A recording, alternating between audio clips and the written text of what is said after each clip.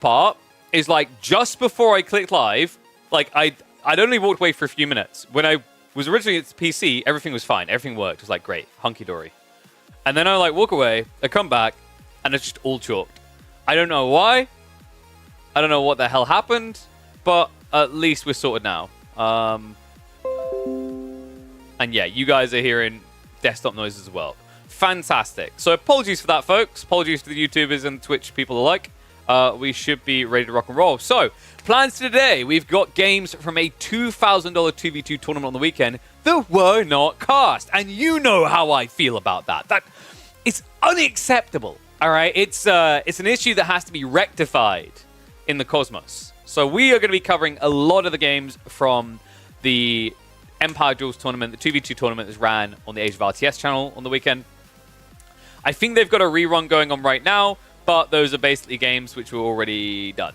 They were already cast. So, we're going to venture new territory here. We're going to get our skis on and we're going to go diving into the snows to have a look at a bunch of the games that didn't get cast. We're going to be opening up, actually, with Puppy Paw versus Marine Lord. I just need to now actually go and open AoE 4 because that was a bit of a pain in the ass. But I am thinking of trying to organize... So good news... and more info will come. There will be midweek tournaments. I am seeing to this. There will be some midweek action. More news will drop in October. So we've got something cool lined up there. Other thing I'm looking at is I'm actually exploring Deadlock tournaments. I'm thinking of trying to host 1 or 2 Deadlock tournaments. I have been playing that game almost religiously off stream. It is incredibly fun. So we might have a ganders at that as well. So what was I going to do? There was something... Oh, that's right. I wanted to update the title, didn't I? Yeah.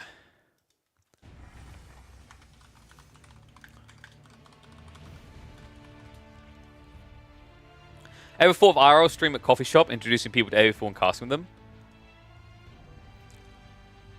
It's different. Something feels uncomfortably oof about that. I don't think that works, Philly. Like, that kind of concept of a show is like... You're going to... I think you're going too niche there. You could probably do that kind of concept with someone like Smash Bros. Like, you want to play a game of Smash Bros. With someone who's never played before. But then again, I don't know. I don't know, man. I don't think that sells. Maybe that concept works on a much bigger game. But if we're too small. No. You were definitely serious, Philly.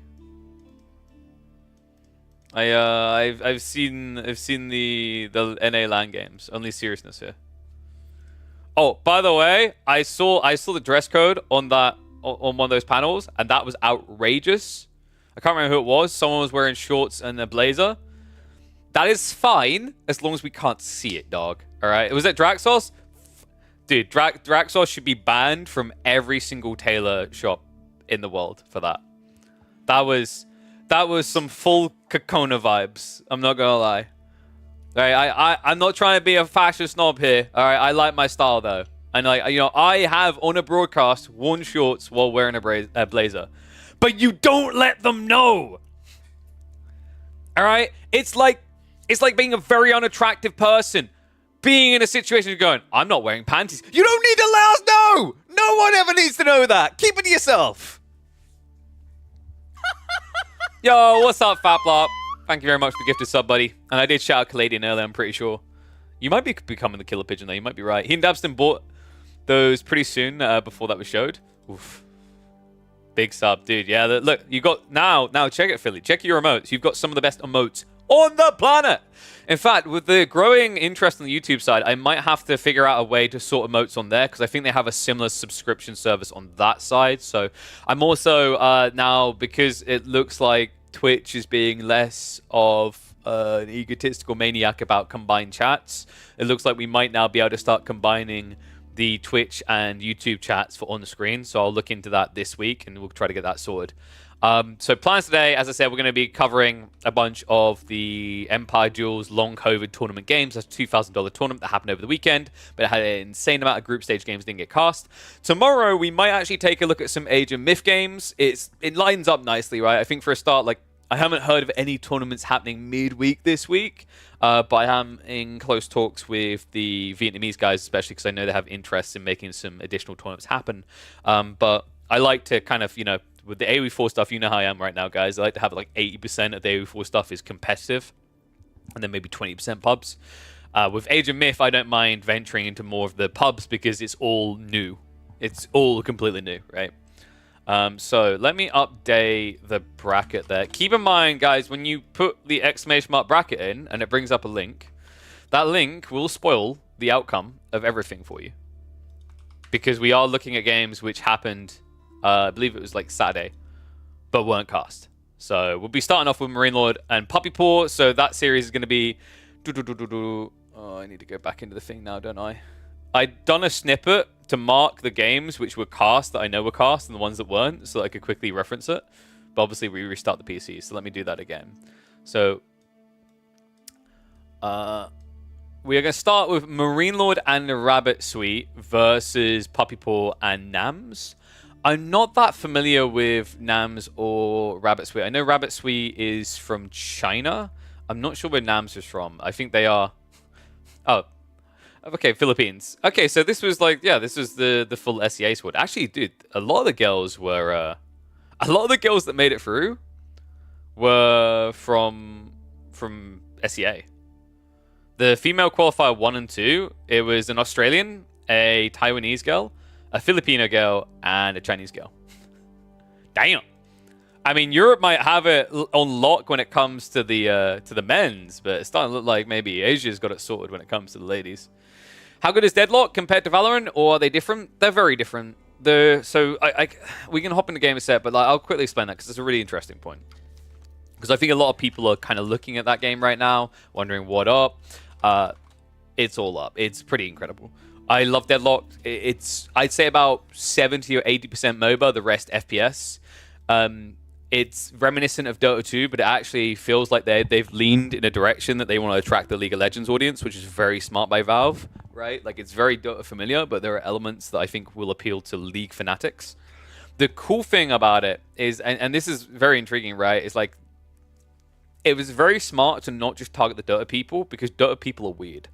If you're a Dota person, you don't necessarily, like, if you're playing at a high level at least, you don't necessarily play any other games. Right? If you're a Dota pro, you don't occasionally try a different game, right? Whereas like Call of Duty players on the off season, they'll try someone else. Don't get me wrong, in Dota 2, like once someone becomes a coach, they're more susceptible. Like I've played a bunch of different games of Misery. Misery loves Apex Legends, but when he was a player, Dota.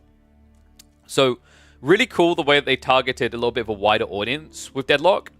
The reason it's getting so many Valorant people and Overwatch people is because of the state of their ecosystems.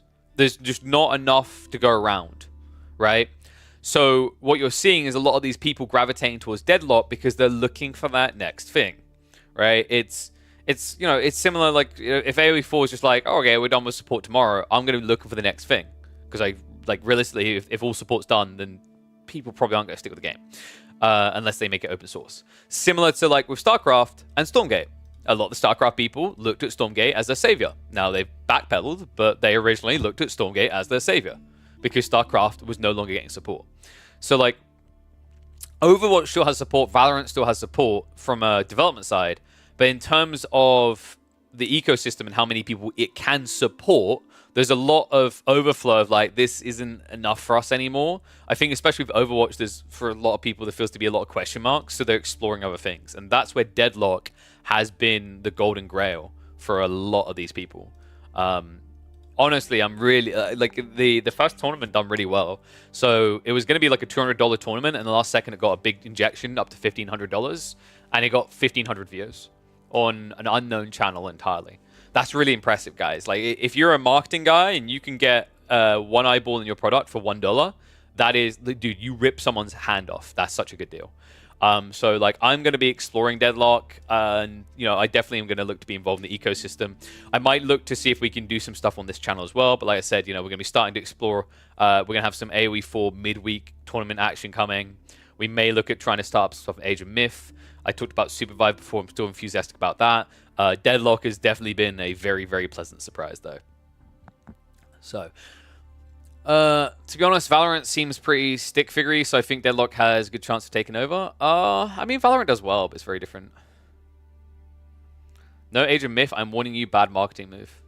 What? Playing a bit of Age of Myth? I don't think it's a bad marketing move to enjoy a little bit of Myth. Especially in the downtime. Right now in AoE4, we don't really have anything major going on.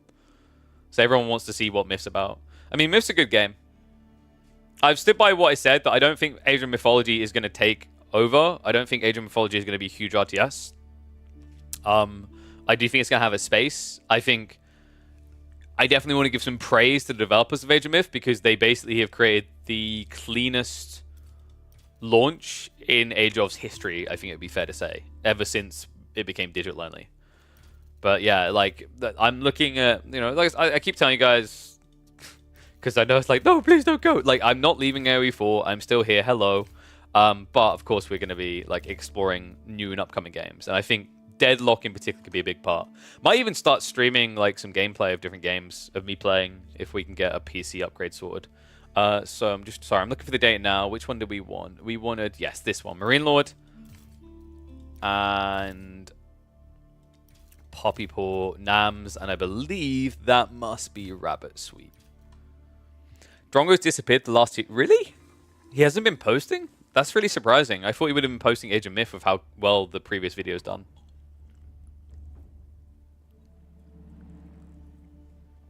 These are repetitions? No, Eli. These aren't repetitions. They are games that have already been played, but they are not repetitions because they have not been cast at all. What game is that camera background from? It's just a random anime background, to be honest. It's not anything in particular. Oh, I just remembered. Have we got the right type of UI? Ah, 1 second, guys. I just checked in game. I don't know if this is the one they were meant to use, but there's like 2 different team UIs, and they have the thingies in different locations. So I quickly need to have a look here and make sure we've got the right one. Otherwise, it's going to spoil things for you guys.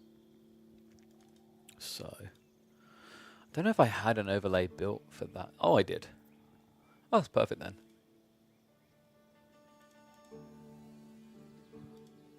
Perfect. Okay, so now if I switch over, I've even got it up ahead of time to be safe. Hunky bloody dory. Okay, let me update the score though.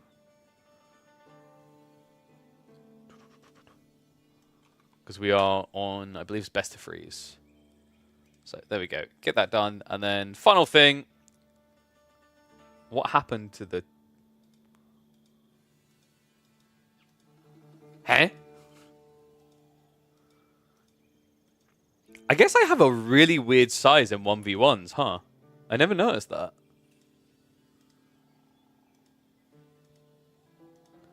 Alright, so there we go. It's because it's trying to like size it more than once. Yeah. So so I do have it off more than I realized. That's interesting. But I think that means my map is overall bigger than the one that the game gives you by default. See, look at the things I do for you guys. All right, catch up and chat, and then we'll hop into this series because I need to get the logo as well, which is I've got way too many logos now. Jesus Christ. Boom. Okay, I need to talk to Morocco about why all her logos are so tiny. that came in really small. Oh god, it doesn't work very well against our blue background, but that's not a me problem. All right, catching up, chat. You want to try Deadlock, but friending people, I don't know, kind of scares me. What do you mean, friending people? Oh, I mean, if you've not got anyone who can. I mean, dude, just friend them, get it, and then get off. Sup, ABCD. Stormgate tournament was nice. Parting versus Mana was amazing. Yes. So just to reiterate on that, guys, if you have not seen Beowulf's Stormgate Nexus tournament, I recommend checking it out. Even if you're not currently a Stormgate fan, I think, you know, that is a test of whether you will become one. It had some incredible games, especially the Boneyard ones. Probably the best Stormgate that's been presented so far. And I think I said at the end of the broadcast, it's actually it's a shining of the diamond, right? It's a polishing to see what it can potentially be. Like, you know, if you want to see what Stormgate 1v1s can become, that tournament probably done the most justice I've seen at all. All right, let's get ready to go though. So kick us off. Wait, was there not a pause button on this one? No, so we just have to hit doink. Well, we got a fun one for you here. One and all, welcome back to the competitive Age of Empires 4 action in the team setting. That is right. We have got the 2v2 tournament that was hosted on the weekend. The $2,000 Empire Duels 2v2 mixed tournament. Mixed because we have the lads and the ladies come together here. In the south, we have got Gentlemates Marine Lord being teamed up with a Chinese player called Rabbit Sweet in the yellow playing as the French. And to the north, it's going to be the Canadian Puppy Paw as Jeanne d'Arc teaming up with Nams playing as Juji in the teal. Now, Nams is a player from the Philippines. We already mentioned that Rabbit Sweet is from China. I checked the qualifiers, and it was kind of cool to see, actually. The majority of players qualifying for the women's side of things were from Asia. So, you know, kind of SEA rise up, right? Like, you know, you've got all the lads from Europe dominating the EU and dominating global, right? Then you've got the NA lads now showing up the Canadians. It's kind of cool to see the SEA representation coming from all the single ladies. So this is a really fun one, though, guys. It is a round-robin group stage and a very interesting format because you won't see these people with the same teammate each time. It's a rotating format. So, for example, a few games from now, Marine Lord and Nams could be teammates, and Puppy Paw and I'm going to keep forgetting their name off the top of my head, and Rabbit Sweet could be teammates. So really cool format. Really big shout out to America for putting this together. They've been running on the Age of RTS channel. We're casting a bunch of the games that didn't get cast because there was just too much to go around for a round robin. But this is cool, right? Like Jeanne on one side, French on the other. You have that cavalry identification. Marine Lord's got a more interesting role than I think what maybe Juju have. I'm assuming this is just going to be a castle rush from both sides. But the danger here is in a castle rush from both sides, I think Marine Lord does better. And the reason is the cost. Building one of your religious folks as the HRE costs 100 resources. Building one of your religious folks as the Juji costs 200. The reason that's a problem is that this map is very big. Relics are very far away. And both of the other players are going to be spamming knights. That's the issue, right? You're going to find yourself in situations where losing one prelate is kind of a shrug as you disperse them across the map. Losing one Shaolin Monk on the opening to a night raid is going to be devastating here. So I really think Puppy Paw needs to kind of dominate this early game. It's kind of interesting as well to see Puppy Paw playing the aggressive role for his team, while Marine Lord is playing more of the boomy role. But I think it shows the win conditions, right? Is Nams' role in this game is more of an anti-win condition, and what I mean by that is Juji want to stop HRE from getting relics, whereas HRE is the win condition for this Southside team, right? Get 4 or 5 relics, get Imperial Age, and then take over the game. So, how are we looking on openings? We have got wheelbarrows on the way, Arc and School of Cavalries, pretty much everything. Okay, this is getting bad. It's already been cancelled twice. This is taking a very long time. But it looks like Nams is underway. I mean, the tech timing shouldn't be egregious normally. The problem is when you look at the other people in this game, they're using, on average, 4 if not 5 villages to build up, which means that Nams is going to be notably behind. And if this was meant to be a fast castle build, this delays you even more heavily. We also now have a 3rd villager, so I think they realize they're a little bit slow here. What worries me a bit with what Nams is doing is this is an overly aggressive position meditation garden. When you know there's going to be knights in the field, when you know there's going to be a lot of pressure, I don't know if this is part of the game strat. Like, maybe the thought process between Puppy Paw and Nams is if they have a very good meditation garden, their opponents have to block it. And if they have to block it, it means they have to fight where Jeanne's going to be. That's a cool idea. But the thing you got to remember about this matchup, folks, is on paper, French actually beat Jeanne d'Arc, rather. Because the issue with Jeanne is French gradually scale their economy in a very chill and passive way due to their TCs producing quicker. They already now have 1 extra village in the moment you convert Jeanne into a warrior unit. And if they get one, if not two, Knight advantage over you, that's enough to just snipe Zhone at the beginning of fights. And with Zhone gone, it just starts to turn into a losing affair. So yeah, I don't think this idea around the Medi-Garden is as reliable. I think they need to actually take the fight to Marine Lord. JD can heal the Knights earlier. You get one pump of that, though. And this is the thing. You got to keep in mind, like, good French players won't just ape into a fight and have you both go down to 1 HP and then heal. JD is not better in this matchup.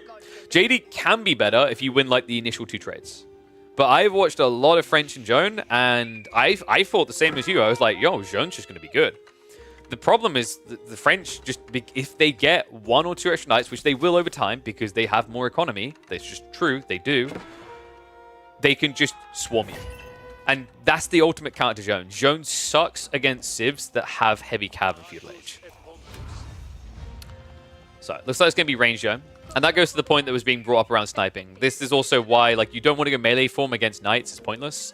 This at least gives you a way of getting the final hits. But, yeah, we have got to move out. Outpost comes down. Bora is going to be sniped down now. Meanwhile, Knight count, we're already seeing a slight lead here. This was a big delay pulling this far out. And this was without wheelbarrow, guys. That's kind of painful, right? The idle time is Zhone, the idle time of the whole process. Not ideal here. It does mean that currently it's going to be the Chinese player on the side of Marine Lord, Rabbit Sweet, that has the edge. And this is the thing, right? You just don't need... Ooh.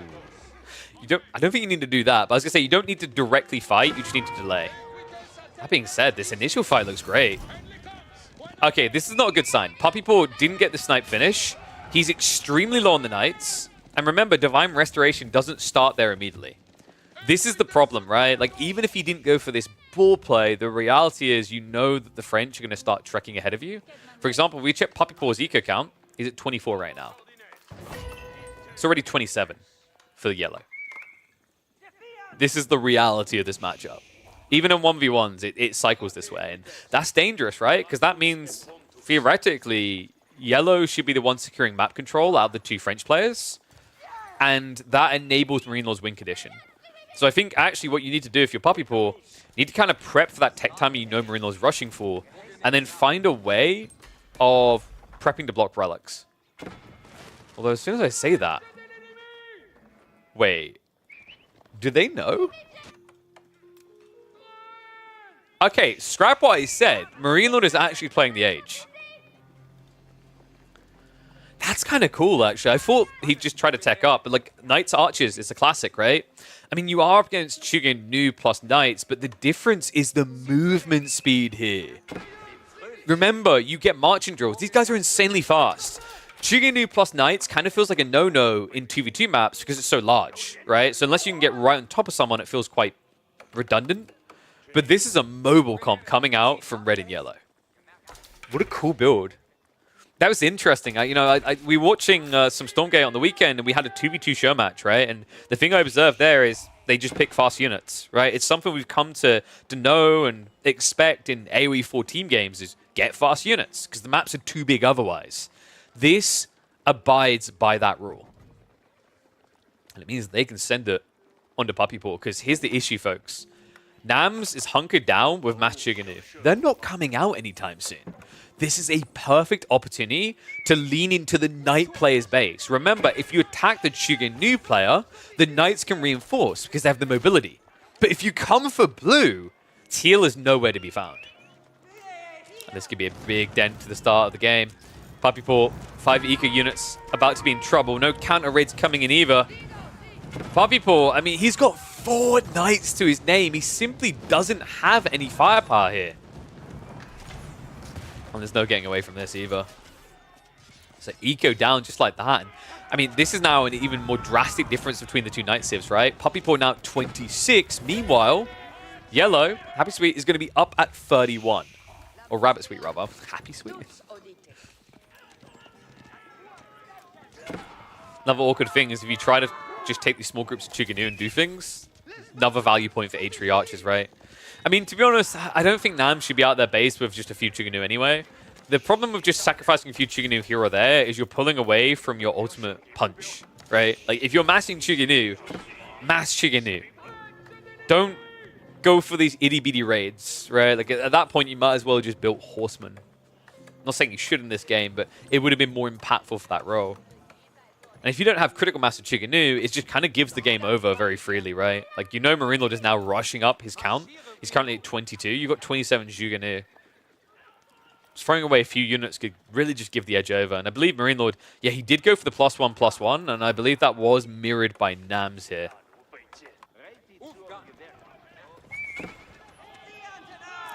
So how do you get out of this sticky situation as blue and teal? Because teching up isn't free now. Puppy has done a good job of gap closing the difference in knights. I'm actually quite impressed by that. And part of this is due to the consecration effect. It does help. It packs quite the wallop. I think the ball also did assist quite a bit for the little bit that you got of it. Other side of this, I think we also have a situation where, yeah, there it is. Yellow is not playing on valuable resources here. They're on berries. And it's because they're trying to stay close to Marine Lord's base. Ideally, you want to be grabbing these deer stacks. I mean, you've got double back here. But it looks like some sort of raid came in, some pressure came in that forced them off.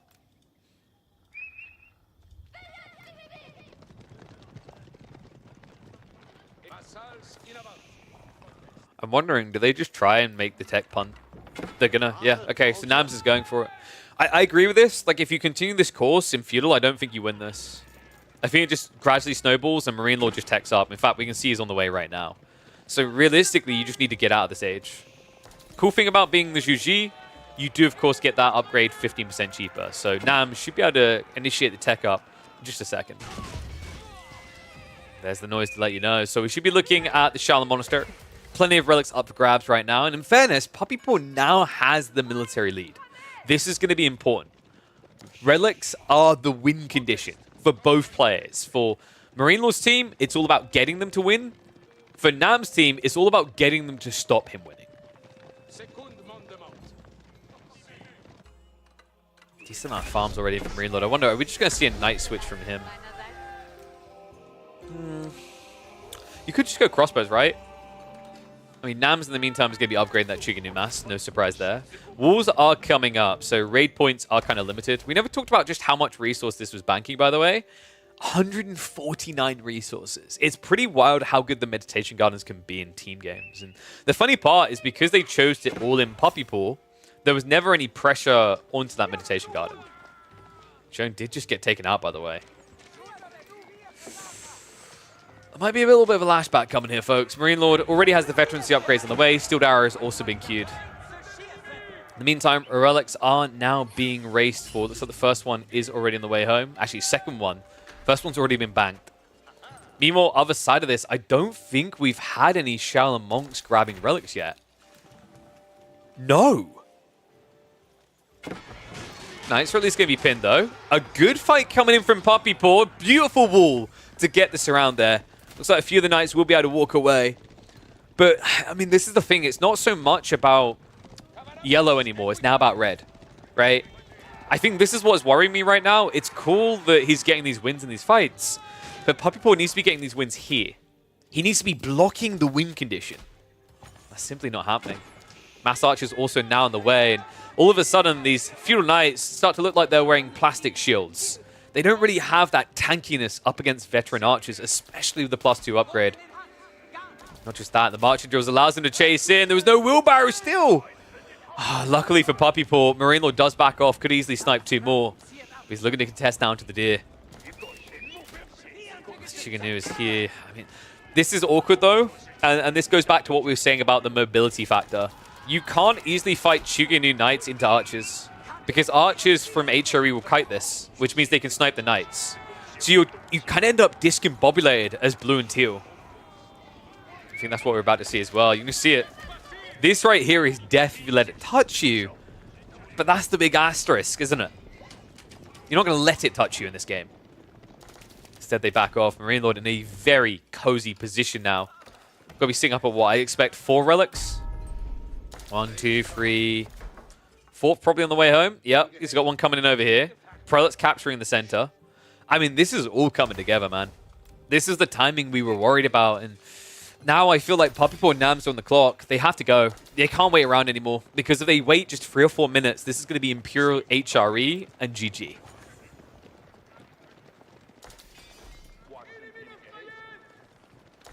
Maybe if they take yellow out of the equation, that would be an interesting approach. At this point in the game, you know yellow's going to be out of their base pretty hard. Well, if only. That would have turned the game, but good luck, have fun with that.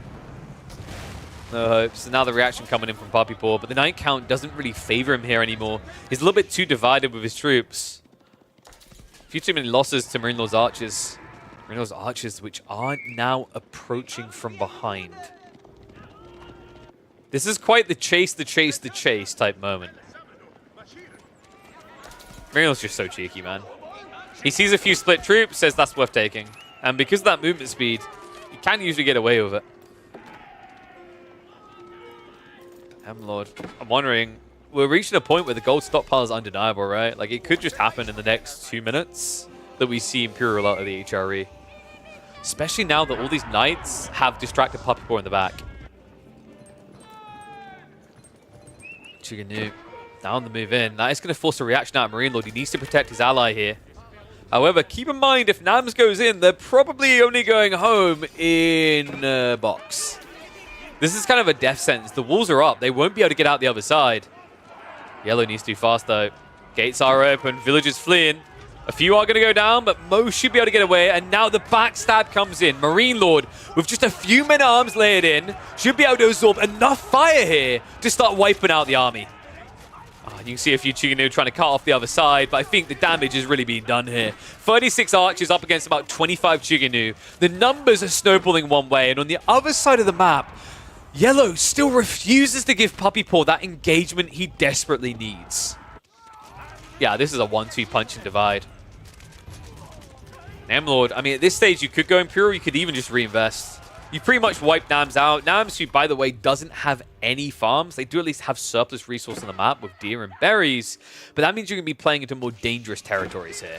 Love the fact that Yellow also sent in a few knights at the end, just to continue to absorb fire effectively here for the Archer mass.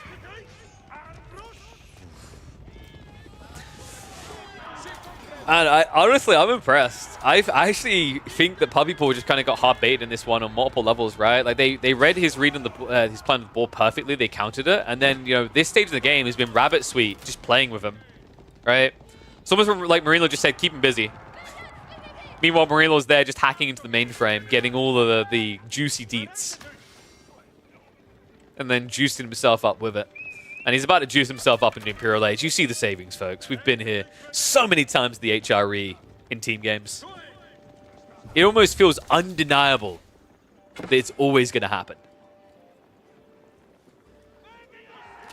And he's coming in now. Pounce to Swabia on the way. We've even got Yellow adding in trade. Just in case the game goes a little bit too late. Line formation for Puppy Paw looks good. Oh, okay, that's a sick pincher. It's 40 knights. It's about a 20-20 split, though. I mean, you do at least get the XP from this, which is making Yellow reluctant to fight. Divine Restoration is going to come in to guarantee the win there. But a rubber-dubber-dub, we're already in Jones' tub. Men-at-Arms archers dive into the base of blue. The Chiganu reaction is now coming in. I mean, at this point, you need crossbows. But he's barely got any. I think this game is over. The moment the tech up comes out, I imagine all confidence is going to sink out of their sail.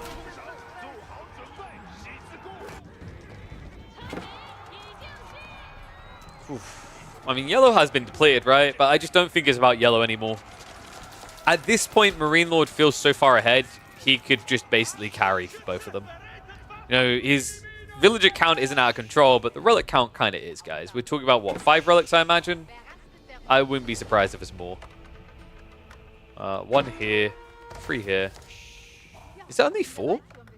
I'm a little bit surprised by that then. I thought he'd actually have 5 by now. But 4's still good enough, remember. Regnitz gives double the effect. So, at this point in the game, he's got a really ludicrous 640 gold a minute. Which equates to about 16 villages. Oh, looks like there's a charge in from Puppy Paw here. Able to get a good fight up against Marine Lord. I mean, it's still going to be a costly one, though, right? Like, the men-at-arms, a mace to the face is quite the pain. Night count is not looking that great at the tail end, right? We're down to just 11 on the front line. Zhone is at least level 3, but with Imperial Age units on the way, I'm not sure what the answer is anymore. I mean, these are elite men-at-arms. They got the two-handed upgrade coming. They've already got the maces.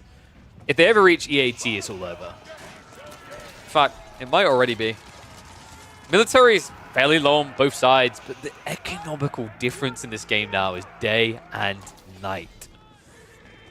Even between the two Night Sieves.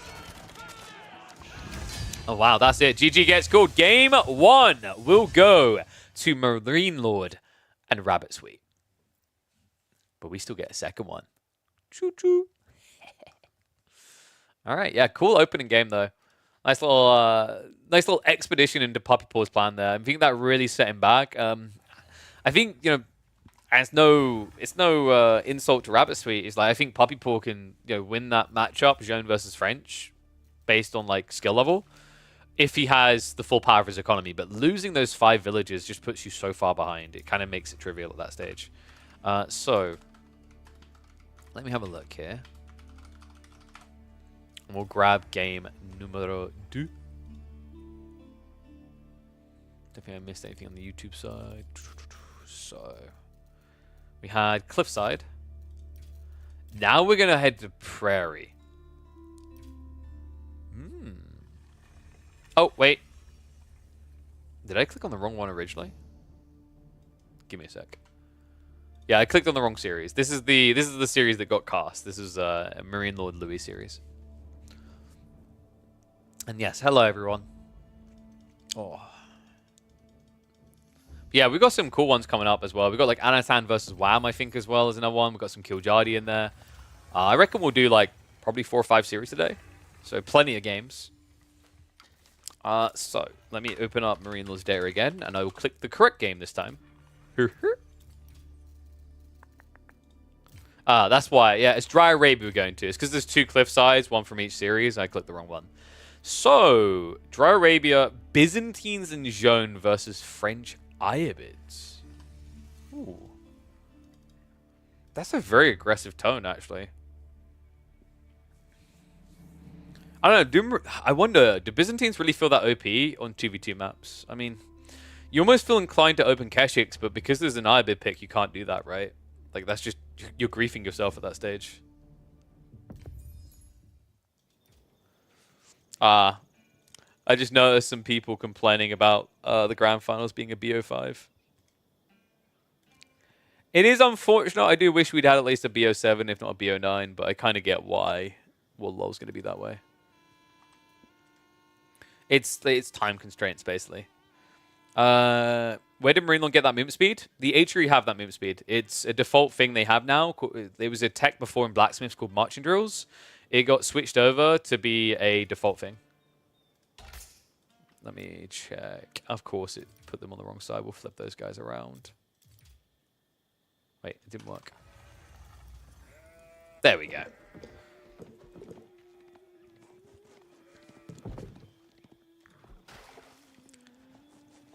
Game number 2 between Marine Lord, Rabbit Sweet, Nams, and Puppy Paw here. Let's get a point on the board for the team on the left side. That's right, Marine Lord.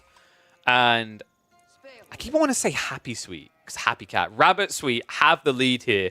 Puppy Paw and Nams switch things up. We have got a full Cav aggro lineup. Nams, with the Ayyubids and the teal, teamed up with French this time. I was about to say Zhone. Zhone is going to appear in this one as well, though, just on the other side in the hands of the Chinese player in yellow. Marine Lord, on the other hand, has gone for something a little bit slower. He's gone for... and let me just fix that. He's gone for the Byzantines, which surprises me here. Byzantines is a curious one, just because I don't know how much they've been played effectively in 2v2s and beyond. I think they can work, but the thing is when you're up against Cav Civs is a little bit weird. I guess you could go Limitane and support Zhone for an early all-in type timing. I'm just wondering, like, what is the contract choice in these situations, right? Like, Lombos works on 1v1s because the map is small enough that you're quick enough to do something. And you don't feel too exposed. I feel like running across the map with Lombos on a 2v2 can be more easily punished, right? Whether it's on the army or on your economy. So maybe we see javelins for that reason coming out. Not a terrible choice. Like, you're not really expecting either of your opponents to build into Spearman, right? So you're not missing out on that bonus damage, which means jabs are pretty good. Also means once you get Castle Age, you do have access to the Camel Riders. Camel Riders that completely annihilate, actually, what Blue and Teal are doing, right? Like, Camel Riders will destroy Camel Lancers. Camel Riders easily can deal with French Knights as well. So the question I had was whether we might have seen Keshik instead. But considering that Nams picked the Ibids, I think that removes Keshik's as an option for Marine Lord. What do you guys think, by the way? One's if you think Marine Lord and his Chinese teammate Rabbit Sweet have this. Two's if you believe in the power of Puppy Paw and his Filipino teammate.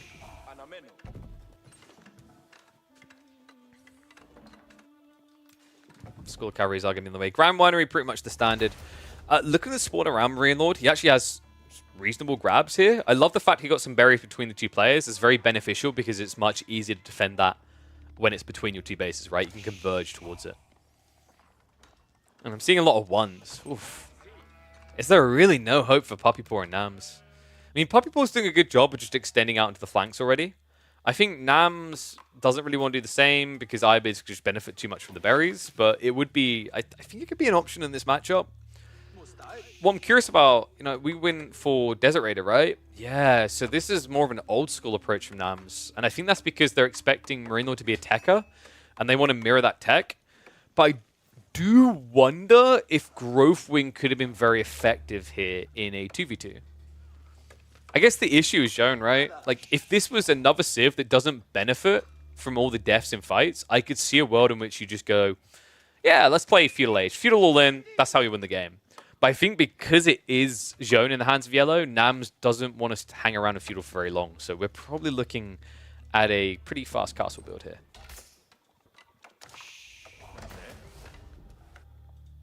Let's actually hit the speed up a little bit. School Cavalry's complete. And you notice that difference in time as well. Like, Joan's already a little bit behind. He's going to be even further behind. Remember, with the buffs to French, in the Dark Age, on average, they end up about 0.6 more villages than they used to have. So that's 0.6 more than Joan. And then at the beginning of Feudal Age, you immediately end up being almost 2 villages ahead because Joan is going to be converted into a military unit. That's insane, guys. That equates to 80 extra resources a minute. At, what, 5 minutes?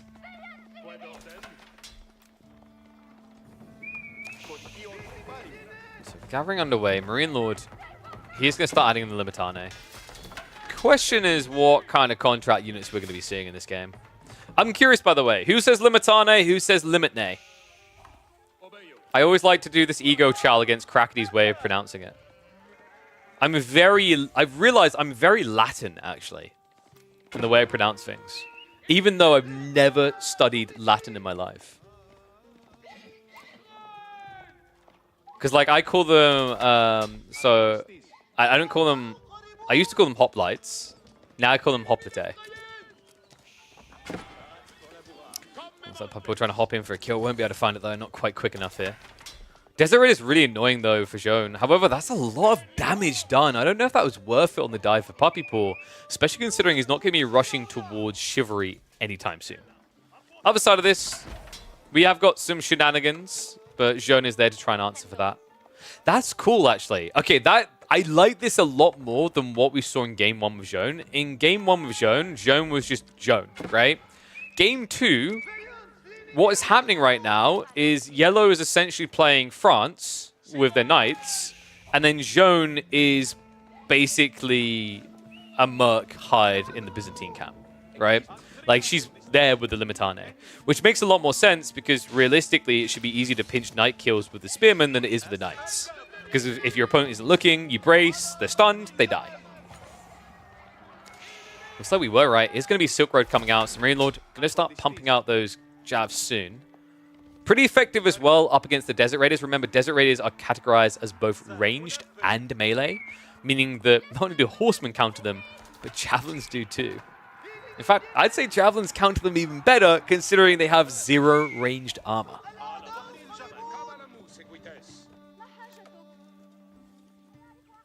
I'm wondering, are we just seeing a rush here? Nams, no, they're actually playing the Age very actively. They're into archers. Oh, no. I think this is the no-no point, right? Don't be deceived. Nams isn't teching up. It's just the UI is a little bit bugged. You can blame the devs for that. Shout out to the modder who made this UI. It's just they couldn't fix that issue. But what's happening here is like they're scaling into archers. Javelin should have been kind of an expected outcome here. You're playing a very dangerous game now trying to scale archers against Jav Knights.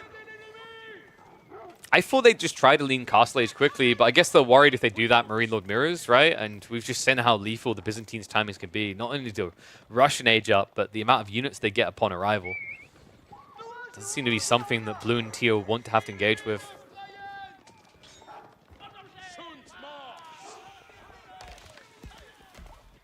Can we finally get Wolves buffed, by the way? They don't do anything now, right? Can we just actually buff them? I'm up for ferocious wolves that do 15 damage, baby. Let's do it. Or like when you attack one back, it howls and summons a bunch of wolves. Yes! Have mother wolves. I mean, I wouldn't mind seeing that dire wolf mod pack again, but that thing didn't quite work correctly. Gigantism seems to have shrunk their brains, because half the time they would just not attack. Night Raid coming in. Outpost is going to be able to buff that away, though. Nams does have an outpost out here as well, but they've got too many villages. 7's dangerous here. That's going to be a 2-villager loss. There's not anything you can do about it. Yeah, kind of a freebie for yellow, right? I'm not really sure what the plan was there. Like, you should always try to balance that up against a Night Civ. Maybe they were worried they're going to run out of food, and now they can't even gather it at home. Marine Lord strikes one side, while Rabbit Sweet swiftly hits around the back. Yeah, I think Puppy Paw realizes what's happening here as well. He can't directly defend his teammate. He needs to go and attack them. So love that read, love that move. I'll have to see how much damage he's going to be able to get done because he did get scouted earlier. I love the fact that Marine Lord's like, no. You need to be mirrored now. And while that mirroring is occurring, check what's happening from yellow. We've got a ride around the back here. Good communication, though. Looks like Nams let Puppy Paw know that there was a hit coming in, so it does back him away. I have to imagine we're heading towards... Yeah, some stockpiling's happening now. Marine Lord is starting to save up a little here. We do have Blacksmiths on the way, so I think he's going to play the age a little bit longer, so there should be Steeled Arrow coming in. Probably Bloomery would be pretty cool as well. Undermesh, you'd think would make sense because there's archers, but I kind of feel like that's not the biggest threat right now. Especially when you're playing into Puppy Paw's base. But, I mean, the goat's the goat, right? Marine Lord is going to go for it anyway. He might be worried that Teal's moving across into Puppy Paw's base. And, guys, is it me or have we seen this before? We've definitely seen this before. Marine Lord able to take advantage of that, marches in, starts striking down the villagers of a Puppy Paw that once again does not have Wheelbarrow. You'd think in a matchup against another Knight Civ, it would be worth investing in. You'd think that one of the best players in the game would have it, but he's just trying to min-max every little ounce here. And ultimately getting punished for it, right? Like, Puppy Paw now at, what, 34 villagers? Meanwhile, great. Yellow's now mirrored you because you've lost too much. And reminder, French should always be ahead of Jaune on villager count. Yeah, I think this is kind of trending towards a 2-0 at this rate. And the reason is that I'm just kind of seeing a repeat of Game 1. We're seeing Marine Lord and Rabbit Sweet play the Age. We're seeing Puppy Paw or Nams actually admittedly play the Age this time. But there seems to be a hesitance to commit to the enemy side of the map and more of a reactionary approach, right? They get hit on this raid. They react to it. They see the Yellow Knights come around the back. They chase them. They're not going for their own targets here. They're simply trying to stop red and yellow from hitting theirs. Judge going to come in here. A little bit of a good trade there. Puppy Paw able to get one Knight kill. Force out the Divine Restoration. Puppy Paw needs to start getting some Knights in here. This is really the backbreaker. If Marine Lord's economy goes unhindered for much longer, he's going to start to snowball. And we're seeing that now. Food and gold saved up. Castle Age about to be on the way for the Byzantines.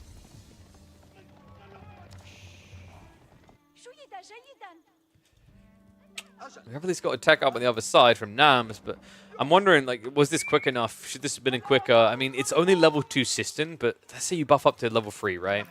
Level 3 Cistern is going to bring you up to, what is it, 18%? So villager count right now for Marine Lord is sitting at 42. Let's round it down to 40 and round the percentage up to 20 to keep it kind of balanced in there, keep it easy on the maths. That means you're at 48 villagers, right?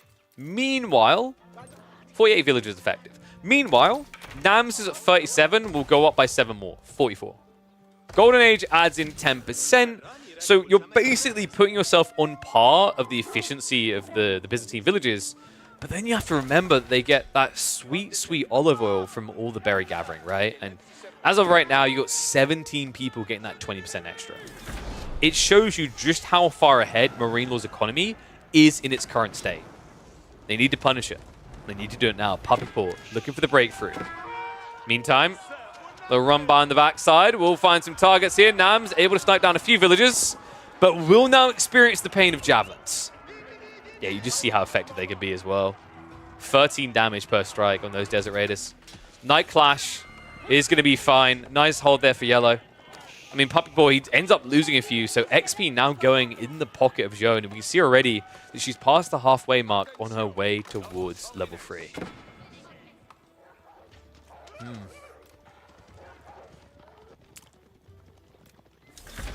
Kind of feel bad for Puppy Paw in this situation, right? They started to find these opportunities to try and strike in, but felt like yellow and red had hunkered down in a really good way at that point. Love this from Puppy Paw, though. He's switching it up. He's on his way for a tech up. And if you look at the other side of this, yellow is not doing the same. Rabbit Sweet is holding on and building in feudal. They're now up to 20 knights. Puppy Paw has maintained the knight lead at 21, and with Raw Institute, he can get out of control here. Hey, Lord. Wall just in time there.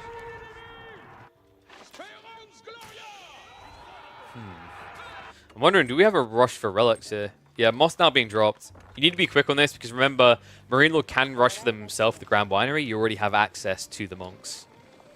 Hasn't made a play for them just yet, though. Instead, Marine Lord just looking to escalate his army count here. More racks is now on the way. And this makes sense, right? You're up against Iobids and French. You just want to build Limitane. You don't need to build Varangian here. Like, your opponent could potentially build Camel Lancers, so if you build Varangian, you're just kind of invalidating yourself. Does mean the Archer mass has value, at least for Nams. Looks like that is a mass that they're adding to pretty actively here, right? It's split between Archer and Crossbow production.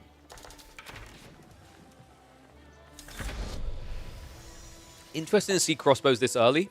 They kind of need them, right? But it does feel bad that you can't rush the dervishes as quickly because you're using your gold there, right?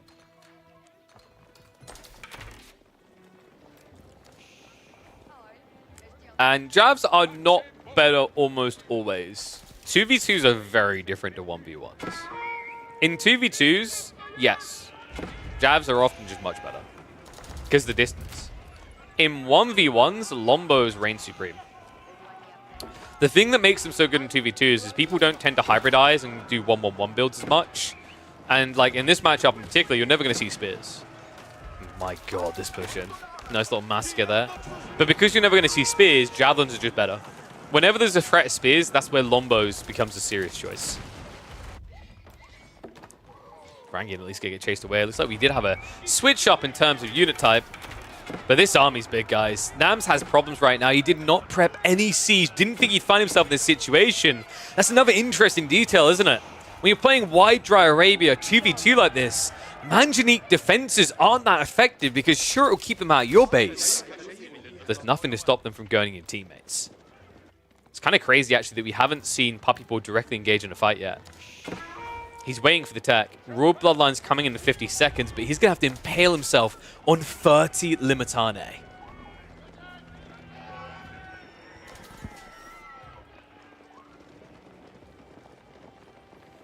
Wait, so your logic is that they can fight an age behind a lot better? I highly disagree. I think Lombos can do that just as well.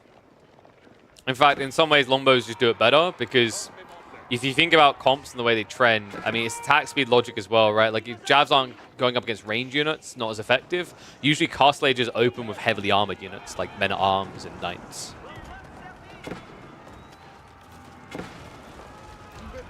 Oh, this raid through the back, though. Army is now reacting. Check this. Big fight on the way. Puppy Paw leading the charge. Hesitation sets in quick, though. Matane just need to get in on it. Remember, Joan is farming up a storm behind this. This is the dream fight. Level 3 just triggered. She's ready to rock and roll. Divine Restoration is still being held onto here. Marine Lord commits the line first. Yellow will follow it up. And it looks undeniable here. This should be a win. Divine Restoration gets pumped. Sure, Raw Bloodlines is sick. Sure, it's strong, but you kind of have your own buffered HP here with that ability. Puppy Paw should be able to mop up Marine Lord's army. It looks like Yellow's going to have to leave, but what I'm seeing is a second group coming in. The military count is still poking. They get a stay of execution, but they are not out of the deep waters yet. I think the bigger issue here is map control, right? It's like, yes, Red just lost a big army, but it keeps you in your base. And the thing is, Marine Lord, the reason why I'm saying that isn't an outright win for Blue and Teal. They win the fight, but like, are they winning the macro game? Right? Like, this is always the frustration with the Byzantines, more so than any other civ in the game. You can win a fight against them, and they just have a second army ready to rock and roll.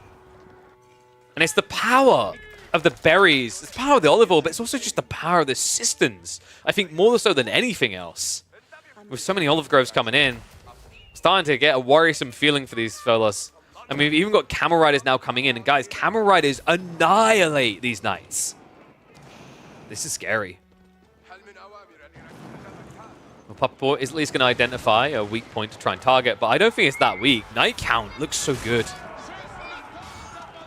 We'll try to engage. Looks like the charge only came through from Yellow, though. Raw Bloodlines is still pretty effective here. Divine Restoration's on cooldown for another 30 seconds, but check this. They're just being efficient. There's a wraparound coming in from the backside here. Marine Lord. He's looking to pin him. Give me another charge through. Divine Restoration, still about 20 seconds out. However, Puppy Paw has been heavily depleted here. He doesn't really have much left to fight with.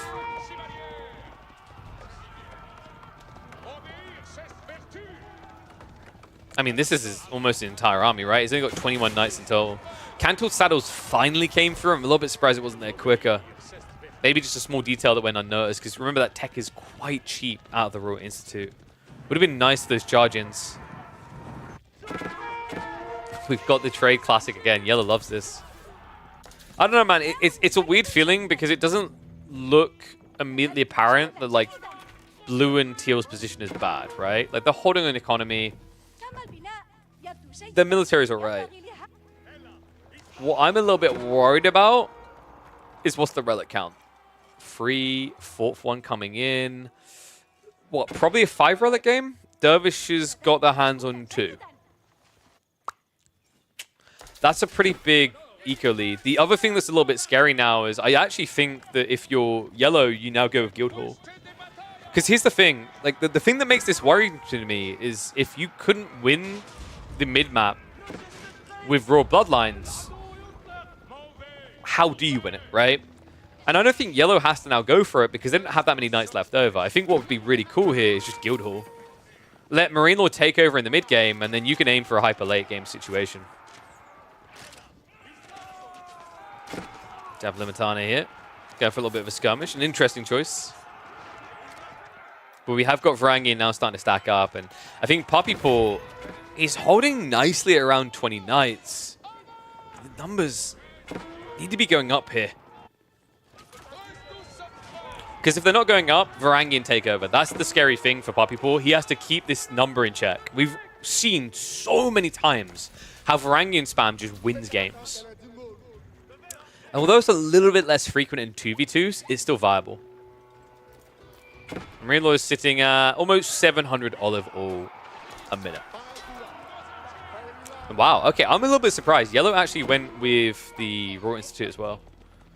I mean, I guess they're trying to end the game quicker, right? Like, I think if you go Guildhall, you give Puppy Paw and Nam's openings, whereas Royal Institute is you mirroring Puppy Paw, right? And although you don't have many knights right now, it's still a substantial buff to your output.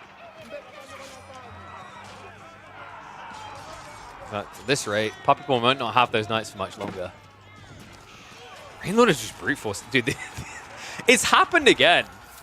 This is basically... This one's a more pure 2v1, right? But it's got a similar feeling to it. We saw it before where Yellow would just dance around with Puppy Paw's knights in game 1. right? We see it again in game 2. And we once again see the bulk of Marine Lord's army plowing into the enemy. Look at the military difference now, man. It just never feels like you're winning against Byzantines unless you are ahead drastically on military. The production rate, the gather rate. You add all those details together, and it's no wonder that this Civ is just seen by so many people to be obscene in AoE4. Nice. Standing their ground. Probably the worst thing they can do against Limitane Varangian. Not really getting the best trades anymore because no cantled saddles effect from charging. They're at least going to switch over to the Javelins now to wipe out the overextended range troops, but look what's coming. It's just so many units from Marine Lord. And it really is from Marine Lord. Just look at the count. He's responsible for about 75% of their mass. Camera Riders getting the perfect exchange as well. Just invalidating these lads in the fights. I mean, that's the other thing, right? That wasn't even his entire army. He's had these Camel Riders roaming around for ages, and I think Camel Riders are slept on far too often. Perfect in this type of game, and, you know, they might not be as good as a knight to raid enemy economy after the fact, but they're not that bad either. We have got the Manjanique defense. But remember what we said about, like, these mangoes? Why they're not as threatening? I mean... Partly because I don't think the wall's going to last very long, but even if you did full friend, you'd just walk away, right? You can just attack blue instead, and oh, Poppy poor, no. He was trying to get towards the keeps to stabilize, I think. That's never going to happen now. Villagers have to shift back to home. I think he still, after all this time, doesn't even have Wheelbarrow in this game. And he never is going to get it now. Wait, guys, the clickbait. Wheelbarrow difference breaks entire game. It wasn't that. It was a strategic difference, man. The timing is just really clean. And the intent as well. I love the way that Marine Lord didn't try and play a greedy game in game 1 or 2. He played the age, he looked for an advantage, and once he felt like he had a small percentage edge, he gets greedy. And that is the Marine Lord we've come to know, love, and expect in so many tournaments.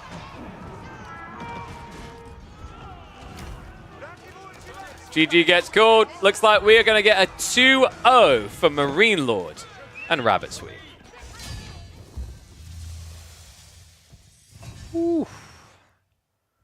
Well played. Wonder if that is that one uploadable. I'm trying to think what we'd call that one if we would upload it.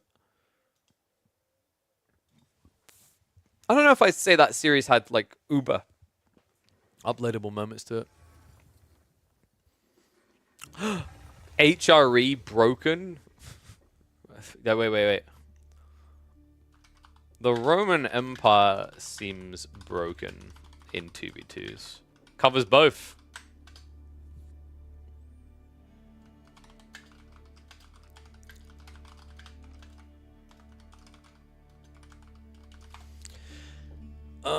So, let's see.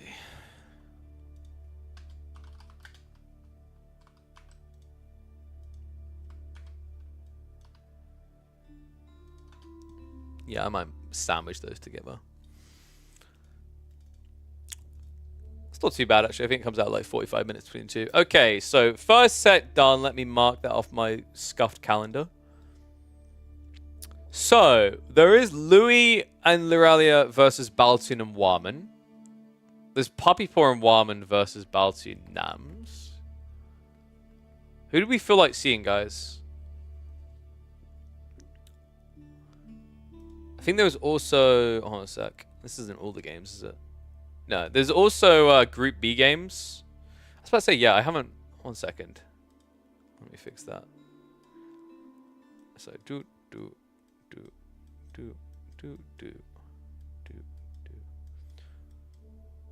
So do we feel like some Anno, some Wham, some Kiljani, some Beastie, some Puppypaw? What are we feeling here?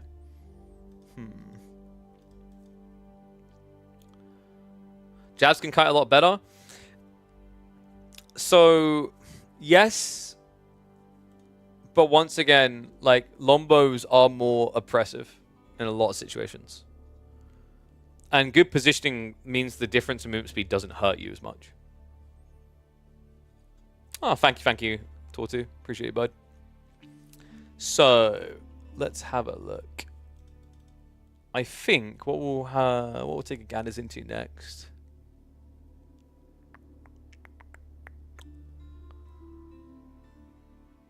Oh, that series. I'm going to mark off the first series because I'm pretty sure they're all too far back.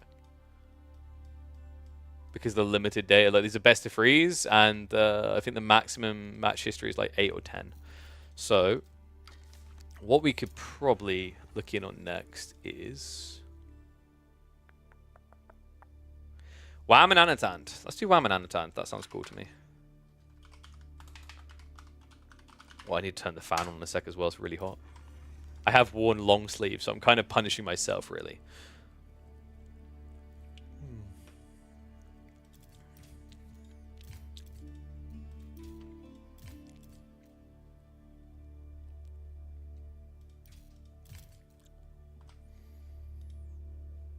So,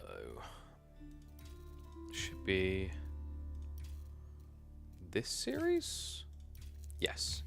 Alright, so Nostromia and Anatand versus Bella and Wham. Okay. So we're starting off on Cliffside, guys. Alright. Let me update the title as well. So we got...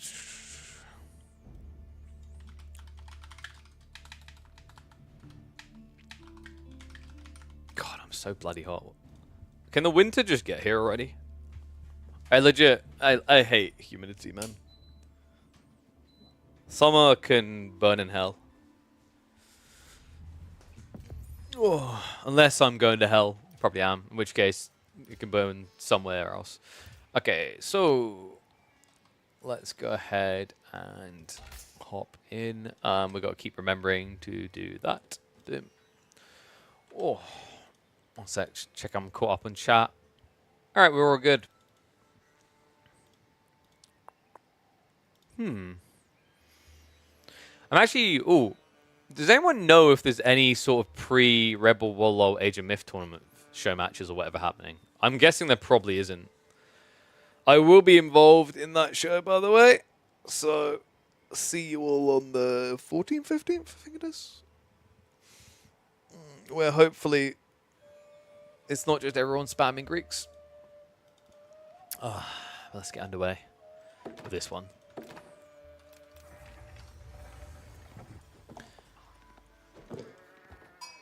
A $2,000 2v2 tournament. Oh, that's music to my ears. I love team games. It's always fun to see them 2v2. Also, the perfect size to still get a hell of a lot of aggression.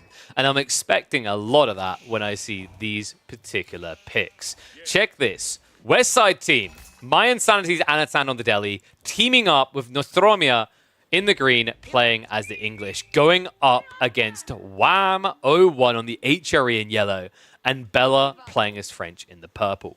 This is a 2v2 tournament with mixed teams, folks. This is the group stage where basically people get passed around, and the whole idea is you've got one lad and one ladette teaming up to see who is the absolute Giga Chads of AOE4. We are going to be kicking this one off Cliffside. It is going to be a best of 3 series. I gotta say, you know, I'm liking this idea from like Anatan and Nostromia, right? I think Anatan, Delhi is really good against HRE still. Delhi does all right against French, and English over the top might just have that wallop to end fast. The challenge I think they will run into here is mobility. If you want to play Feudal Age, English kind of suck for mobility, right? If you rush Castle, you can get the Knight, sure, but it's not easy to always rush Castle. And they didn't get a broken spawn either, by the way. That was one of the first things I checked for. Sometimes Cliffside spawns 3 Sacred Sites close together, so you get one here, here, and here. It is the wide spawn, so it's very difficult to target that as a win condition. The reason why I think mobility matters so much, by the way, we've seen it once today already. HRE are kind of ludicrous in team games for marching drills. It allows them to scale things like mass archers and just hang out with the boys, right? Like, you can't easily be left behind, right? Whereas if, for example, you were Delhi and your plan was to mass Ghazi and your opponent and your teammate rather has Lombos, they're going to be left in the dust. So From that logic, I think the two perspectives that I could see Nostromo and Anatan taking is one, just have Nostromo rush castle, 2TC, just boom a little bit. The alternative is Anatan says, I'm going to play mass infantry, you play mass infantry, and we converge. But, you know, already step one of it probably just being greed, right? Abbey of Kings coming in. Abbey of Kings is really cool with teammates because they can just spam Ghazi and then you bring the king along and all the boo-boos get kissed better, right? And I think that's what we're heading towards here, folks. Anatan is going Dome of Faith. This allows him to be a bit more greedy with his techs. He can think about maybe rushing castle when time comes right. But the interim, you can still build Ghazi and lose nothing here. Right, if you're only intending to build Ghazi, this build is actually better than going for Tower Victory. Ram on the other side, of course, would just be the normal Arkan plus the School of Cavalry. We're going to hit the 2 times here. You guys know how I feel about the early game. Actually, let's hit the 4 times. I think we might just on 2v2 start doing this in general, unless like Mongols are in the game. I mean, even when Mongols are in the game, I don't feel like we often see them go for an outpost rush. It's funny as well because Cliffside is meant to be one of the smaller maps where you spawn closer, where aggressive players should be more viable. Doesn't often feel like it though. So tech up's in. Stone already being gathered. It is going to be the 2TC. And there is the stable drop for the Ghazi. So everything pretty much according to plan so far. Scout halls are looking pretty good as well. 24 sheep for Anatan. Nostromo, meanwhile, only 9. But of course, they can go for the cheap farms. This is a very balanced and reasonable outtake. Wham only got 6 sheep. Oh my god, dude. Anatan. I'm going to have to ask him to make a sheep noise next time I see him. Because there's only 9 sheep for Bella. So Anatan, on his own, almost got more sheep than everyone else in the game. That's wild. Actually, I think he might have got more sheep than everyone else in the game. Also, what is it with us watching Wham replays where he never gets that many sheep? This is pretty rough. Did Anno go for a double scout opener? He didn't, right? No. That makes it even more impressive. I know Anatan was really big on these double scout openers. There was even, funnily enough, a game we cast the other week where afterwards he was molding in the balance chat because he's like, I find it dumb that I go 2 scouts and only get 6 sheep. It's like, oh, Anatan, we've all been there. But the jackpot goes to him this time around. Ghazi already massing on the east side. Knights are mirroring on the west. But the problem is, against double TC English, it's not very easy to dive this. Bella's already taken quite the wallop, attempting to. So I like how we got the lad versus the lad and the ladette versus ladette here right now. We've split this 2v2 into a 1v1 and a 1v1. With mirrored ideas of attack and defend. But this is 100% a rush, isn't it? Yeah, Wham, already looking for the tech. This is greedy, guys. I don't think Bella has enough to offer right now to guard this. There's just so many Ghazi, right? You got 5 knights for Bella. Anatan's already up to 8 Ghazi. And the king can come over to buffer this. In fact, I think he's going to be on his way soon, right? Oh, he's being annoying. Oh, this is so worth right now. Over 50% of Bella's military is chasing the king. And they can't kill him. So that's wasted aggression, right? You're not targeting onto your opponent. You're not helping out your ally who just got dove and lost, looks like 2 or 3 villages. Actually make it for a 4. Wow. Great striking. I wasn't expecting that when I looked away for a second, but Anatan on the money. Wow. Regnant's not even complete yet. Already down to 25 villages. Meanwhile, Anatan's sitting cozy at 28. So it was a free eco pick. Actually, make it 4. It was 4 because Anatan went for textiles. So Anatan is going to go again. Full Rohirrim in. Going to start target firing down at the outpost. Keep in mind, this is not very feasible. Your opponent will have E-repairs, so just kind of a wasted effort. It does at least block him on the gold gathering temporarily. With the tech up complete, we've got to ask the question, is it coming soon on the other side? Anatan Nostromo showing no signs of rushing up here. In fact, Nostromo doesn't have that many farms yet. Yeah, this is looking a bit problematic. I think they need to target purple. It's awkward though, right? Because now, at this point, if you decide to target purple, then the relics are grabbed for free, right? And then Wham just rushes in, and you have this potential situation where Wham 2v1s. So you actually have to balance this. If you're going to go after purple, you have to quickly pivot back towards Wham within, I'd say, about a minute or two. Wham, who is now on the move for the first relic, the one behind. Meanwhile, Anna chasing upward here towards the base of Bella. Bella doesn't have any knights at home to defend with. 35 villagers and only enough garrison room for just over, actually a little bit over, I'd say about 65% of her economy can be safe here. Nicely balanced as well. 10 villagers on the goal, 2 outposts to protect that. Bella should be fine. I say that is cursed pathing, but it just about works out. 6 posts are now locked in, but that's not going to last. Decap comes in the north, and I'm starting to feel like Bella and Wham have got this. It doesn't look very good for green and blue right now. Nostromia is not ready to tech up yet. They need about another 2 minutes. They're getting there. But by the time they get there, we're probably looking at, what, 3 relics at least? Here's the thing. Before, the Ghazi were blocking, but now that Bella sees the mirroring, Wham has authorization to go get relics. He already has 2. Third one seems very feasible here. The wolves are going to be a little bit annoying, so that may be able to dent that plan a little bit here. In fact, it might be perfect on the timing. Love that Anatan has pro scouts as well. Oh, Prelate? What? That's... Buddy, are you okay? Oh no, Wham is like, I must block the walls. Like, oh wait, there's a stone outcropping here. Oh, I feel for him, man. He's looking at so many different things in this game. He didn't really process what he had in front of him there. Knight should be able to at least keep this one open. And the Prelate is now on the move. And it's only spears, but 2 spears should actually be able to kill this Prelate. I think he took way too much damage initially, so Wololo shouldn't really protect him. In fact, Wololo would do nothing at this stage. Wouldn't even delay the kill.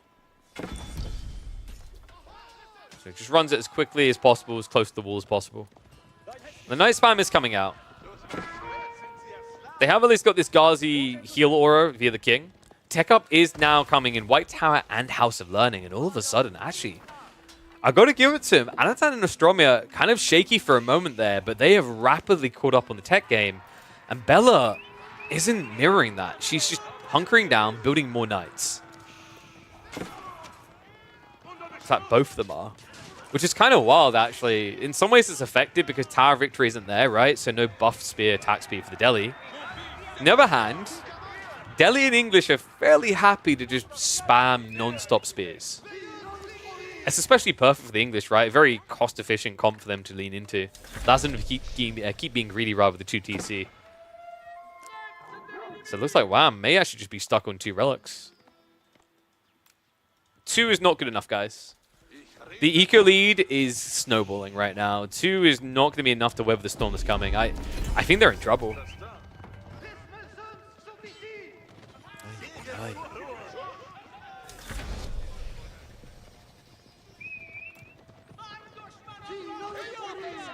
The problem right now is you're way too one-dimensional. I don't like that they both went knights.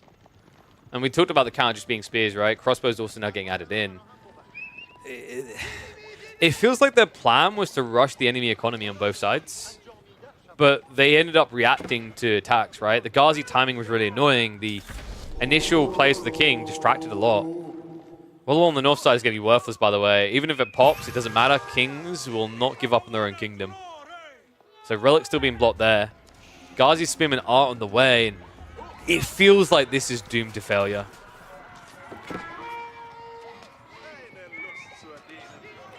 At this point, I would actually be okay with Bella just maybe going 2 TC, even though it sounds greedy. Like, I don't know, you just got to pad yourself, right?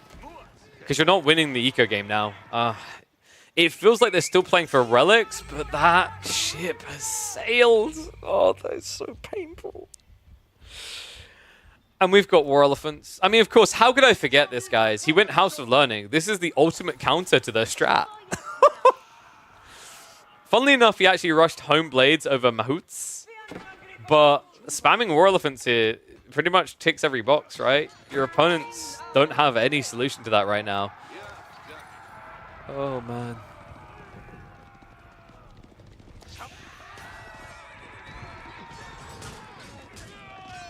Maybe the plan here was to like tech up behind this, but I can't really believe that for Wham. Like, here's the thing, when you build knights, they're just so insanely expensive. If your plan was to tech up, men-at-arms would just kind of feel better, right? Because you get double the punch for half the price. Or rather, you get double the punch for the same price.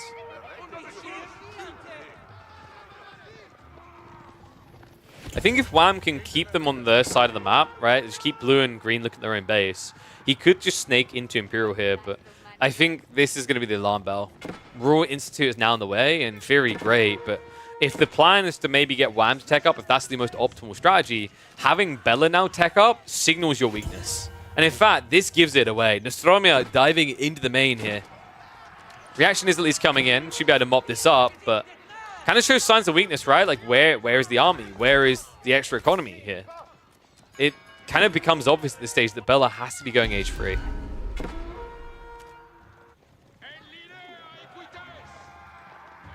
Well, at least able to distract on the flank here, but we're encroaching upon a very dangerous timing.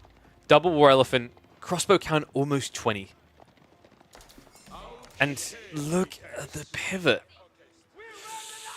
This is the problem. They're already building to counter knights, which means they inherently can end up countering men-at-arms as well. I mean, you even saw crossbows ahead of time, right?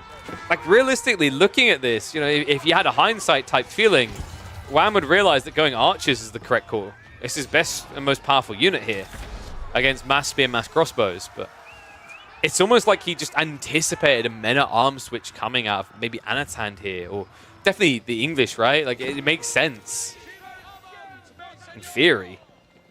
In reality, though, this is kind of a nightmare. Get it? Because they built all the... I didn't even mean to make that joke. I'm just going to go shut up and hide in a corner. Dive comes in the crossbows. A good trade for knights, but with the second wave coming in, the attack speed already don't want to hang around here. So there is some chip damage, right? I think that's the thing that Wham's doing very well right now. He's trying to stem the issue. He's trying to just kind of cut them off on the wings. And I think the first hit will be decent, but if it doesn't find a really big eco here, if it doesn't find this chunked up economy that he can wallop down by 20, maybe even 30, I don't think it's going to be good enough.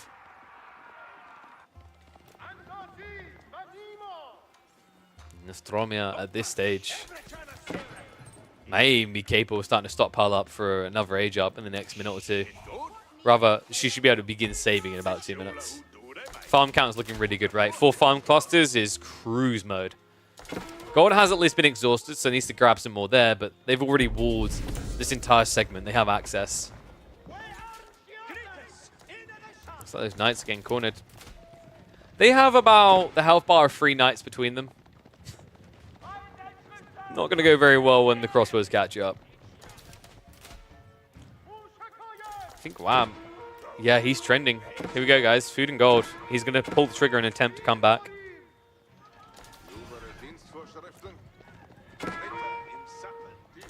Nostromia, eventually he's going to be able to get rid of these knights, but the key thing I think after that is just rush forward. Identify what your opponent is up to. Like, why is he spending so much time running around the backside? He wants a reaction here. And in fact, Anand is already suspicious. Starts to march in. Wham now has to reinvest pretty hard in the men-at-arms just to survive the wave now coming from the Delhi. Oy, oy, oy. Last of the Knights is about to fall on the offensive, so no distractions there anymore. Instead, we're now going to see Nostromia moving in to challenge Bella. Both players winning their sides of the map. And, you know, like we have a saying in Dota 2. If you win 3 lanes, something went direly wrong with your opponent's plan, but you've won. I think that holds true in 2v2 too. Something didn't play out right here for Wham and Bella. Anatan and Nostromia pretty much winning both matchups. If you win both matchups, you basically win the game. Wham now putting everything back into military, but when you're trickling military units out like this, it's so wasteful, it's so inefficient.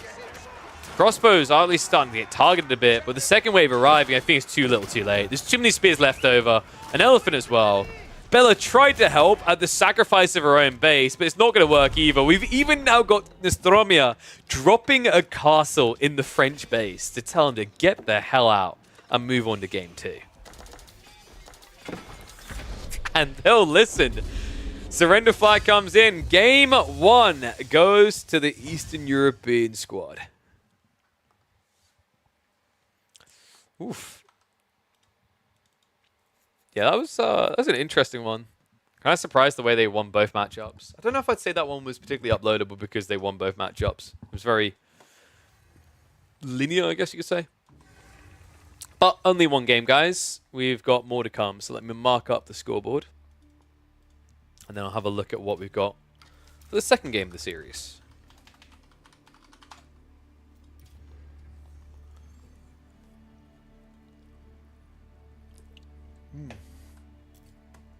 It was a destruction. It was, you know, I think we use "it was a destruction" so much. Guys, I'm going to teach you a good one. It was a shellacking. There you go. Wait, is the sound breaking up? Someone on YouTube is complaining. It might be on your end. I didn't see anyone else say there was sound issues ever.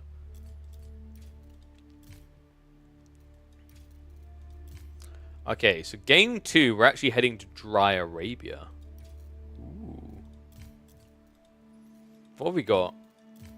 Malian Byzantine versus French English. Malian Byzantine sounds pretty good, to be honest.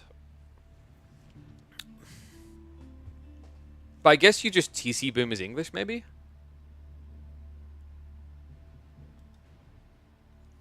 So I said Wham and Bella versus Anno and someone else. No. It's Wham and Bella versus Anno and Nostromia.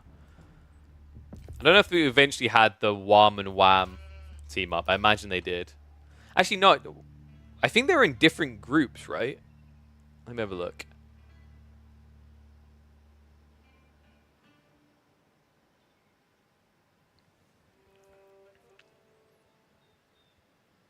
Yeah, Whaman and Wham were in different groups. Saj. You don't get the easy to pronounce meshing of two names. Where you just go Wham! But let's get into what should hopefully be a good. And let me switch that score around as well. Let's trigger that back. So we'll flip scores here. And we can kick it off. Wait, is there anything else useful in the UI? No, it just gets rid of it. That gets rid of the military, doesn't it? I don't know what MS does. Does anyone actually know what the MS button on the UI does? Oh, you can't see what I'm doing right now, but there's an option I'm toggling that it just doesn't do anything.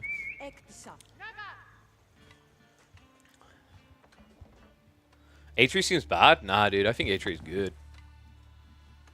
You just have to play the age. He didn't really play the age. He was greedy.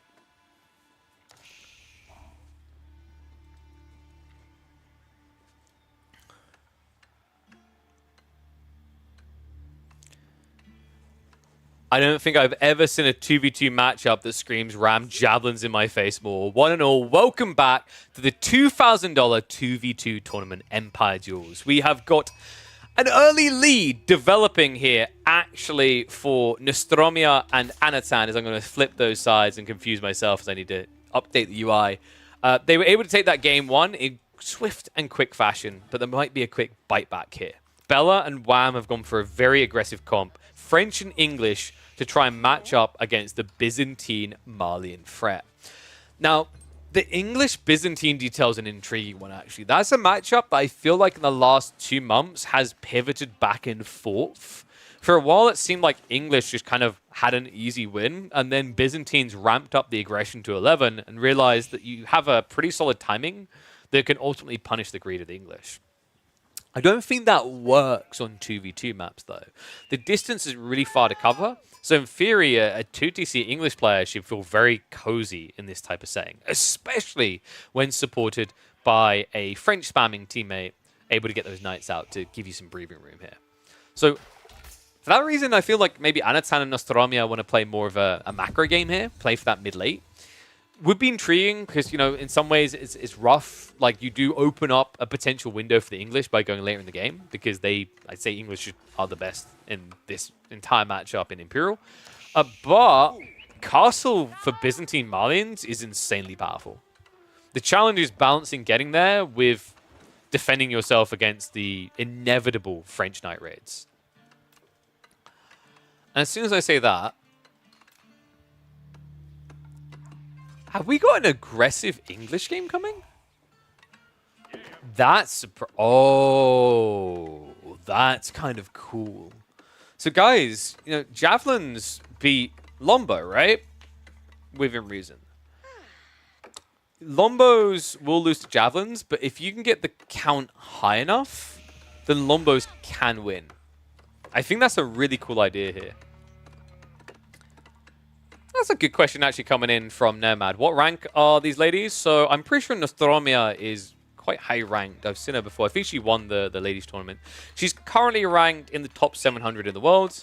And it's been kind of varying. Like Season 7 was rough for her. Season 6, she's ranked top 700 as well. So she can get into the top 700 semi-frequently. On the other side, Bella is sitting, much lower. So she's a diamond rank player. The interesting part to me is, I was saying a little bit earlier, is, you know, we had some of the Asian players, and it was quite intriguing looking at the qualification results for this tournament, because I think a lot of the Europeans came through on the Women's 2v2 Cup from, how long ago was that? A few weeks ago. But when you look at the female qualifiers, it was actually just dominated by Southeast Asians. So you had an Australian player, you had a Chinese player, a Taiwanese player, and a Filipino player. So Asia just kind of rised up there to take control and get in this. So tech up's starting to come through. I'm wondering, is this just a council hall for defense? That's what I'm curious about, right? Is whether Wham's going to try to hunker down or try to send it. Like in theory, you've got a French Knight player. You could send it. It makes sense if you think about it. Like, when we first got in this game, my instincts were, ooh, Wham's going to go 2TC and play really turtly. But the more I think about it, is like, what did these two civs do against a French-English player sending it? Right? The timings are much more aggressive with Council Hall. You've got double Lombo pump, you've got Knights to assist, and you're up against two civs that are going to build infantry. So if you just target one down, the other one's going to struggle to reinforce.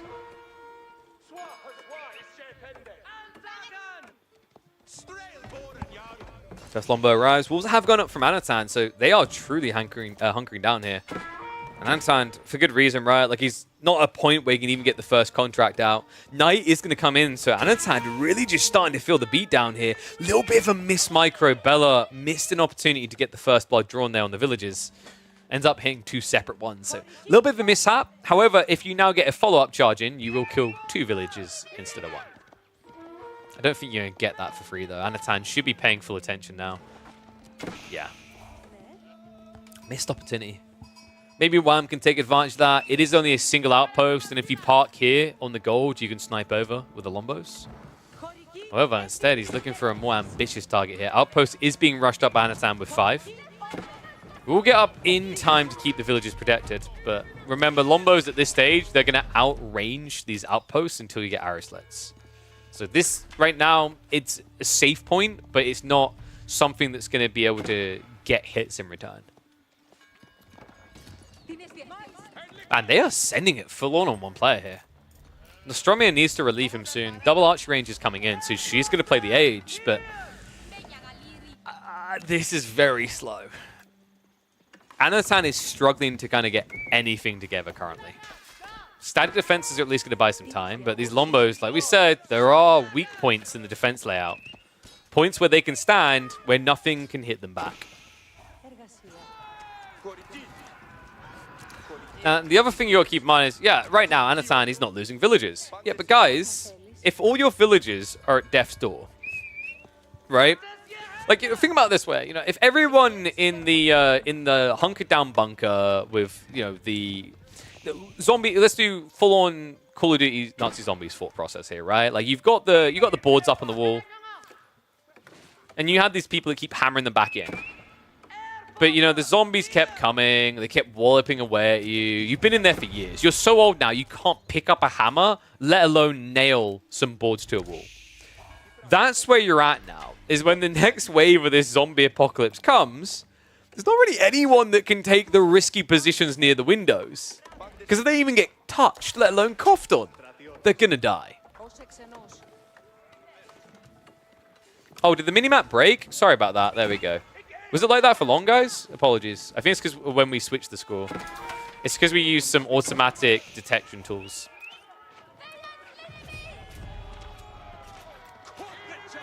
What a pivot. Oh, that's vicious. Think about what's happening here. Each player is doing 1-1-1-1, right? Like, they're all contributing an individual unit. One of their best foot's being put forward here. The problem right now is that blue and purple can't get their coordination in order. They can't bring their units together. Red and orange are already united with knights and archers. So if they just hone in on one target at a time, it's almost impossible for Nostromo and Anatan to win that fight. Now they're ramping up the pressure. Get it, ramping up. I hate myself today. Rams are coming in. Bella's also prepping the blacksmith, so Undermesh should be queued up very soon. This is scary.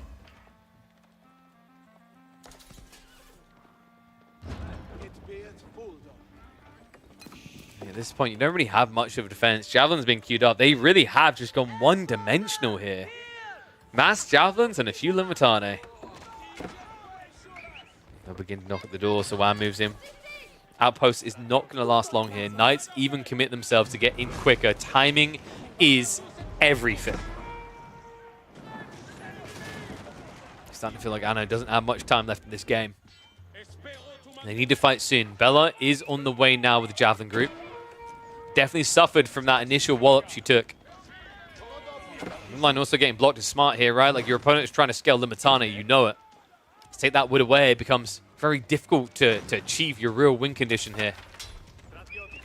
Love the fact they're going systems as well. It just kind of dents the economy. It's interesting when you think about it, right? Like, moving 4%, your opponent has, like, let's say 50 villagers. It's almost like you've killed a villager in a bit. Like 2 villagers, I think, maybe. It sounds weird to think about it that way, but taking out a system is like killing 2 villagers in terms of his gathering.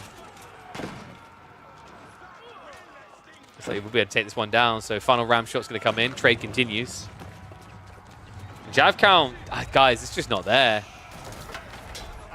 Lombos are being targeted down now. Horseman might be able to break this. I don't think this is a GG fight right now. Wham is losing quite a few Lombos. Bella just always being a nuisance with these recharges. Limitane count is pretty much gone. Now, the Lombos might have died, but I feel like they tunnel visioned Wham so hard, they forgot that French Knights are a factor. That's going to be the pushback, and that might be the ultimate punish. Javelin Mass now unguarded, and Unguard comes out from red.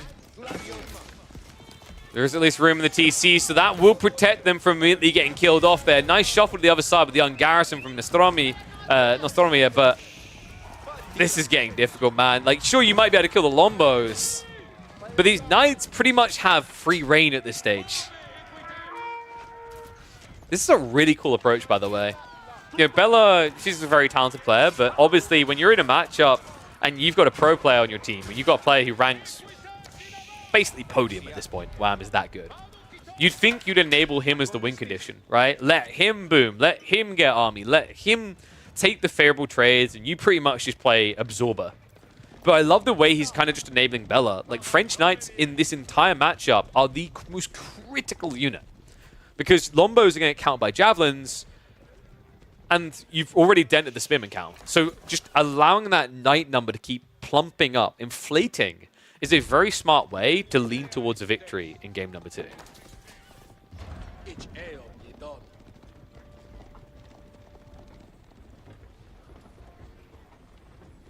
Is the minimap breaking again? Okay, apologies, guys. I don't know why it keeps doing that. It's a bit weird.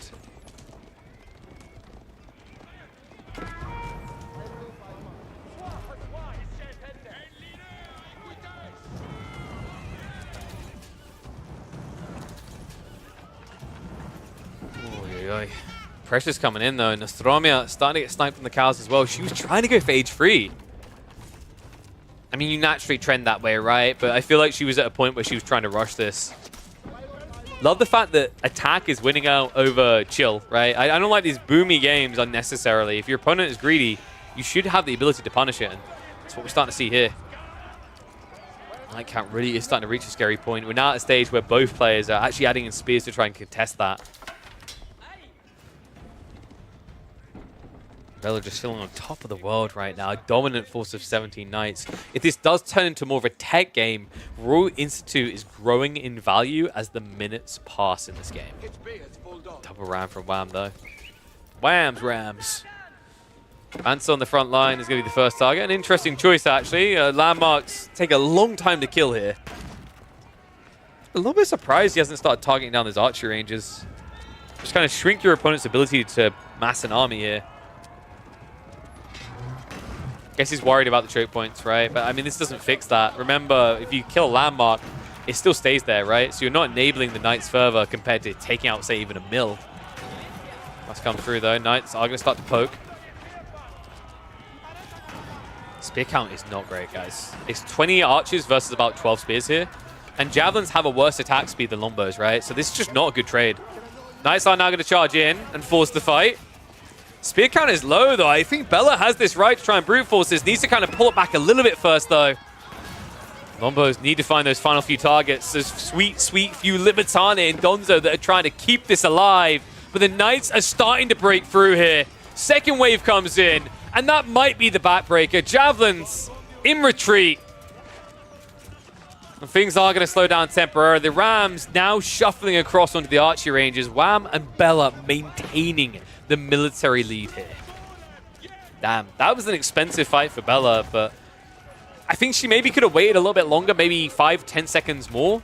Felt a little bit too soon. Wham at least was quick to recover that, making sure he sniped down the last few spearmen that were doing significant damage there. But now, look at the significant damage done to the infrastructure. You're in a game where you have to reboot an army. You're running out of buildings fast. Villagers now being pulled to address that problem, but longbows, as a result, are milking the opportunity here. It is going to cost Wham, but if he can get some eco kills, it's going to feel worthwhile. Yeah, maybe overstaying is welcome. Like, considering Bella lost so many knights, she has to back up, right? I think Wham kind of misread how strong their hand was at that very moment. Had he waited an extra, 15 seconds, pulled the rounds back a little bit earlier, waited for this reboom timing, I think they would have been able to just go very cutthroat about this with a non-stop dive. Instead, Stromia and Anatan keep the hopes of a 2-0 alive. The pressure resumes. Bella once again in. This mill pretty much just griefing Anatan at this point, making it much harder for the Spim to get in position. I'd love to see Bella consider just adding any additional stables further forward instead of hard back. Just, if you build them here, the reinforcement rate is insane. I'm wondering why I wondered why he'd slow down. We've got a tech up on the way for the English. He's giving the King's Palace. Why not, right? You're not feeling the pressure right now. Meanwhile, other side, the player most likely to tech up is going to be Nostromia. She's close. She has the ranch full. She's going to get the breathing room to go for it, but the pressure will likely resume quite quick afterwards. That's why I love that she's adding in these Sofa now. Remember, Sofa is what you want to be leaning into in Castle. So building them now isn't a negative, because it means when you arrive, you already have an army, a valuable army to upgrade into. Pretty much the bread and butter of Malians, right? Is like play a little bit longer in feudal, gradually scale your economy, and then when you tech, ta-da! 50, 60 units ready to rock and roll. It's actually a big part of why Byzantines are so strong, right? It's like they end up scaling these Lombos, which is already a premium unit, and then when you vet up, when you arrive in Castle Age, you already have usually 20 units to upgrade. Bella also teching up. Anatan's kind of getting left in the dust here. And no, this format, for the entire group stage, they've been being shuffled around. They've been passed around like a blunt at a party. So they take it in turns, Next time it might be Anatan and Bella, and it might be Wham and Nostromia in different matchups.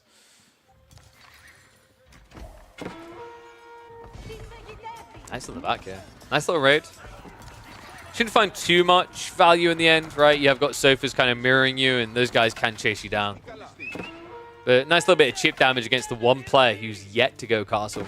It's almost like she's just over there going, hey, buddy, do you want to maybe join us in age 3? Poke, poke. We've got a minute arm switch coming. It's a really good thing that Nostromo started going into Sofas when they did. Sofas are a solid answer to men at arms, right? It's not the best, but you're fairly tanky, you have good base damage, and you have enough plus to infantry to offset armor clad. But you need to get it fast.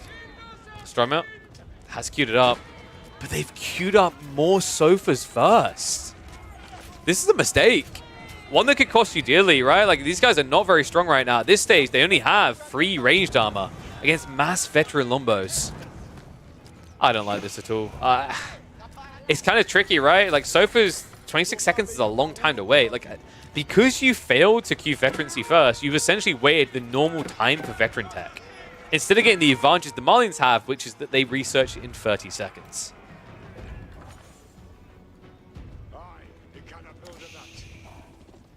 Now more Rams coming. Wow. Start to finish, man. This guy's had one idea in mind.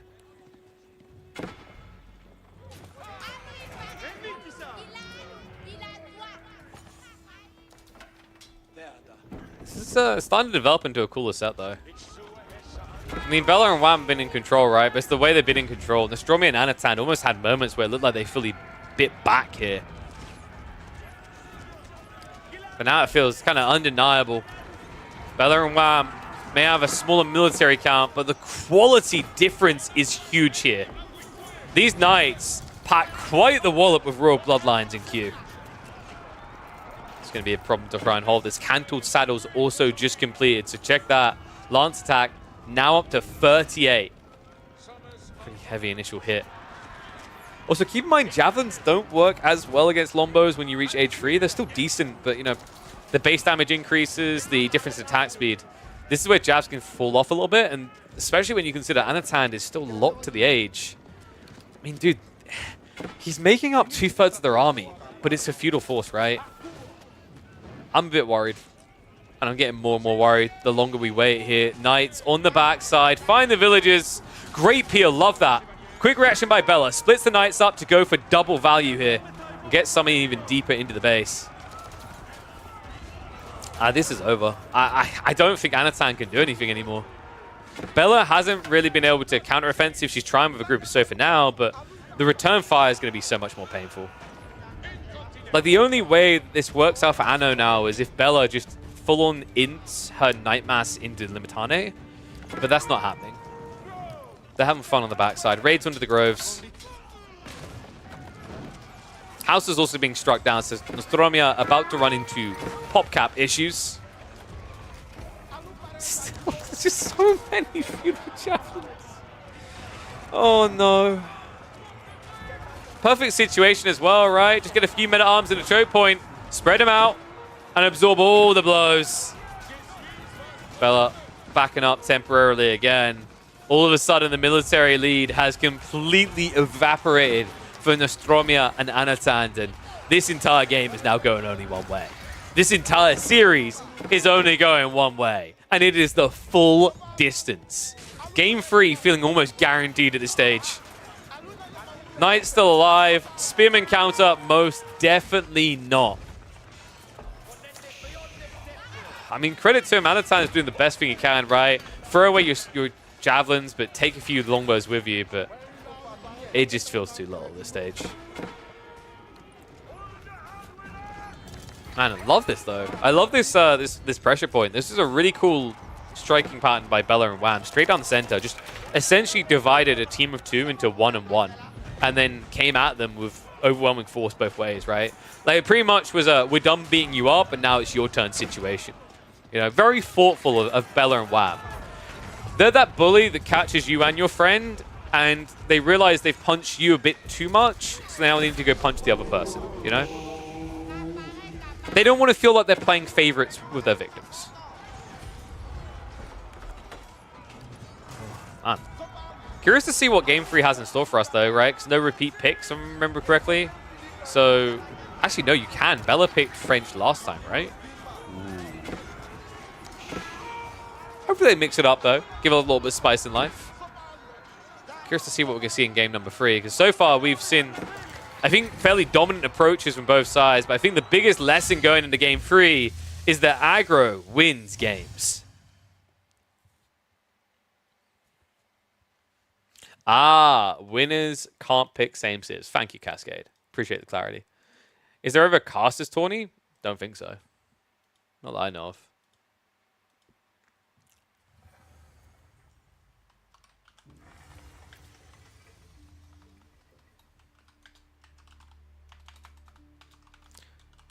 A problem shared is a problem halved in team games.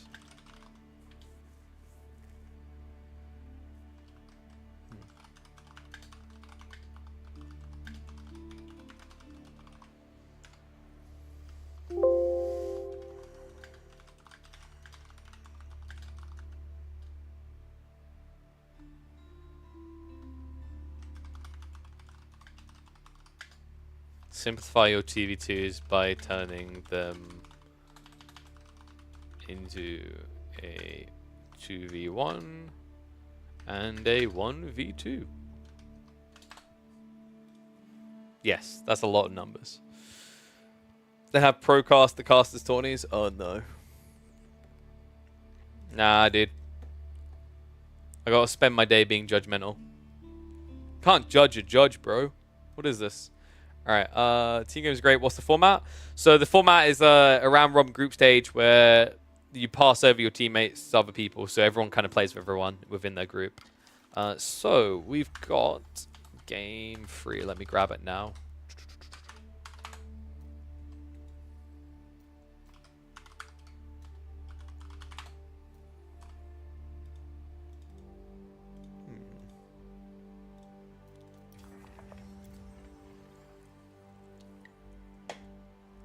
Okay, so we had Cliffside Dry Arabia. It's going to be decided on Prairie. Ooh. That's interesting. Want some broken Civ combos here? Dude, I want to see the classic, what was it? Ottoman, is it Ottoman, like, Abbasids? Ottoman Ibids? No, Ottoman Byzantines is what we would have needed, guys. Oh. Nah, not on Prairie. It's too much distance. I think Japanese is kind of underrated on Prairie, though. Really bloody strong Civ. Because Onimusha, in particular, are kind of wild on this map. But let me update the score and we'll get ready for the second set of the day. And of course, the mini-map had to break again. In fact, oh, no, whoop. You didn't see that. Give me a sec. I need to open the door because it's kind of hot in here. Yeah, Achery Ottomans. What? In fact, I'm going to unpause it while I go do the door. Because in fairness, the first minute or two is just them vibing their bases, right?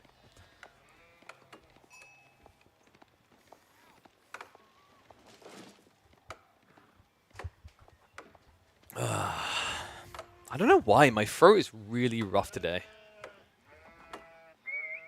Sound is whack? What do you mean sound is whack? What? I don't even know what that means. What, there's currently a big echo?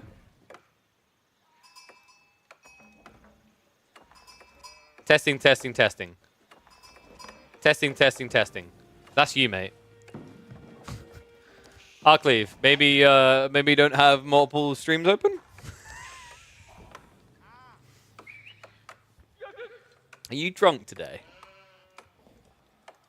Gamba is missing? Well, Gamba is missing because Gamba is kind of redundant because people could legit just go and check the results. Alright. Oh god. My OCD light. Oh wait, no, they're on the right sides. Yes! That's weird. I thought it was yellow and green for a second. Wait, where'd the UI go? What? I don't even know what disappeared that time. Well, you know it's weird and different. You know it's not 1v1 tournament play when you see Ottomans willingly picked in a deciding game. One and all, welcome back to the competitive Age of Empires 4 action. We have got Another game from the 2v2 $2,000 tournament Empire Duels here. Bella and Wham on the Ottomans and HRE going up against Anatan and Nostromia on the Chinese and Malian. Something of a comfortable and cozy, quite effective, almost signature type pick for Anatan here. Meanwhile, Wham has decided to go back to the HRE for the second time this series. The Ottoman detail is quite surprising, though. And it's interesting the way it's being leveraged because, unfortunately for Bella, the spawns weren't desirable for the strategy here. They had to run across the entire other side of the map for this outpost rush spearman opening they've committed to. And it is a proper one, folks. We've got a Rax beginner for Bella. This is tough as well. In some ways, this bigger delay works better, right? Nostromia had no way of knowing. By the time they see the outpost play come in, they've already committed all of the wood into the houses. Oh, that is wild. Meanwhile, the other two players are just vibing for a tech up. Imperial Academy is coming from Anatan. Wham going up with the Ark and Chapel. But at this point, I think Wham is more like Empress Sidious watching little Anakin over here. Like, yes, good, good. Outpost rushed them harder. Damn, that's pretty painful. There's a lot of value to take out from this house situation, right? Like, your opponent committed a lot of wood to this. This right here is 300 wood. Now, the gold is real nice, but only if you can keep it. I don't think they're going to be able to. Mansa Quarry is at least down the way. I think one thing I would say here is that you could probably target the Mansa instead of the house. A little bit surprising that Bella went houses instead, but... The reason it's surprising to me is, like, Nostromia has built so many houses, you're not going to get a pop block situation here, right? So for that reason, it feels like the mining camp is just a better target. Yeah, it's 3 times the health, but you've got an outpost coming up. You should be confident your opponent cannot stop you from taking that down. Take out completely the other. What the this guy. 31 sheep. Bella has 11. Nostromia has 13. Wham has 6. Oh, no. Oh, how does it always happen to Wham? Oh, my God. I mean, we're a few minutes in, right? So you would have gathered a few extra sheep, but this is absurd, dude. Bella feels so bad. She's dropping off additional sheep for him. Yeah, I think, I don't know, like, maybe it's one of those confirmational things where because we think about it so much, we always think it's Wham. But, like, I do feel as if I see an imbalanced amount of games where Wham has no sheep in 1v1s and 2v2s. Anatan is just the sheep whisperer, though. This is insane.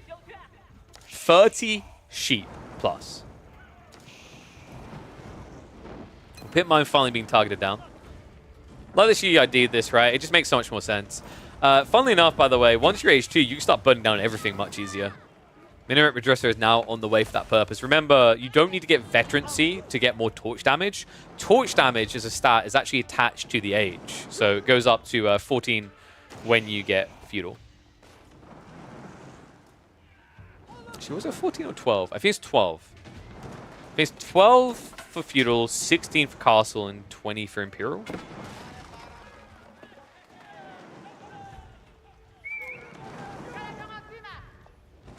We'll find out in a sec.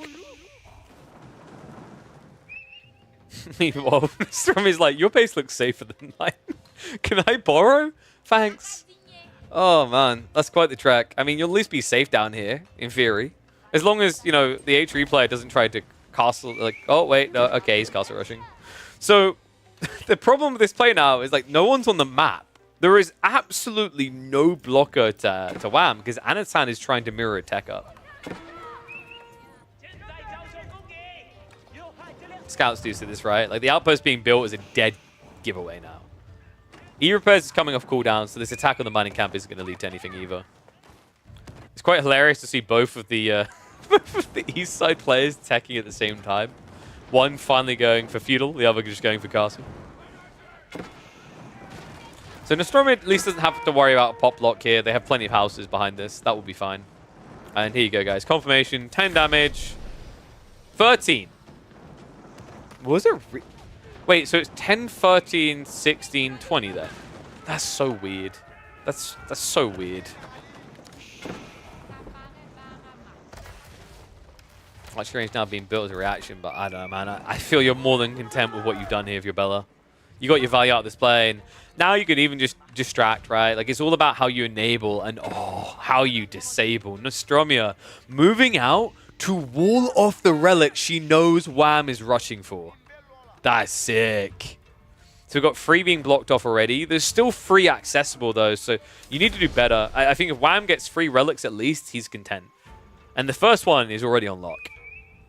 Keep in mind also, because Bella has Spearman nearby, it should be very difficult to block these relics over here. In fact, it looks like Wham is going to be able to immediately pick up 2 and run him home. Yeah, not a good sign right now. Tech Up did complete for Anatan, and you might be wondering why did he go Imperial Palace. Clock Tower just kind of sucks in team games. Or to be more specific, Clock Tower just really sucks in team games on Prairie. There's nowhere to hide. There's too much distance to cover. It just wouldn't make much sense. So this is 100% the correct call coming out from them. And now what this means is that they can see what their opponent is up to. Right? They can just press one button and see in the mid game when Wham and Bella are playing out on the map, because they will have to. There's not much resource at home outside of gold and stone on Prairie. Wood is limited. Food is limited. Mainly because Anatan took all the sheep. But it is limited, and it means that you are going to be able to find easy targets on the flank.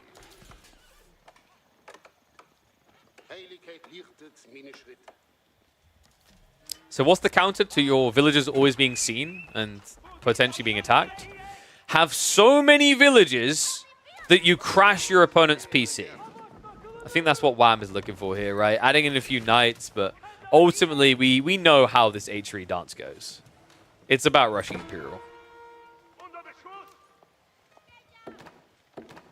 In fact, you can kind of already see that in the way he's macroing. The only problem I can see in this game is, like, how do you get there with such limited food? He has at least got the Arcan and the berries, so that helps out somewhat. Lancer Raid's coming in as a problem, though, and a big one at that. I actually think Wham was trying to be greedy. Oh my god, the timing on this, though. Wham. He's in trouble, right? This is a lot of idle time, a lot of pain. And remember, Anatan, because he got 30 sheep, he can just keep sending like this if he wants to. In fact, I believe we have more and more Lancers now on the way. Bella is reacting with the spears, so that should give him the breathing room here to survive that. Much needed at that. In the meantime, Nostromia starting to add in more of these ranches. Still has quite a way to go before Castle is feasible, though.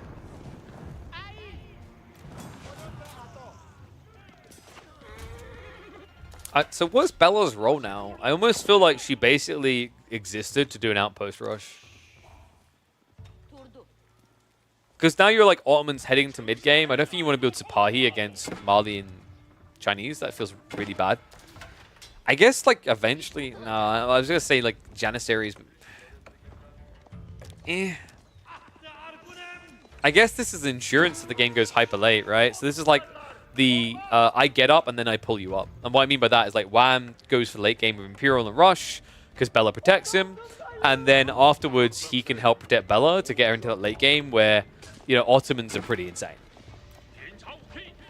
That being said, Prairie is a different kind of beast. And I feel like Ottomans and Chinese, as you head to that late game, you're thinking about these more defensive formats. It's not easy to defend. And that actually, funnily enough, might give an edge to the Chinese because remember, they've got Palace Guard that zoom. For that reason, Wham and Bella need to play fast. Nostromia, in the meantime, is ready for the tech up. Fulani now commit to only 2 ranches complete so far, though. Wham has invested everything into this age. Up to 8 knights now. Lancer count for Anatan should be feeling a little bit better. Yeah, 12 to the 9. He needs that right now. These relics cannot be allowed to go the way of the H3 player. Meanwhile, Anatan, because he's so zealous on this approach with Lancer, he actually hasn't gone for the relics himself. So no Monk drop coming in from the Chinese.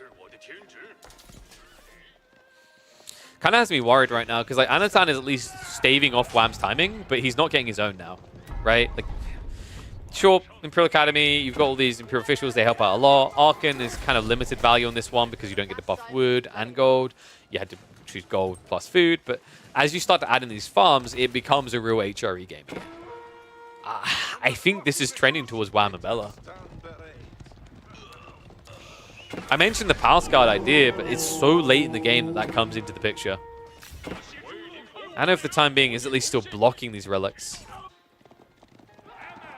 However, there is a growing threat heading towards his base now. If Bella reads this correctly and just sends it into Anatan's base, he actually doesn't have an answer against mass spears. Remember, he went for Imperial Palace. He does not have any fallback plan of spear plus Clock Tower Nest of Bees. Oh, that's wild. I think she realizes it too. Spearmen are getting ever closer. The Lancers have to react in force. Anatan pretty much using half his army here to defend. The rest basically defending green. Strongman who's gradually getting online with these ranches. Just remembering to fill them in now. So 2/3 of the way there now. The Arkin really is getting beefed up. Wham, now up to, what, 12 farms? Relics are still being contested. It looks like he's got another one that's potentially be in the way home, so that can bring up to 4. Others are still wrapped up nicely and protected. Buff to products is a big deal. Yeah. It lets you buff 9 villages now. It used to be 7. It's a huge deal. Especially in the ultra early game. Just the efficiency in Dark Age is kind of wild. But it also means that Atri is better at playing pocket economies now. Wow, I'm a little bit of long gathering going on there. That's one way to keep the Arkham Chapel buff, I guess.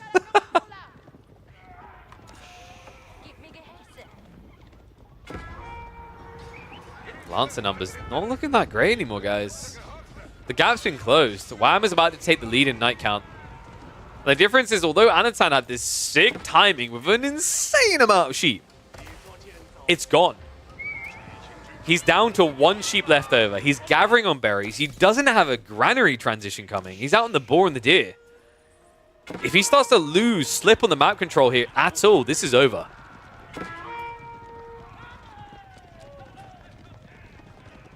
Oh, we actually have more relics over here. So wait, is this a 5 relic game? Yeah, it's going to be 5 relics. So, a pretty ludicrous 800 passive gold for the HRE. How can one man eat so many sheep so quickly? You've clearly never been to a kebab shop after a night out on the town with the lads. Those things disappear. Last time I was in a kebab shop was with like Kiljadi, Dumu, and Voldemar, and you know, Dimu starts sinking his teeth into one, and I swear I heard a vacuum cleaner noise switch on. I looked away for a second, looked back, the thing was gone.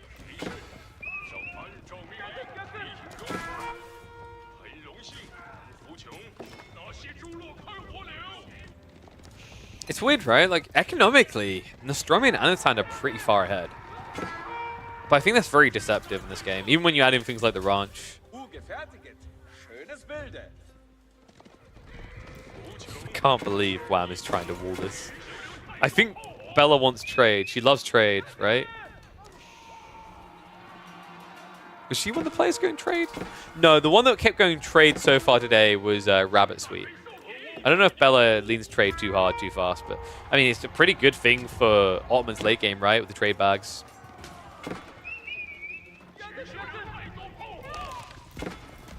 Bella needs to find a way to not be a liability, and she's trying right now. Castle Age is about to be on the way.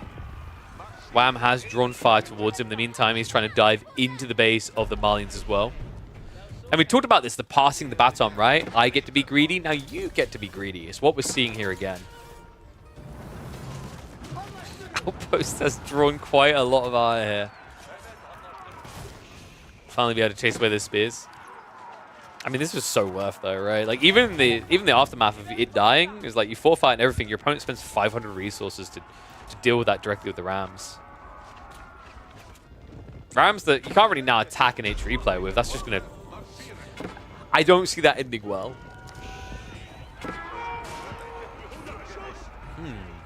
We also have mangoes coming. Now that is intriguing, considering your opponent has massed donzos, not javelins. I don't think Wham misread that. He saw that it was massed donzos, but I guess his thought process here is choke point defense. Mango's good. We have got some outposts on the way, so sprint replacement should be coming in. I wonder if really the play here would have been a switch into Rax. It looks like both moving players might be about to suffer. Bella is on the march. Blockered immediately on the front food here. Anatan kind of in a sticky situation, right? The deer and the boar are about to exhaust. After that, he has to play into the mid-map to get any food. And he needs food bad. He's in the night spam territory as well, right? But look at the difference that's now opening up. In the next minute, it's going to be over 10 nights difference between Anatan and Wham. 5 Rams. Wham is going to get value, though, right? Mangonel able to get a maximum wallop on the Rams there. Dive is now coming in, though, and Wham needs to react fast to this. The problem is, it's mass spears, and you've got mass knights. Starts to dive in on the ranged units. Mango is going to get targeted. The dive continues. Repair crews coming over to try and assist. Lancer follow-ups on the way, though. It's about to turn into a Wham sandwich. Pulls away at the very last second. However, there are problems in Wham Town here. The Mango barely staying alive at this point.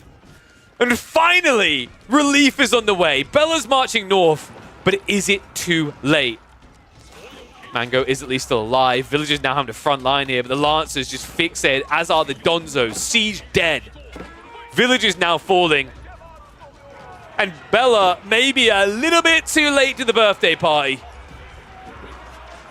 I think this is over. Eco lead as it is, military situation as it's developing. I don't think Bella's got enough punch behind this to reset the game. Wham! Now down to just 5 knights. All of a sudden, Anatan with a 10+ military lead there. And the mass of Donzos is not slowing down. What a timing attack. Regnitz is also about to flop dead. Villagers in desperation mode, trying to keep it up. But against 4 Rams, there's no hope. This is over. Whew. Good thing the winning player's in green, because this one is ogre. TC now being attacked. E-Repair's about to come off cooldown, but it just doesn't matter at this stage. Wham has nothing to defend with. Bella cannot get there quick enough of an infantry comp. Anatan is just distracting her away from it. What a win. What a series out of these two teams. And what a way to round it out. Wham, twice in this series, played old school greedy HRE, and twice in this series, it caused him pain. Admittedly, not as directly responsible in this one. It was more of a delayed timing, but super sick to see all the same. Damn. You know, for a moment I thought maybe Ottomans were cooking, but I guess in hindsight now when you think about it, like, would Mongols have, for example, been better for this? Maybe the thought process from Bella was that, you know, Ottomans is less predictable than Mongols, and that's why they thought it'd be more impactful here. But it feels like a hard civ to find impact at this stage in the game, and we saw why, right? Malians just ramp up so quickly in Castle Age. Chinese mirror what the HRE are doing. At the end of the day, the Ottomans are kind of this question mark on how they arrive at this power point. I feel like I'd require a whole presentation, a whole sales pitch to convince me of their value in Castle in these GV2s. GG gets killed. Nostromia and Anatan win the series. Cool series. That was a really interesting one. What would we call that one? I'm not so sure if that one's uploadable per se.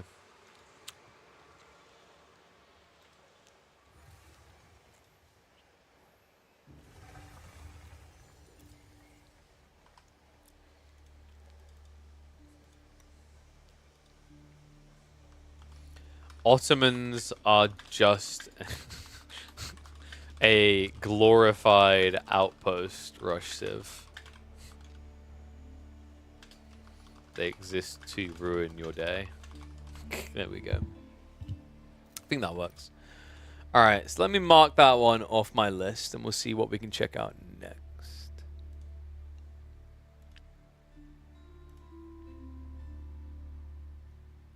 Where is that one? I'm blind. Yeah, mark that one off. So we got Beastie and Kiljadi, Anatan and Kiljadi, Wham and Kiljadi, Louis and Baltin, Puppypaw and Baltin, and Marine Lord and Baltin. Choices, choices. Which one do we do next? Maybe, what do you guys think? Marine Lord and Baltine, maybe? Let's go for some Marine Lord and Baltine.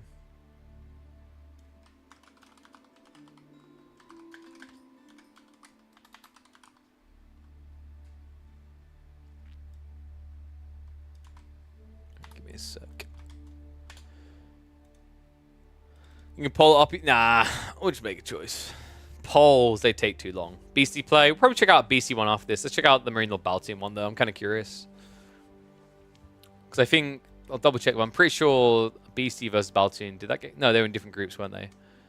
Yeah, I want to see Marine Lord Baltine. And then maybe we'll do, like, Beastie versus Kiljardi.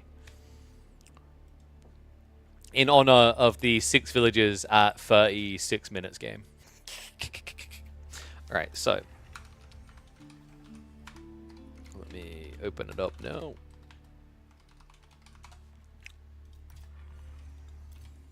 Sorry, I'm just checking my messages. You know how it is. Mondays, everyone bothers to respond. How dare they not work on the weekend?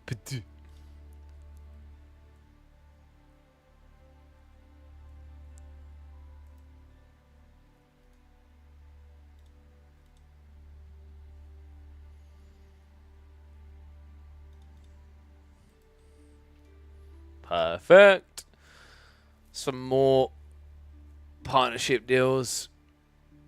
Or sponsorship deals potentially secured for some of my influencers later today. Whoop, whoop. High five.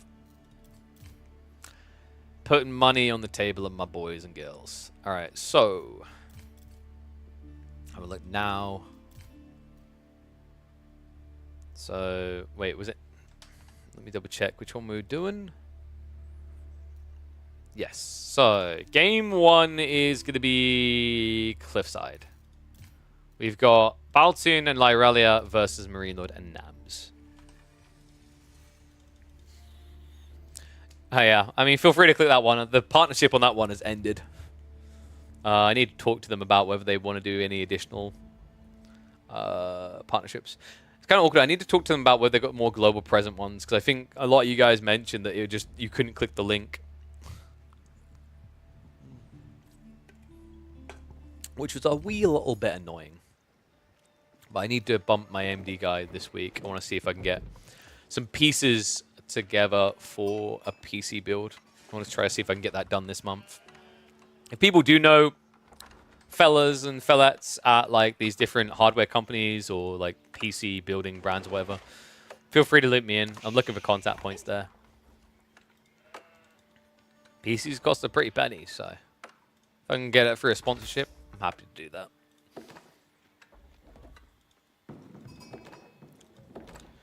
Yeah, Bannerman auras do not work on allies. It's a mixed bag. It's really weird how some things track and some don't.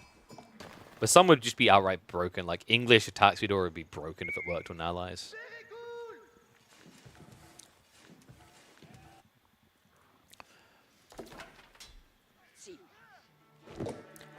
The king of 1v1s versus the king of team games. Who would win? Let's find out. Folks, we've got some sick team tournament action here. $2,000 Empire Duels tournament. Baltine and Lyralia going up against Marine Lord of Gentlemates and Nams. Nams is a very talented player from the Philippines. Lyralia, a very talented player from Europe. Both of them should be a familiar sight here. I think at this stage we've shown a few Nams games. They look pretty impressive. Lyralia also has a little bit of a track record here, but we've got Lyralia on the Zone faction with HRE from Baltine, and Baltine is already opening aggressively. Now, I called this guy King of Team Games for a good reason. Baltine plays quite a lot of team games historically. He was always a very talented player, but has started to really get a lot of recognition, I'd say, in the last year in 1v1s. Before that, you could frequently just find him on the team ladder. But it's cool to see that kind of like hop over and the performance impact that you see from that, right? Like Baltine at this stage, you see him in a tournament run, you're expecting easily top 16. Marine Lord, playing as French and experiencing this pain in the other game is so frustrating, right? Because you want to be on gold, and you want to be on a lot of gold here. It's not just about teching. You want to be able to open up your first night, but this play by Baltine is a direct blocker to that intent. And that's cool, man. It now means, like, what? You're probably going to have to add in an archer range yourself, which you don't want to do. That should be Nams's job, but waiting for Chuganu to arrive for you to get access to your gold again is a nightmare. Oh, actually, it stops you giving your opponent a nightmare. Yeah, that was a terrible pun. Spearman, not going to be able to die this. Good reaction by Marine Lord. He was quick on the wood gathering, actually. So well played. This should secure the area. Who won this trade? Well, Baltoon had to build a Rax, right? He built 2 Spearmen out of it. He idled the villagers. He forced a reaction on an outpost. It's 100 resource exchange, essentially, for 160. Because although you built a Rax, you're going to want a Rax anyway, right? When you're playing against, like, French, it's almost guaranteed. So I'd say overall, like, Baltoon... I'd say it's a fairly balanced trade. I don't think Baltoon got enough idle time to fully justify it. But it helps, right? Now, we're probably looking at, what? Spear plus Knights versus Knight plus Chugin. No, I don't like the sound of that. I think the thing that I really like about HRE in these situations, by the way, is the mobility, though. Like, once again, this is the thing that, you know, for this comp versus this one, I don't like Chuginu. Because Chuginu is just too slow. I get why you pick Juji here. The logic is that your opponent is going to rush castle. So now you have a blocker to relics because you can rush castle just as quickly as with Juji, right? Like, you gather 20% more resources, you build an insanely quicker tech timing, and on top of that, it's cheaper. So, like, it makes sense as a direct counter, but the issue really is going to be HRE. I did say previously, like, French versus Joan, I favor French there, right? But I don't know, I think people kind of sleep on HRE a bit. And what I mean by that is, I feel like there's a lot of HRE picks in team games. I just don't rate the way they're used, right? You guys know what I'm talking about, where you get in your HRE games, and all they want to do is rush Imperial Age. In team games, this is a pretty effective Feudal Civ as well. Because unlike a lot of Civs that try to do infantry in team games, these guys have the mobility to back it early on. Arcing now on the way in the woods suggests we might be seeing a bit of backup here in Feudal. The rally are already on the way out with the first knight. Marine Lord will be looking to mirror the same way eventually, surely. But that delay, I mean, you saw how it kind of hurt him there in his timing, right? Like Lyralia already has 1 knight out. She could be queuing up a second in a few seconds. So she's basically like 1.6 knights ahead, which is really important here because the French economy is better at this stage, right? Like, if you look at the eco count, it's 21 villages to 19. Actually, sorry, 20 right now, but it's about to be 19 because Joan is almost ready to level up. Spearman's still being annoying in different ways. Love that. Nams is probably going to react with what? Actually, I was going to say you have to react with Chuganu. You could react with Spears, theoretically. Nah, Nams is just going to play it safe. The reason Spears is kind of cool here is, like, you know, you're directly next to the French player, and, like, realistically, you'd expect HRE to maybe build Spears as well. But it looks like they're both just going to go for the standard medicine. So Chuganu versus Archers is going to be the way this plays out. Baltoon definitely ticking the right boxes so far, though. He's playing the age. He's not just being greedy. The cool thing about playing into Chuganu here is you just have the ability to play out onto the map. They really don't. And unlike when we saw earlier today, things like Delhi, right, there's no value in walling off the map, segregating it. So that means that these HRE units and these Jeune units are going to have a lot of raiding potential. What do you think, guys? Ones, if you believe Baltoon and Lorelia will win this one. Twos, if you think it's going to be Marine Lord and Nams. I think we're deep enough now to gauge people's feelings on that. Jeune already confidently moving out. You usually don't see this when your opponent is playing Knights, right? It's a little bit dangerous, but it's that delay. It really has impacted the threat that Marine Lord provides this early in the game. Right, able to do some chip damage. Remember, even if you don't get the kills, you're kind of opening the path for Lyrelia's Jeune to get freebies here. A lot of Ford gathering coming out from Nams as well is kind of surprising. And there's that Rax reaction. Yeah, okay, so this is usually kind of a rough sign is when you have to transition to build 2 unit types. Now, admittedly in this game, Baltoon opened up with Spearman. He's adding in Spearman, so like it kind of balances out. But from a purist perspective, the perfect game is the one where you can just build 1 unit, your teammate builds the other unit, and you're good enough.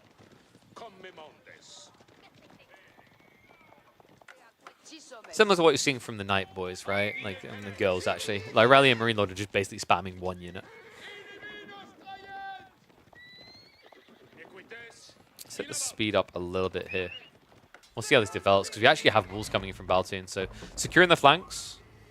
That's quite interesting, actually. I'm a little bit surprised HRE player is the one doing this. Remember, HRE villages are a lot more efficient, so sending them off to do this on the walls is like 1.4 villager less versus 1 villager less.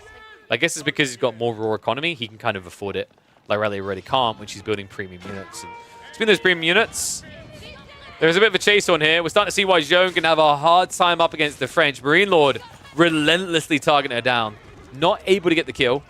Able to reset her back home, though. However, Baltoon's army is now marching north, and this is where we should see a hit back.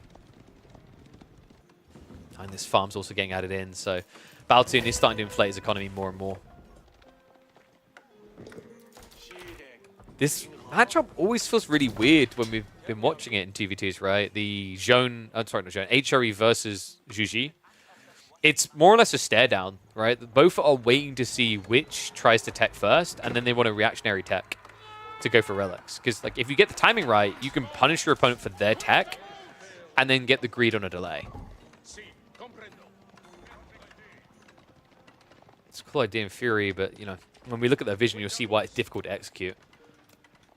Even when you're the aggressive party, you're not going to see much of the map. Like, realistically, in the first 10 minutes, there's only so much scouting you can do on a 2v2 size map.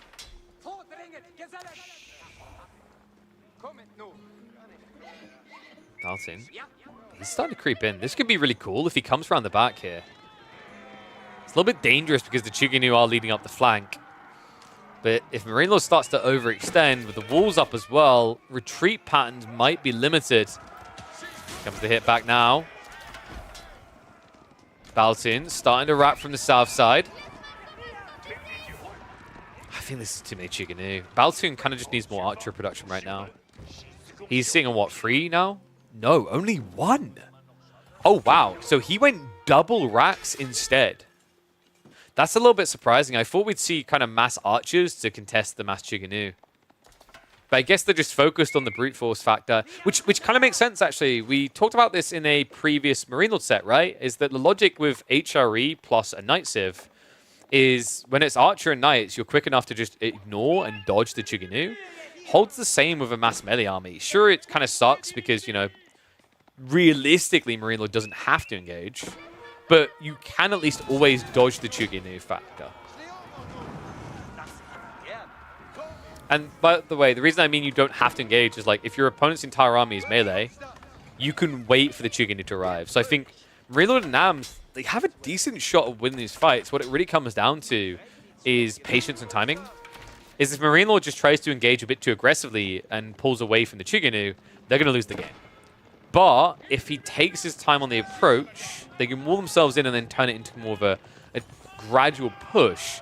I actually think Baltoon and Lorelli are in trouble.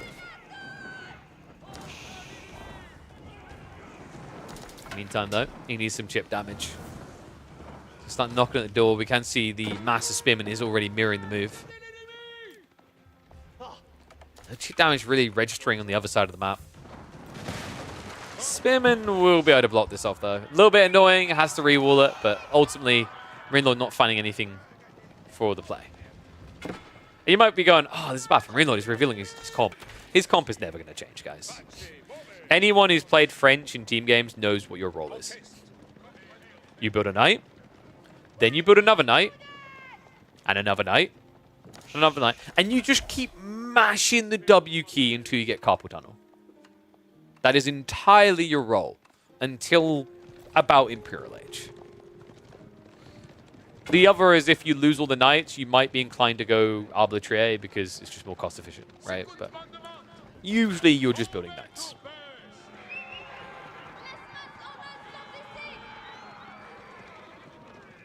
Really? Jean can go behind the walls, thankfully. Doesn't, though.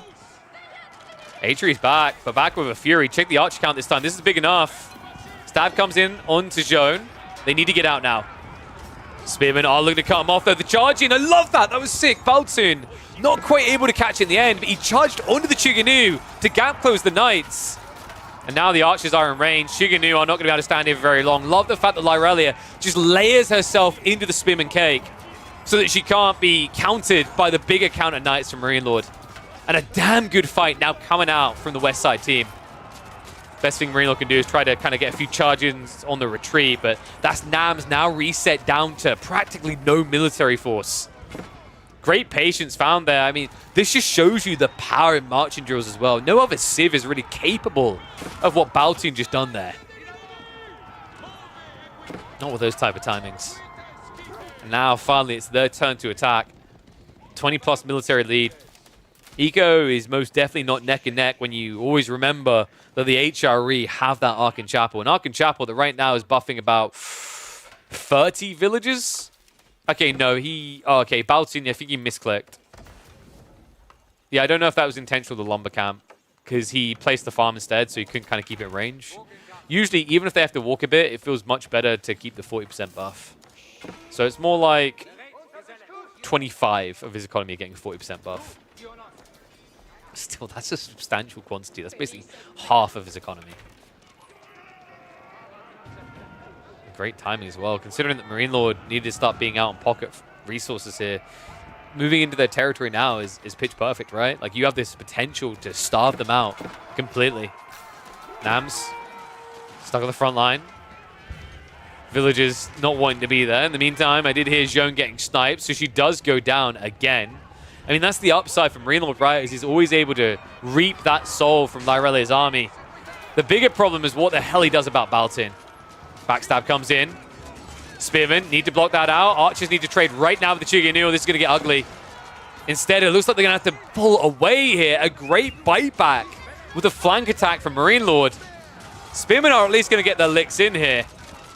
Kind of surprised that he's hanging into that fight instead of just chasing after the archers. Not getting that switch up now. Lyrelia, 12 knights to the 20 of Marine Lord. He is creeping up on the count. I have to imagine that Baltoon, was he contemplating Castle? I felt like the Spearman production slowed down. He was maybe a little bit too reliant on this idea that Archer Mass was all he needed now. Didn't give enough respect to the king of AoE 4.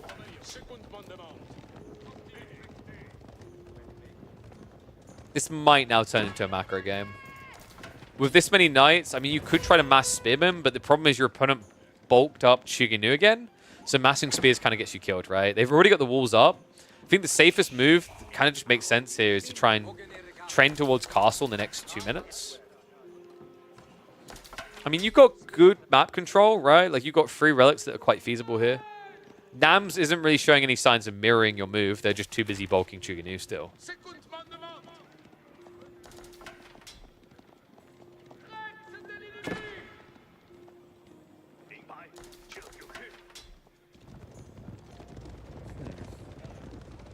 I'm wondering, is there a world in which Marine Lord tries to tech soon? He's got good count knights, right? Once you're past the 20 mark, that's when Rule Institute starts to grow in value. I think we are at the stage where a tech up makes quite a lot of sense for Marine Lord.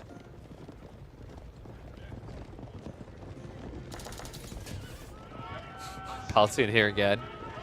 This time he brought a lot more spears. And this is what we're talking about with the mobility, right? Is like usually the way you play this comp is you don't dive the Juji base. You dive the cavalry player's base because Chiganu are terrible at reacting with movement. That's going to come in, and this is the awkward thing, right? Now that you're in position, you're like, yeah, we got the fight. Just walk away. This is the thing that makes Chiganu look so trivial. Just walk. Continue to retreat here. Looks like Marine Lord is going to try to punch it a bit, but Spearman turn around for the stabs. And this is the awkward thing. You're barely going to be able to skirt in range with this Chiganu. Marine Lord now just trying to wrap around for, looks like a cut-off here. I don't rate that here, though. Very difficult to find, right? Like, if you're trying to cut your opponent off, it means the Chiganu are nowhere near to assist. So instead, Marine Lord might be looking to fish some kills. Lyrelia is a little bit open right now. And this is the dynamic, right? We talked about the fact that you want to play away from the Chiganu base. I actually think you want to play into the Zone base.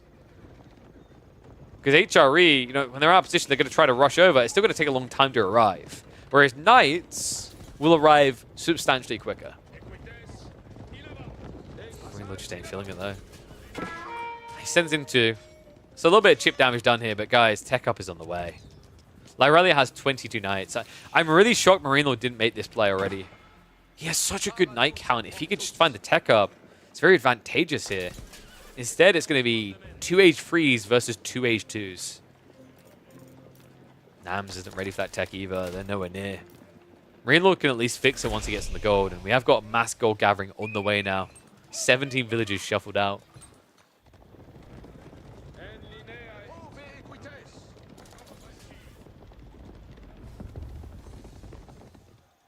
Nice. Are about to get juiced up, so Royal Institute on the way there as well. Lyrelia will have a slight edge, so she should be able to get the techs ahead of Marine Lord here, which is a pretty big deal, right? Like, they're both scaling knights. Realistically, if they fought right now, Marine Lord has an edge, but if veterancy triggers, I'm not convinced anymore. There's confirmation of techs. Dive's going to come in. A few villagers are going to get sacrificed. Knight reaction is on the way from Lyrelia, though, and she may have kind of got tunnel vision there. She never queued up the upgrade. Veterancy still paused. This would be quite the blunder if she forgets it. Spin upgrade should at least be on the way. I think Baltian understands the value of that. I say that. No. Still nothing. Wall's coming in, though. This could be big. The timing, Marine Lord. He doesn't realize it. He's stuck! Marine Lord, no! Put in a box and gets put down. No retreat away. The Frenchman has been cornered and quartered. What a move. A swift strike that no doubt will get a swift victory here in the opening game. Baltun and Lyrelia open this one with a fierce message to the king.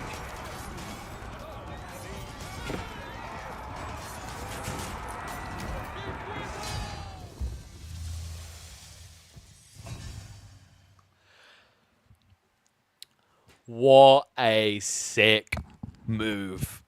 Dude, the timing was incredible there. You know, that's interesting. Like, Marine Lord is the type of player that's probably clicking just a little bit ahead of him, right? Not one of those players that's like clicking far ahead. Because if he'd been clicking far ahead when that wall came in, he would have got the heads up and maybe been able to break away. But he just, he wasn't able to see it, man. Like, that was sick. That was awesome, man.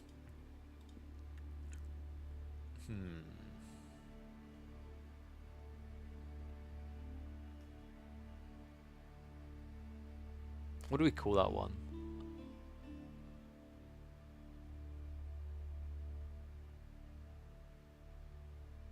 I'm trying to think what we call that one, actually. I mean, it's awkward because it's going to give away the game, but I kind of want that to be the, yeah. It kind of has to be, doesn't it?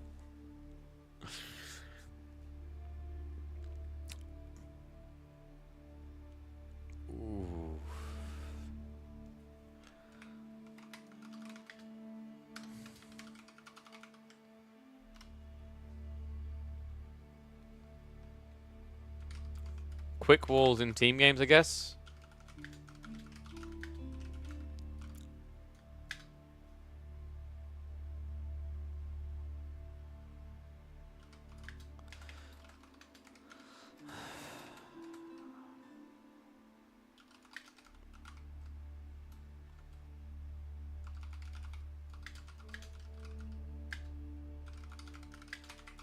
I guess like quick walls in team games provide the best viewing experience, maybe.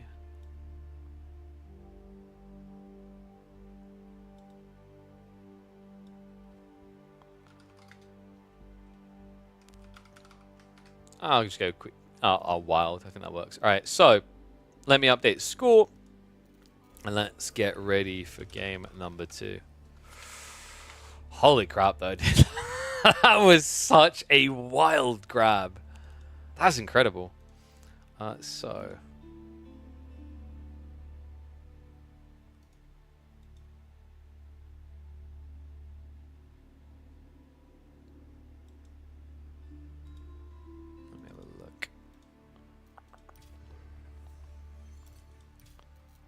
Is that the wrong Baltun? It's the right Baltun, I'm pretty sure. Yeah, there we go. All right, so game number 2. Let me find it.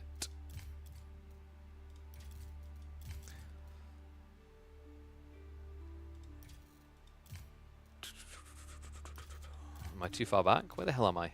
Ah, here, right? Yes. There we go. Wait, no. Whose profile did I go? I think I went on... Did I go on Marine Lords? I probably went on Marine Lords. Let's check Marine Lords. It's always awkward because depending on how fast someone went in the tournament, right? Like, the data is going to be different, so it's not where you left it. But... we have Gorge.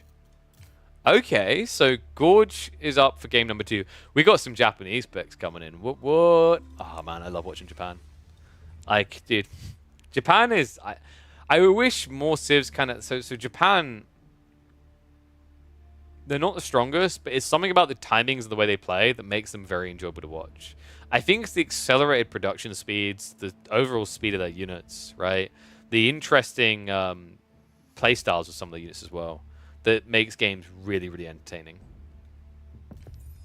Like, you know, people at first were like, yeah, just build mass samurai, and then they realized, ah, dude, this civ has so many other things to do. Whoa.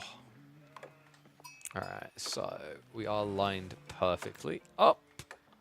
Let me fix that map issue, because that thing is a pain in the ass. And we can get ready to go in a sec. Oh, let me just double check. Anything I missed in chat? Don't think so. Think we're good. Fan dapie doze. I don't know why I'm suddenly becoming Scottish, but... Woo! Let me know what you guys think. 1s for Baltin and Lyrelia, 2s for Marine Lord and Nams.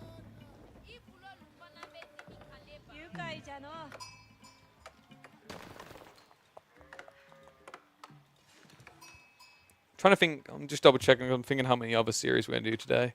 How long have we been live already? Almost 3 hours. Maybe do like a 5-hour stream, something like that. We'll see how it goes. Mass Unamusha. Oof. You're a spooky boy. You're a dirty boy. Arcleave is just obsessed with the Unamusha ladies. I've seen him in the free-for-alls.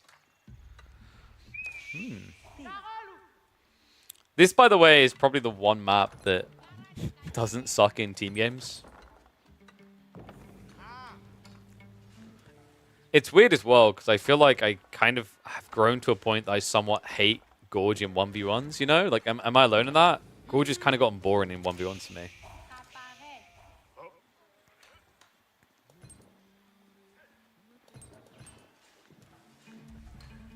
Hillendale? Yeah, I'm not crazy on that. I think it's too defensive.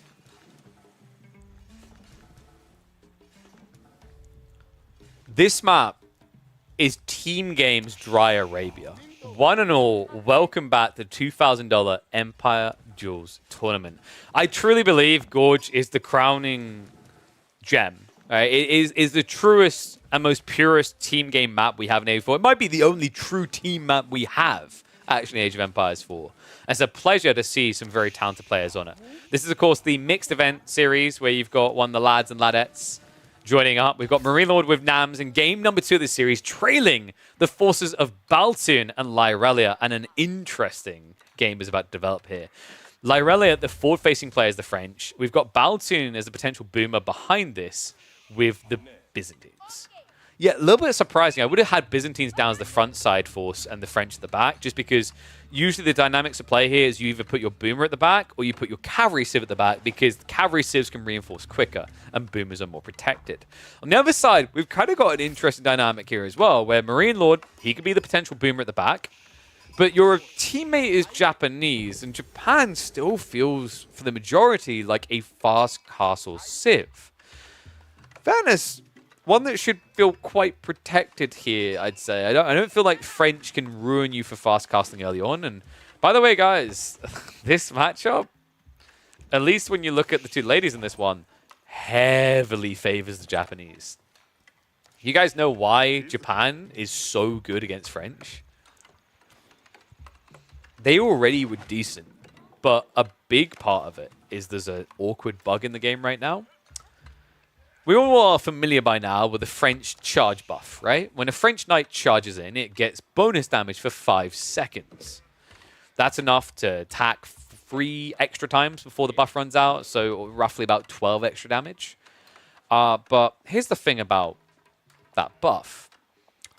The lance charge that triggers that buff if it hits deflective armor, you don't get that buff. So not only are you going to be robbed of about a 36 damage lance attack, but you're also then robbed of 12 extra damage that you're meant to be getting. That's why Mounted Samurai destroy French Knights. Royal Institute may at least give you a fighting chance, right? I think that's where it could get even. But you don't really start on those even footings. I don't feel like you're able to get that scale together to justify it as quickly as you'd like against Japanese. And should they ever feel threatened, we always know Japan has that extra follow-up punch of going into Onimusha that eradicates armored units. So yeah, this element, a really good fight. Byzantines versus the Malians is going to be more intriguing, though. I feel like Byzantines usually does reasonably well. But because they're both insulated, they're both going to be rushing castle, right? And I think if Marine Lord just comes out hard and swinging with mass Musafadi, add in the Mounted Samurai quality, and you've got a really solid 1-2 punch to dish a killing blow to Baltoon and Lyralia. So opening play is, of course, going to be the racks anyway, because you need to get those early Donzos against the Night Raids you know are going to be coming. Meanwhile, no military buildings whatsoever out of NAMS. They have one idea in mind and one only. Love the little walls just to try and delay opportunities. Nice use of the scout there by Baltoon to keep it open for the first night, but no value nearby for them to fully exploit. We hit the 2x speed here as we start to ramp up. Baltoon in this game is probably going to be going for... I think Keshix is kind of cool, but we're probably looking at Javelins, right? The reason why Keshix is not going to be picked is because your opponent already has reason to build spears. And oh, he actually goes for Western, so he's going to play a slower style. That's intriguing. I thought maybe you want to... Actually, I guess, you know, when you're up against Javs, right? So yeah, we've seen this before. When a Malian player's on the other side, like going into Javelins feels weird as a contract because you'll always get outscaled. With Lombos, you have to be a bit more defensive, but you can kind of outrange them, you can bulk up. The whole logic is instead of playing for an aggressive timing now, you play for a stronger timing towards Castle Age.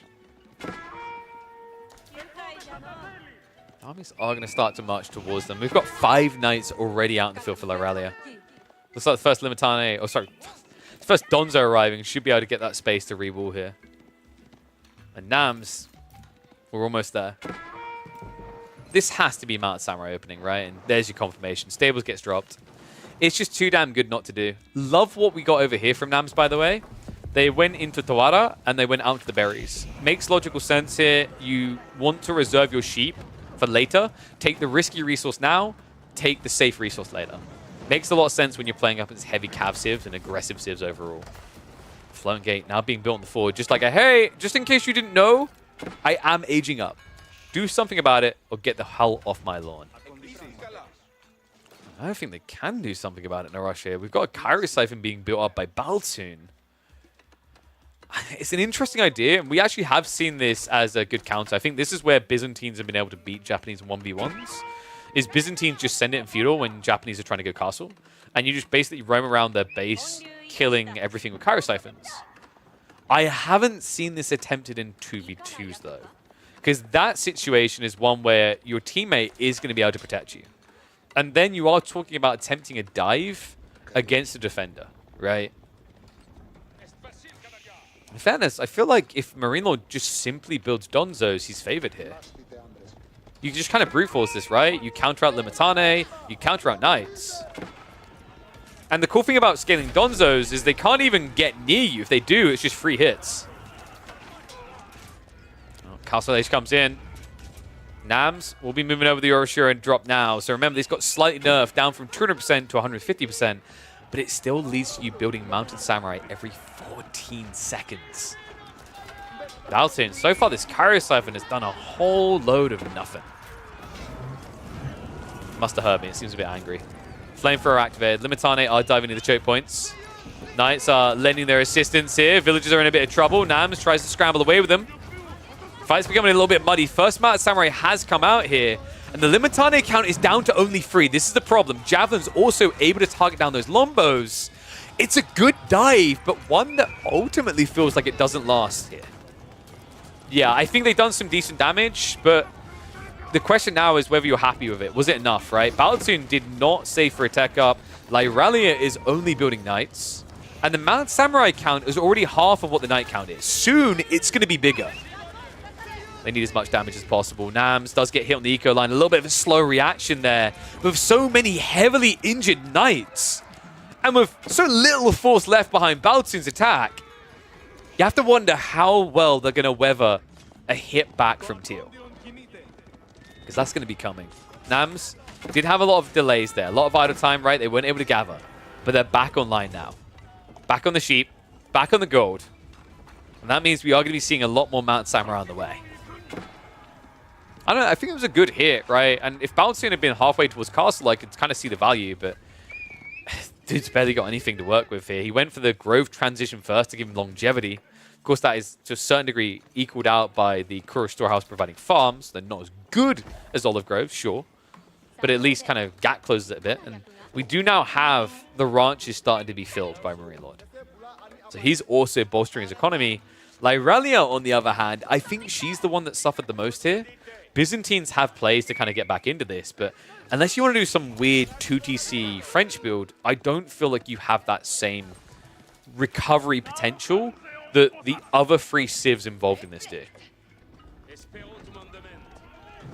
Tricky thing whenever you draw French, right? Like French, historically in team games, is more of a, I'll make them suffer so you can have good times, right?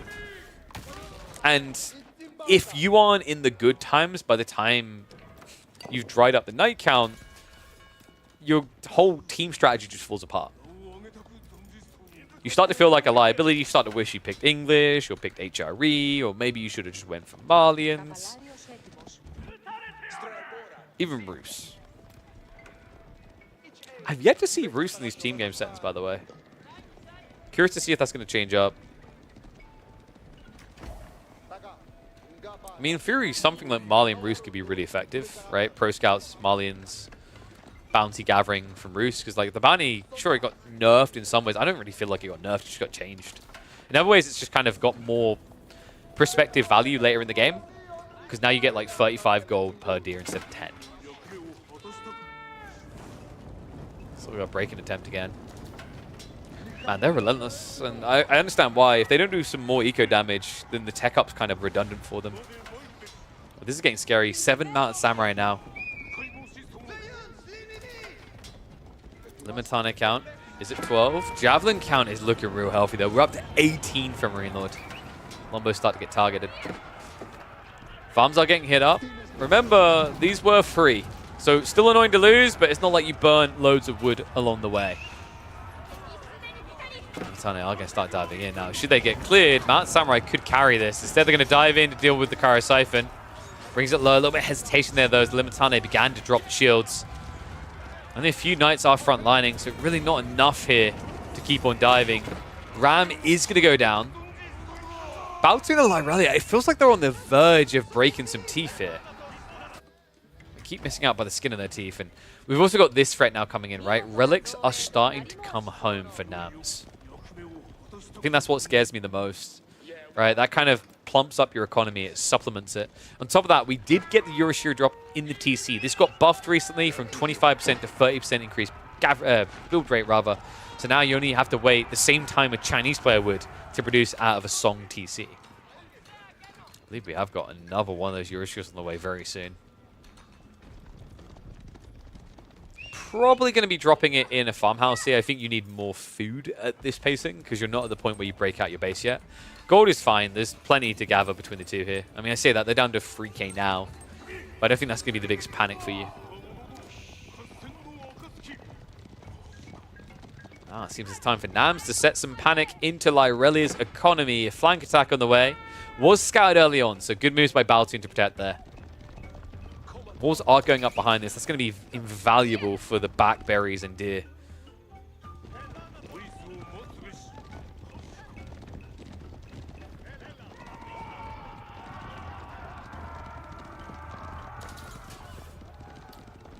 It's interesting, actually, because Lyrelia is kind of stuck in a cyclone here. You know, even if you want to switch off knights, you can't. Because if you do, let's say your knights get wiped, Nams can just switch on to Bagisha, and it deals with everything. So you're pretty much the guardian of the cheese. You're the thing stopping the Japanese from just running you through. Except you weren't in position to stop them running you through here. What a hit. That was Birmingham 5 villages. Looks like it was more than that, though. I think we had 6, if not 8 out there. So big eco hit for Lyrelia. And all of a sudden, the economy lead that should be bigger because you're playing French doesn't exist. 93 to 90 now. Double tech up is on the way. I imagine Marine Lord is going to be heading up soon as well. Ranches are starting to get flooded. In fact, he's ready to rock and roll. So no tech advantage really to be found there. Everyone is going to reach Castle Age here. Question we'll be asking is, with this tech up, does it get us to a game 3? I mean, it's got a good shot, right? It's a lot of javelins coming to play. Decent amount of Donzo to upgrade.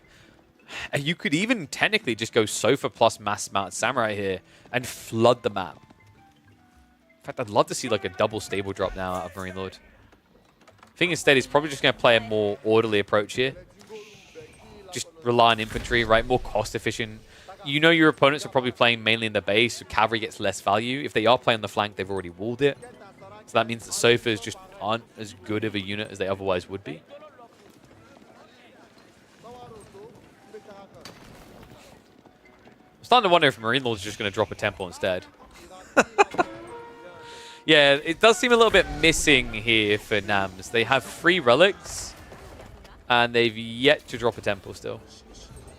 A lot of gold being missed out on, which is pretty awkward to see considering you're playing Mass Mounted Samurai. They are very gold intense. You see right there that they are actually more gold intense than most, right? Instead of 100 gold, you have to spend 110, so 250 resources overall, as opposed to the standard 240 for a knight. Baltoon now looking to punish here. Veterancies have come through.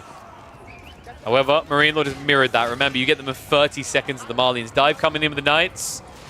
Knights that aren't buffed up, right? Lyrelia went for Royal Institute, but no Royal Bloodlines here, so losing them is not on the agenda. She has to kind of wait, use them to the maximum without abusing them here.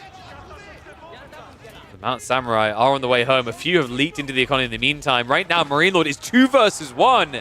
Can they get the 2-0 here? They're shoving it hard. Donzos are holding the choke points, though. It feels like the Lombos just aren't mopping up quick enough.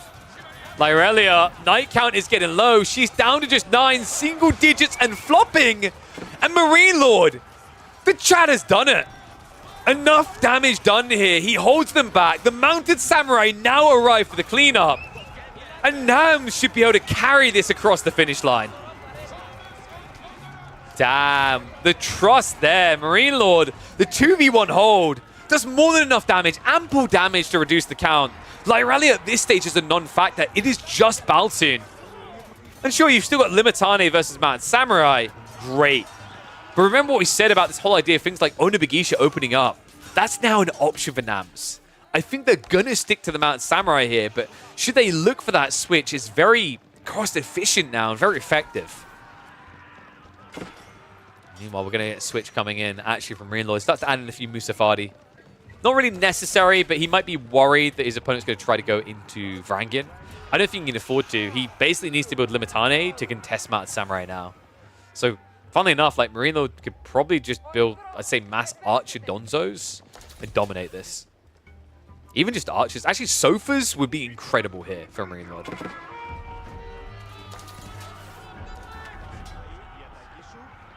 The problem with the idea going for the passive eco choice of Guildhall is that it takes too long to make a return.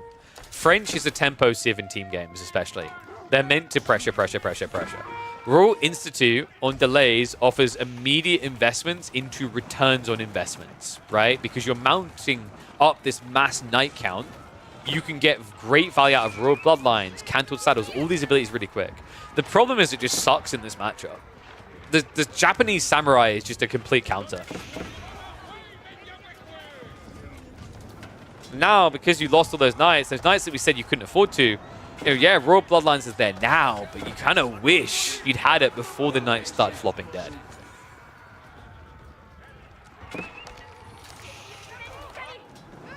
And now just flank attacking, moving towards the economy. And he's found it. Oh my god, between them, what? Almost half their economy on this screen. Luckily for them, M-Lord not rushing in. I think we're not far away from that. I mean, even if you get them all home, there's not really much to work with there. Olive Grove's great, but Lyrelia is the one struggling here. She's playing pocket economy. Without the flank deer, she's dead. She's about to feel that pain, I think. We've got to push him. Marine Lord trying to force that fight. Matane should be able to shove this back a little bit. Remember, javelins don't get bonus damage against this. Mad Samurai are just trying to bait out the braces.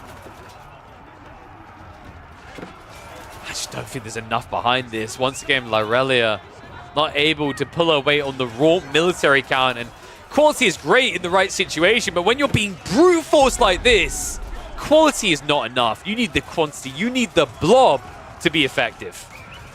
Mad Samurai just shifting over, right? Just looking to mirror the moves of the French Knights here. And Limitane count dwindling quick. 25 left over, but I just don't think that's going to be good enough. This is over. We're going to a deciding game here. Marine Lord and Nams able to strike back.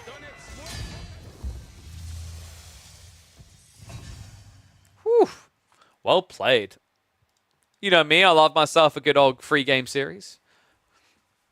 But yeah, like and there's so many different details. Some of them we mentioned in chat. But yeah, Guildhall is very rarely good in 2v2s. It's, you know, same reason why like we've highlighted that HRE playing Long Feudal is better than Rushing Castle in practically every game we've watched. Both hold true for similar reasons.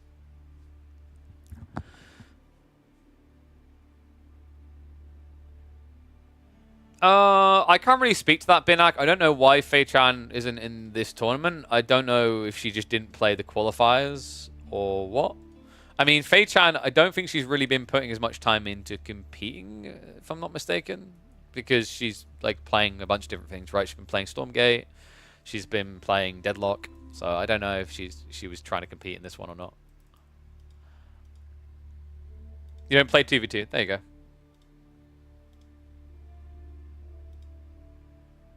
I don't think many people do, but yeah, it's like you got to be willing to put the time in, right? Because it's a different format. So with that in mind, let me get the next game up because we are getting a third in this series. Yeah, she's just there straight away. French main always wondered why Japanese demolish me. Yeah, there you go, Oscar. Like, yeah, the bug just hasn't been fixed. It's kind of stupid. It hasn't been fixed still. The deflective armor doesn't trigger the Lancer buff. Because I think the way it's coded is you have to register damage with a Lancer charge to get the bonus damage on French Knights. And because deflective armor stops you registering damage, you just don't do anything. It's really, really bad. So, looks like we are going to be going to a deciding game on Himeyama. Mongols and Rus versus French Ibid. So we're getting to see the Rus. Intriguing. Bodkin Bolts carried you in a 4v4. God damn. I mean, I don't know why they ever let you spend that much time running across the map. Like an old man with a walking stick with those Gilded Crossbowmen. Good lord.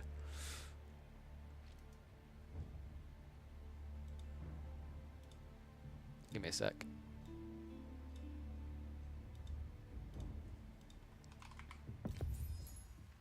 Give me a sec. I just need to send a message to one of my careers.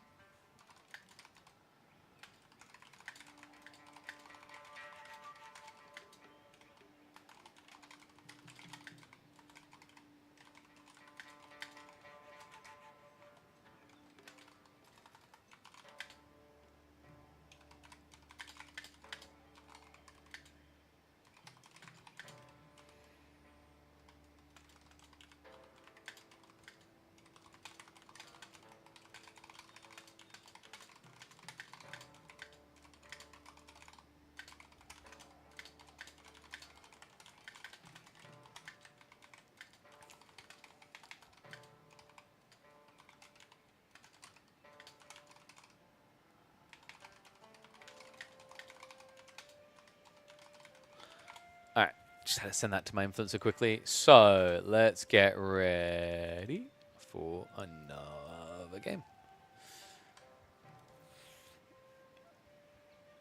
Why is Julius atting everyone? What? Huh? Hey, sup Nemesis? Oh yeah, buddy. I've been in AoE since the dawn of time. I mean, we were literally there day one. Weren't able to quite get the audience build up that Drongo was, but we've been casting AoE 4 since the very beginning. Yeah. It's been a while now, like 3 years, Jesus. Yeah, I'm hoping, I don't know, I'd like to be involved in some Dota 2 again in 2025. Then again, I'm now really eyeballing Deadlock as well. Good lord. Dude, that game lives rent-free in my head. That'd be a cool balance, right? MOBA / shooter, have an RTS, and then maybe you have like Supervive like that. That's a cool, dude. That would be a cool balance of free games to feature on the channel.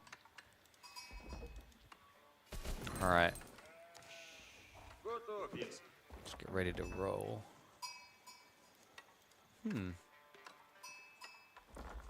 Just look at the spawn actually. Himiam is kind of funky sometimes on team games. I think there should be more fish than this, by the way, in 2v2s. It's so underwhelming. Getting one extra fish, you're just not going to go for it in a lot of games, unless you're like a cost-efficient civ, such as Japanese. But here we go. We hop into the deciding game here in this best-of-3 group stage game for the $2,000 duel tournament. We've got the duos, one of the lads, one of the ladettes, making up each of the teams. Marine Lord is going to be partnered up with Nams from the Philippines. Meanwhile, Baltoon will be seeing out this final game with Lyrelli on the south side. And we've got the Roost, man. I was kind of excited for this. I have not seen any Roost whatsoever since the changes in team games. So curious to see how this one's going to play out, because remember, you no longer get the bounty from sniping the deer. So you don't really rush after them in the early game. We're going to add this one up on the 2x speed in the early game just to see how things are going to play out. We'll slow things down as they develop.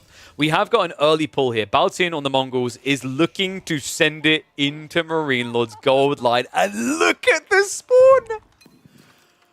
Oh, man. I feel so bad for Marine Lord. He had the right idea. He outposted up, right? But this is still going to be cheeky and sneaky on the flank. He is gathering enough for at least the first 1 or 2 nights. That's very important. But you need to keep scaling. Remember, French in team games is all about night spam. If you can't provide that, you feel completely worthless. And you're going to need to provide that, right? Like, Nams is playing Ivids. I'm assuming this was just meant to be a greedy tech boom. Then again, we do have Nams going Growth Wing. So maybe if Marine Lord and Nams go for a feudal all-in, that could be super sick.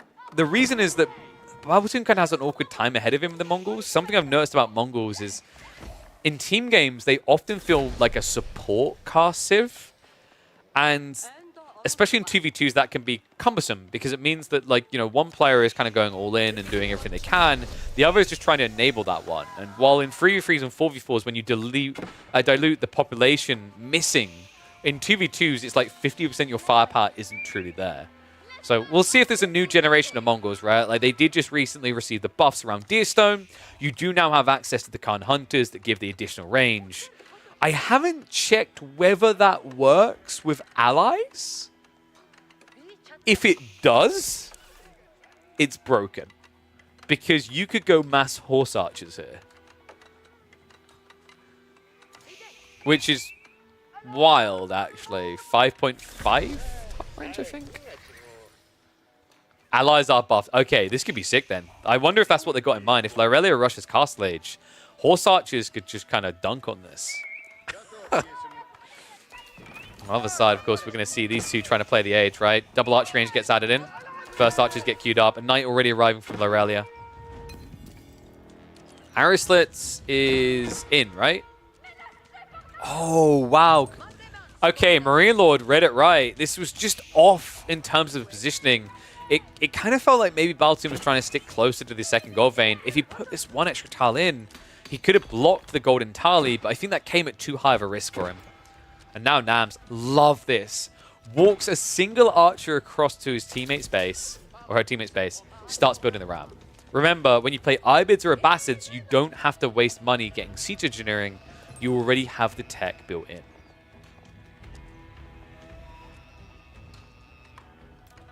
Stables drop coming from Baltoon in the meantime, so he's trying to play Keshik. I actually think Baltoon and Lyrelia's comp wins.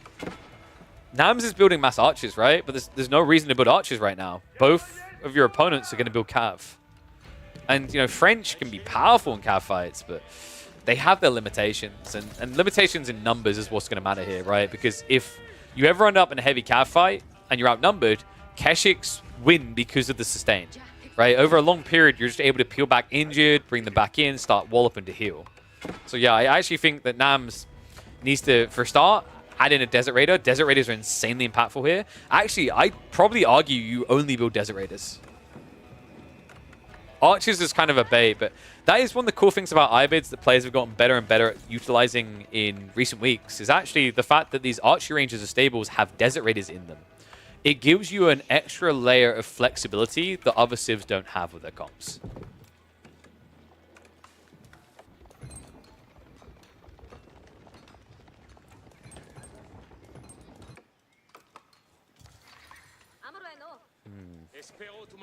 Keshik's have been spotted now. So this would be the point where it gets communicated, and Nam should realistically be going for Desert Raiders. Awkward rallying there by Baltoon. That was an insane amount of damage taken. So one Keshik pretty much doesn't exist already. We've still got more archers coming. I think it's about to change, though. Nams is shoving a lot of people over into the gold. I don't think this is about teching up, though. This is about the gold cost of Desert Raiders. Timing bad, though. Keshiks do find a kill. So congrats, that is now a quarter of your wing choice. Or sorry, a third of your wing choice gone.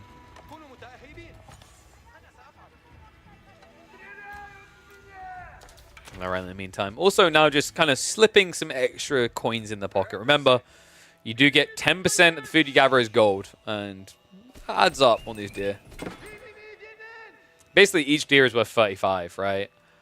So that means on this little stack here, you're going to end up with 245 gold as a bonus from the food. No survival techniques are a little bit surprising, though. Definitely worthwhile once you're out on the deer. I think maybe just kind of forgotten about in this build, as Lyrella is pretty focused on trying to find those hit-ins with the Knights. Similarly, Marine Lord trying to do the same here. But this is what I love about Deerstone, is whenever you're against heavy cav civs, Deerstone is insanely effective. It's the movement speed, guys. You are able to Benny Hills against Knights. Keshik once again just trying to chip in. Reload, an insane amount of people on gold right now. 14 to the 19 on food. This is just all about Knights, guys. This is how you balance your economy. Just keep spamming out the cav.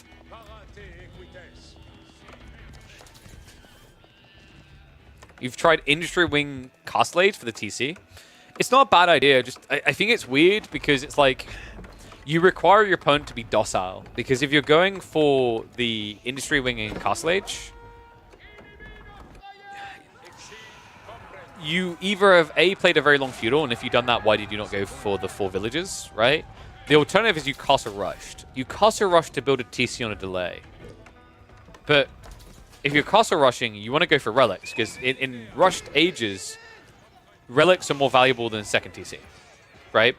So like that means for you to justify the Castle Age, you now have to go Relics and Town Center. That is an insane burden on your economy.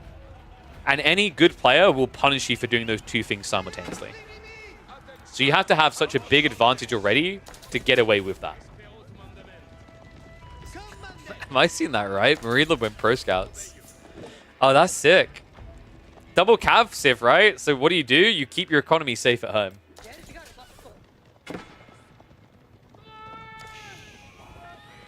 This is a big military lead, by the way. I mean, it is deceptive because it's like archers diluting the numbers. But when you look at the Knight count, I don't really feel like Baltoon and Lyrelli are ahead, right? Keshik plus Knight together is at 20. Meanwhile, Marine Lord's at 16. That's pure Knight. So remember, a Knight versus a Keshik, you're going to put all your money on a Royal Knight for that one, right? Numbers are important. And I said if they have a numerical advantage, great. They can win it, but I don't think it's good enough yet. They need to start flank raiding. And that seems to be the name of the game. Nams about to be in a bit of a pickle here. Villagers are running for their lives. As Baltoon and Lyrelia sync up to run in. Oh, this could be a big sinker. Hail Mary to throw. Nams, economy in a little bit of trouble. Knights are now reacting as the Archer Force does pull back. But it's still a big hit to the economy here. 35 villages and shrinking. Marine Law by comparison up at 46, of course. But considering that, you know, Nams also went for the Eco Wing of Feudal, that is an insane loss at this stage in the game. Yeah, 39 for Baltoon. Nams now at 36. And that might be what they need to start shrinking this back, to pull this back.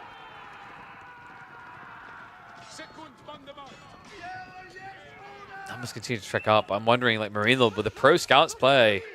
That's the detail I'm keeping my eye on here. Was it good enough? Because what I'm astonished by is Marine Lord's ability to mirror the cavalry count. He has 22 knights, another 4 in queue. Meanwhile, his opponents have 24 knights with 3 in queue. This is insane.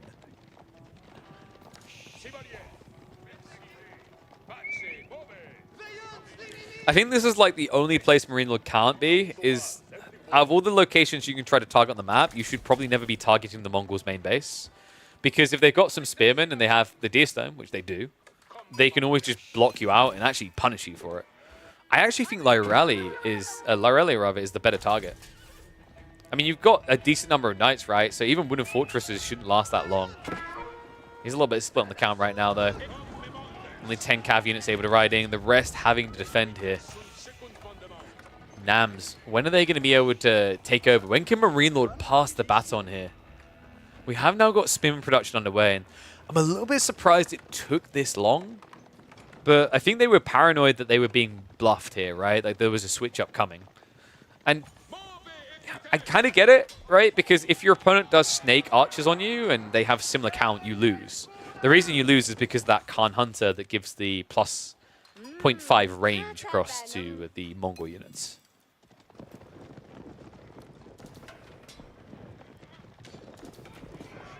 Love the Desert Raider detail as well. I don't know. I actually think North team is fine. Marine Lord and Nams have kind of weathered the storm, right?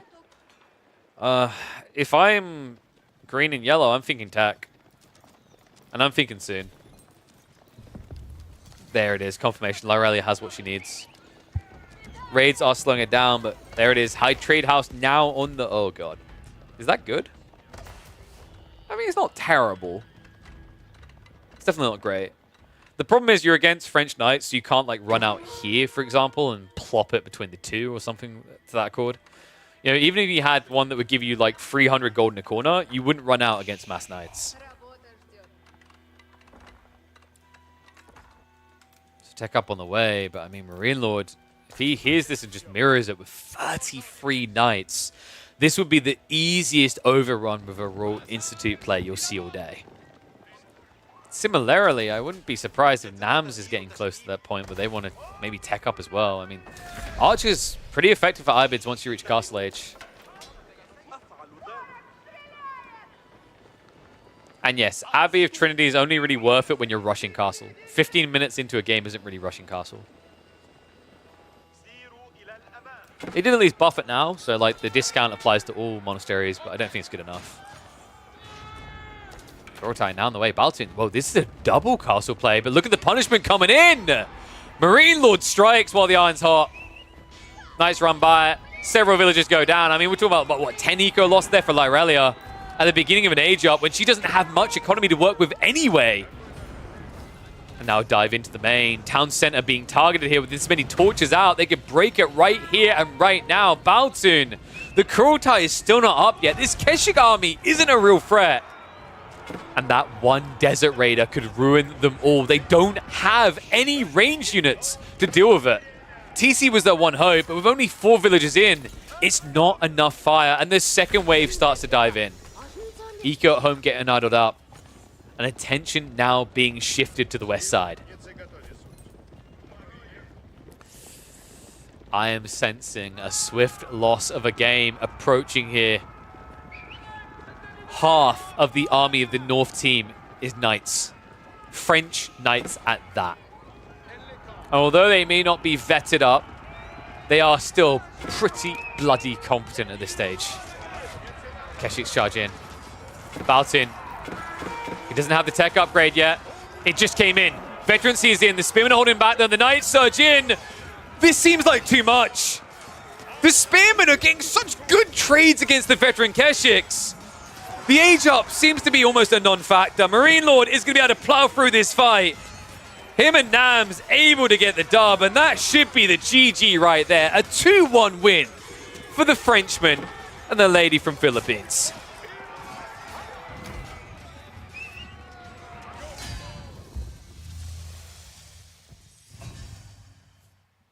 Whoo! Damn. Mass Knights.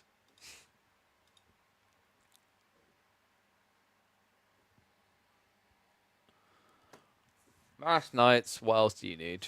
I don't know. Is that one uploadable? Probably. I don't think Game 2 felt that uploadable.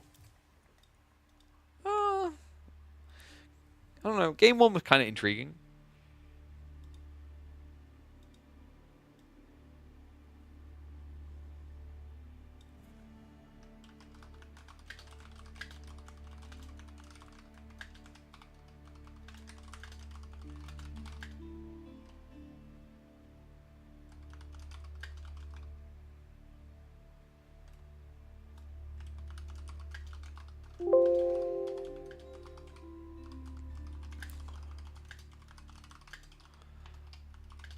I don't know about that one. I'm of mixed feelings on whether that one's uploadable or not, but maybe.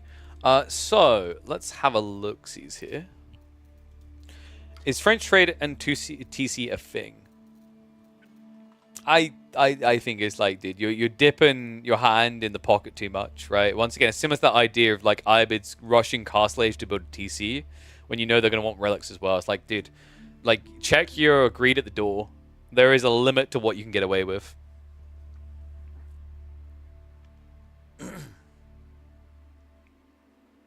Is Farman abusing my YouTube audience? What the hell? French really only has knights? Yeah, until you get castle, but then you have Arbitraire. Arbitraire are good. Today's a bitch. Why stop there? You're going to do 4 TC? Dude, like, you know, why do you need the tech up to give you wood? Are you just incapable of gathering wood yourself? You've got all these villagers, alright? Put them to work.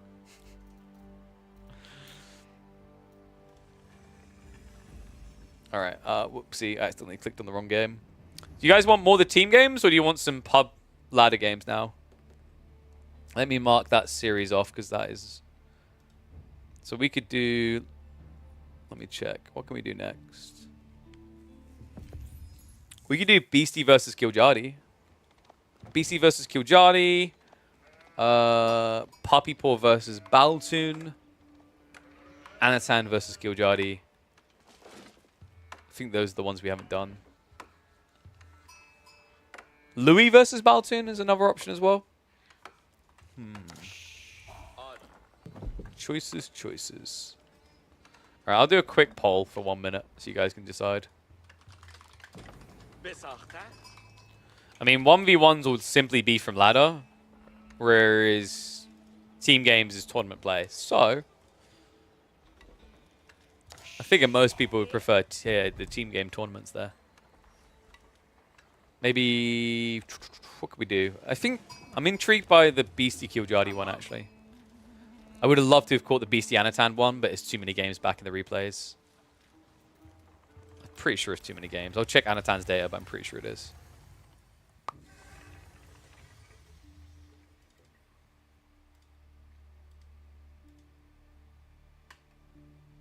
So let me have a ganders quick.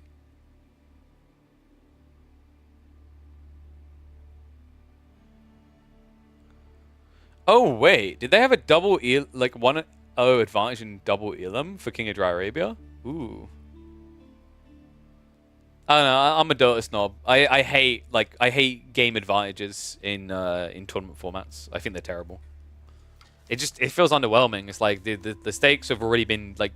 The stakes are high in price, but like the balance of the game has already been shifted. I think one game advantages are too good in AoE4. It's like drafts are so important. So putting a person one game up lets them do all kinds of weird things with the draft that they have to earn, really, but they're not earning. They just have it. I mean, you could argue they earned it because they never lost a game. You get what I mean, right? Oh wait, do we maybe have the Anatan Beastie series? Wait. Was that the cast one or not? Sorry guys, I need to check because I've got a list of games that were already cast. Okay, do you guys want Beastie versus Anatan, or do you want Beastie versus Kiljardi? Because I think we have both options.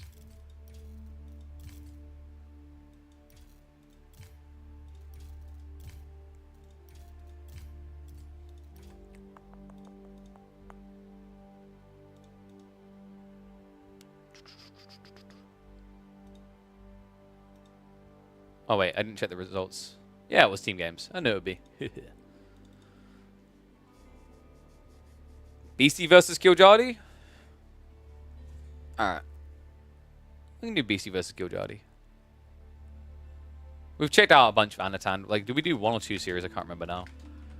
But we haven't checked a Beastie one yet. We haven't checked a Killjardy one yet. So that's quite nice.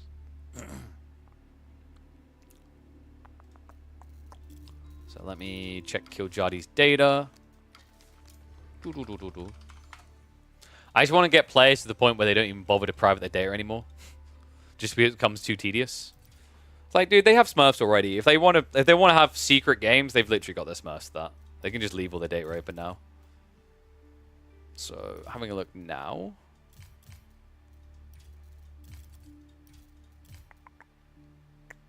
So, there's Beastie.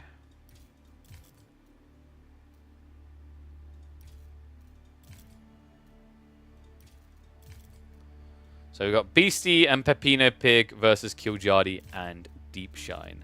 Deep Shine was quite high ranked, right? I'm pretty sure they were.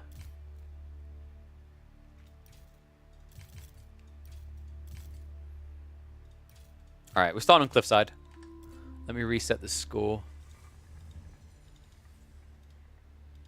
Whoop, whoop. Oh my god, dude. I don't understand. The sun's not out. It's so hot still today, and I don't know why. I mean, in fairness, I've got a long sleeve shirt on. I'm my own worst enemy, aren't I? Yeah. I'm kind of my own problem. High Diamond, Low Conk. Okay, yeah, pretty decent in the game then. That's good. Alright. What I'm going to quickly do is, I've got the game open. I'm quickly going to rush to grab a snack, and I'll be back in a second. Damn, I need to get sponsored by, like, some sort of liquid drink company again. Let's see if we can sort that this month. That would probably be helpful, and then I wouldn't have to, like, rush off to get food like this. That's so embarrassing. Alright, be right back in 1 sec, guys, and then I'll answer any questions when I get back, and then we'll hop into this. So, BB, I'll leave you with some... Whoa. Very loud music. All right. Be right back in like 1 minute. Maybe 2.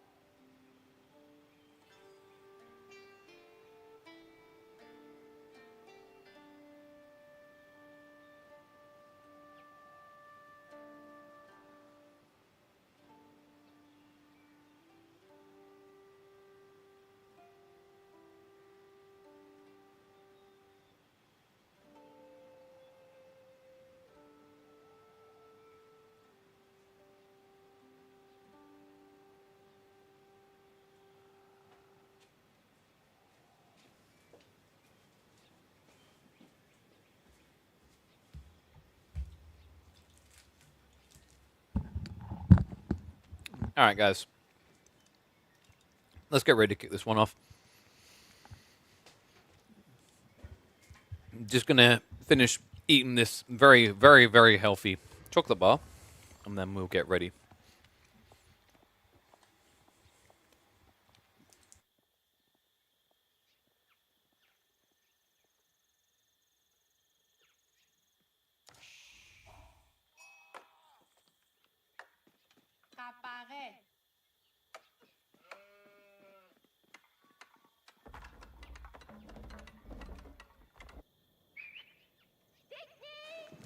So, what rank is Pepino pick then?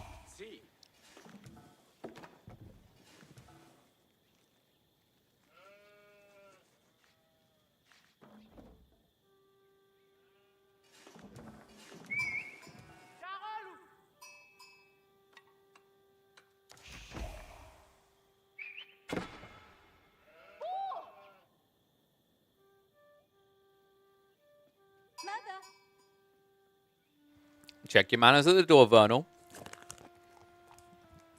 I bet they'll kick your ass in the best of 3.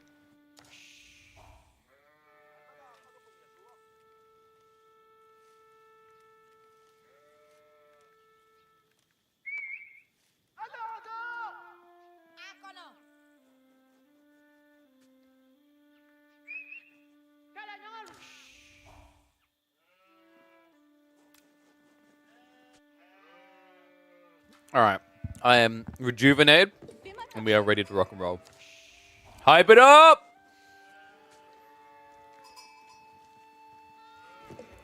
Well, it's time to find out who's going to be squealing like a piggy. Will it be Pepino, Pig, and Beastie? Or is it going to be Deep Shine and Killjadi? One and all, welcome back to the mixed format tournament. We have got the boys and the girls coming together for Empire Duels, a $2,000 tournament. And we're checking out some of the group stage action. Really interesting format here as well. Just kind of rotating. So all these players within their group will essentially play with all the other players of the other gender. So, you know, all the girls play with all the boys and vice versa. So former enemies quickly become allies in this format to see who's going to make it out into the playoffs. And this is an interesting one. We're going to start on 2 times speed just so that we can get through that early ramp up of building into structures. But we've got Ibids and Malians up against Juji and French. I've seen quite a few Juji picks on this map in particular. I haven't been overwhelmingly impressed. I feel like although Cliffside is meant to be smaller, it doesn't feel small enough for a Chiganu all-in type timing. What I do like the idea of Juji for, though, is as a relic blocker against greedy Sivs. HRE comes to mind. We've seen a bunch of HRE versus Juji today. But Ibids also ticks that box as well. If they get greedy and try to rush Castle Age, you can rush Castle ahead of them and snatch relics away. I got a feeling we got Growth Wing, didn't we? So Killjadi, is he playing the Age? Wait. Yeah, he is. Okay. Confirmation in. So we've got Killjadi who's going to be playing the same Age here. That was confusing though. Can we need to slow it down a second because I'm wondering. Deep Shine 21. Pepino 20, 22. I think Deep Shine missed a villager. It kind of feels like they missed a villager. Or not full villager, but half a villager. Because it looked like Pepino was a little bit ahead on eco count. Yeah, probably about like a third of a villager or a quarter of a villager. What? Why are we neck and neck? Dude, there's no way the French buff was that good. Right? Apparently so, guys. Beastie is at 25 eco already. Killjadi's at 26. And remember, he went for the Growth Wing. He buffed his economy. Is this not proof that we should stop memeing on French? I mean, they keep appearing in the 2v2 format, so, you know, they probably never should have been memed on, but it was a substantial buff, guys. The interesting part about the changes is with Dark Age now having the inflated production speed, instead of you having to wait for Feudal, it meant that by the time you were going Feudal Age as the French, you had about 0.6 more villages, which is a pretty big difference there. It's essentially, if you think about it, it's basically like almost a quarter of the value of the tech choice for the Ibids. That's wild. And wildly impactful as the start of this game is relentless aggression. We wondered, we questioned, we said the Chiganu shouldn't be able to work here, surely. But here's the thing. If both players are dancing the map, yeah, I think Chiganu sucks. But if they are trying to camp at home and you park yourself like this, it means that you don't have the counter, right? Because in 2v2s, especially in the early game, it's not very easy to go 2-unit comps. You have to be 1 unit in a lot of situations. Knight plus Chiganu easily is able to dent Javelin. Because although Javelin should counter Chiganu, you're never getting near them. Great read. Great opener from Beastie and Pepino pick here. Meanwhile, Ibids are just trying to cut reinforcements, so realizing they're not ready to fight the main army. I mean, I like the Horseman plus the Desert Raider, though. Like, this should be enough to kind of attack on both sides. I do think that Beastie's still the strong arm here, right? Yes, you do debuff with the Camelanes and these Knights, but you don't have a great answer directly to the Knights. You really have to out-micro Beastie in these fights because the logic is the Horsemen should be absorbing the attacks, and then the Desert Raiders can beat the Knights. But for a start, you don't have enough Desert Raiders. Okay, that'll fix it. But it's also just, it's kind of relying on Beastie to a certain degree, not paying attention to get that initial wallop worthwhile. Oh, the fake back. That was sick. Beastie and Pepino Pig come back in again. Deep Shine at least reacts quick enough to not be killed off by that. And now we get a little bit of a counter-offensive starting to brew here. Killjadi starting to poke at the reinforcing Knights. Yeah, I don't actually think Beastie wants this fight anymore. 6 Desert Raiders is quite healthy. It's also the kiting potential, right? Like when you enter, a high-level player will just kind of start a step, shoot you down a bit, before then allowing the charge to come through, and then they just turn into melee, right? At which point, they club the living crap out of you. It's 26 damage per strike. You do 15 damage. And by the way, these guys attack quicker. 1.38 seconds versus 1.5. I mean, the difference is meant to be that health makes it a bit better for you, right? But then you've got the effective HP to consider here. Desert Raiders do challenge Knights quite effectively. I think in a 1v1, if I'm not mistaken, a Knight still wins slightly because of the initial charge. But it's a lot tighter than people realize. Chuganu actually showing up north side. So it looks like they're trying to pile the pressure on the Killjadi now. That does give breathing room over to Deep Shine, and Deep Shine is going to use that to go deep into the greed. Double Ranch now being dropped.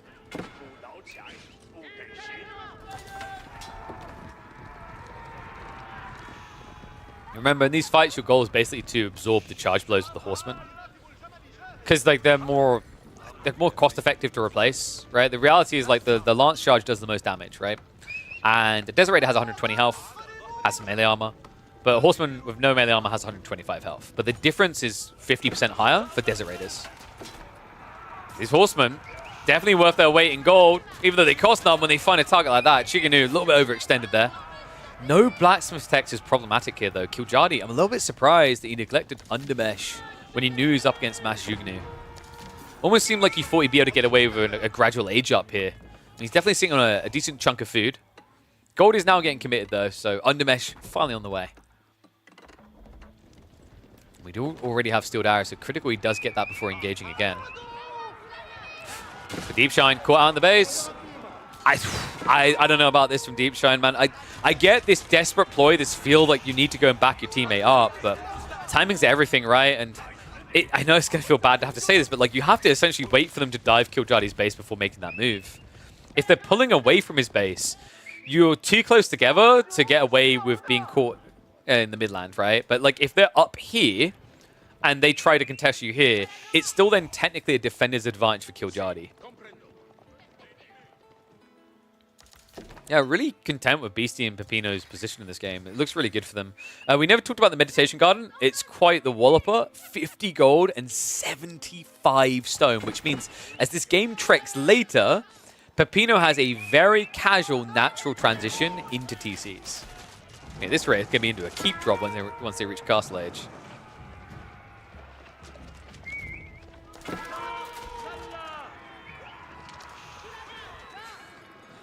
I think Killjadi's just going to try to cheese this, isn't he? So, guys, as the Desert Raider count keeps going up, you kind of reach a point where Desert Raider beats everything because of the way they kite. The only thing that can kill him is Chuganu, but because you're on a 2v2 map, there's a lot of wiggle room to just keep moving away from you. You know, noticing Donzo's being added, and you might be wondering, why is Deep Shine doing that? Is that not throwing the game? It's because you're on opposite sides, right? Like, if you were in Beastie and Pepino's position, you could get away with just building a one-dimensional comp because your teammate covers the other base, right? But because you're up against the aggressor and they already have the comp in position, if you brought one counter from the south side and one counter from the north side, they'll just mirror the counters, right? Okay, yeah, I'll send my Lancers to deal with, my Knights to deal with the Juganu, with the Javelins rather. I'll send the Juganu to deal with the Army Killjadi. So that's why you're seeing both red and pink essentially double dip. Because he's got Horseman for the Jiganu, he's got Desert Raiders for the Knights, and then Donzos for the Knights, and Javelin for the Jiganu. Just a very, very smart, elegant approach by Beastie and Peppino. You know, it looks easy when you just stare at it like this, but executing it is the challenge, right? You're always taking a very big risk because of your position in this game. Because at any point, right, you could kind of get backstabbed. And I think maybe that's the mistake from Deepshine and Killjadi. Killjadi in particular, like, your cavalry army is just so big. You want to go and hit the reinforcements, but the thing that they're doing really well is they keep pivoting back to him on purpose. Well, the comms are from Beastie and Peppino is like, we should be leaning into his base. Yes, Marlins will eventually boom, but if we don't pressure the Ibid player, he can move his cavalry out. Now pivot back south side as they realize once again Deepshine tries to come to the rescue. Ultimately, once again gets punished for it. Not able to hold the area. Rams are being built up in the meantime, but Peppino pulls enough Chuganu. The Deepshine can't consider defending with those spears. Tricky game right now. Have we got any techs on the way? Kind of feels like Killjadi's leaning, right? He could get advancement wing soon. It might be worth it just for the quicker timing here. He has got 17 Desert Raiders currently.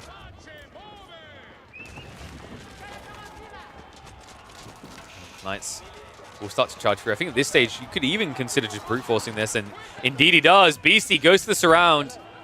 Able to get that concave to maximize the damage. Pitmine now getting denied. Looks like Killjadi is trying to react to this, but we said already his attack needs to be elsewhere. A few horsemen have peeled off that very reason. He's hunting across map towards Beastie's eco. Now, this is a tricky one. I mean, Deepshine, let's look at the positives here, right? They're almost at Fulani. They've got a lot of ranches set up. They're starting to stockpile gradually, but the pressure here is mounting. Peppino Pig now up to 70 Juganu, and Rams hitting the base. I do think you need to dive past this. You need to actually be on the ranches. If you can start blocking these out, you ruin the idea of a tech play. But a lot of time is kind of just being spent on the housing. So they're trying to force a pop block situation, but Deepshine quick to react and shift south side. A smart read. Beastie has to babysit the Juganu, which means that if you play flanks as red and pink, you can get away with a lot of exposed economy. Damn, that's crafty. That's a really high-level read as well. I mean, Killjadi's doing the same now, but a little bit more protective. I get why he feels he needs the outpost, but I do also think this is unnecessarily expensive, especially when you're this close to the gates. Yeah, you'd think if any player had to do it, it would be Deepshine because they're so far away from walls. I find it kind of weird that Killjadi spent 400 wood on defenses here, when if he sees a raid coming, he should just walk away, right? Like, one outpost makes a lot of sense so you can see the raid. 4 feels overkill. Killjadi did actually go for Castle Slaves. We didn't glimpse it. It was advancement wing, though, very clearly, as we didn't check too long ago. Or rather, we did check not too long ago. Beastie just kind of forcing the full reaction. He's going to lose 1 or 2 knights, but he's keeping in his base. In the meantime, he might not have much of a base left over. Peppino Pig has arrived for the Peppa Pig fun time. 65 Juganu. Right in. Beastie sends it with the Night Mass, and they are looking for the kill. Killjadi needs some relief fast here. Donzo Javelin Force is not big out of Deepshine. Killjadi has to wait for the tech timings here to tick on through. In fact, I don't think Killjadi has any techs coming. This is not looking good. Town center on fire now. I don't get what Killjadi's play is here. I mean, Deepshine's not aging up. He's aged up, but he really hasn't got much out of it. He might just be dead. I mean, Beastie's not saving up, at least that's the positive. Deepshine not saving up either, though. Peppino Pig looks like the next person to tech here. Should that happen and Juganu come through with the veterancy, this is over. Look at this strike coming in, just trying to erase Deepshine's army now on the flank. Pretty brute force approach. Backstab now comes through with the veteran horseman, so maybe this is good enough. Desert Raiders are still not upgraded, but the vet horsemen have a significant injection into the damage output if they're able to reach the Jug. Remaining knights do clash on that side now. They're basically just bodyguards. They don't have the damage due to the unease, but they do have the health. Juganu numbers are being struck at a little bit here. And it looks like a hold. Killjadi able to find the timing. The veterancy comes from the Desert Raiders as well. And this is going to be a mop-up of the Zhuge Mass. Damn, what a timing there. Killjadi essentially having to chop off his own arm to survive what comes. But now he can. His Horseman just so effective now. 4 ranged armor means the Zhuge only do 3 damage, essentially attacking men-at-arms in terms of DPS output. And the Desert Raiders' assistance is sick. Pretty hard hitters at this stage. 9 damage per strike, a very low base attack speed, and the ability to always stay in range. Beastie, though, he is now teching up, and it is going to be Raw Institute. Kind of surprising considering the amount of knights he lost, but he still has 16 to work with. And he understands that his role in this game is going to continue to be mass knights. However, it is going to be against mass Desert Raiders. I wonder if we can get to the, like, just raw mass Desert Raiders versus more raw mass Knights. Because I feel like the Raiders win that.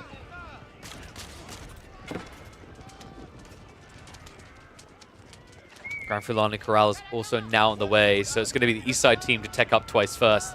Pepino, on the other hand, has not got a tech coming. They've... All right, guys. Free TC time. I mean, that stone is kind of ludicrous from the Meditation Garden, right? 75 stone a minute has really added up here. It's kind of weird, right? Like, I think in team games, if Zhuge can find a more greedy macro approach, then, like, Meditation Garden looks broken. But considering most of the Cliffside games has been aggro-focused, it feels like you don't really get a way of using that stone. In theory, if the game goes late enough, sure. But the state of the game doesn't... I don't want to say it feels ugly. I mean, eco-wise, they are so far ahead. But there is strike back potential here, right? Having a 134 eco does have its downside. And one of the big downsides is that you're up against massive camels. And that brings roam potential with it. That's why the walls are so important for Beastie. Has got a lot of them up. Knights are at least able to chip at reinforcements as well, so well played there. So we need to get out of here quick. The greedy strike in does get another Camel Answer kill, but will cost him on the Knights in return. I'm wondering, do we potentially see Killjadi trying to layer TCs here? I mean, Relics is your first course of action, right? We have to remember he hasn't even begun that yet. Because of the pressure, he never went into mosques. In fact, I want to just Deep Shine do it instead. Because that's the other thing. Pepino Pick has a really cool recovery arc on economy by teching up. And yep, there it is. Shaolin Monastery on the way. So they are racing for relics. Break from the walls in the meantime. Beastie does have the raw bloodlines. Guys, this is huge. That is a significant increase in health to the point that it kind of offsets the camel on knees pain. Good charging. Even the villagers get the shivs out.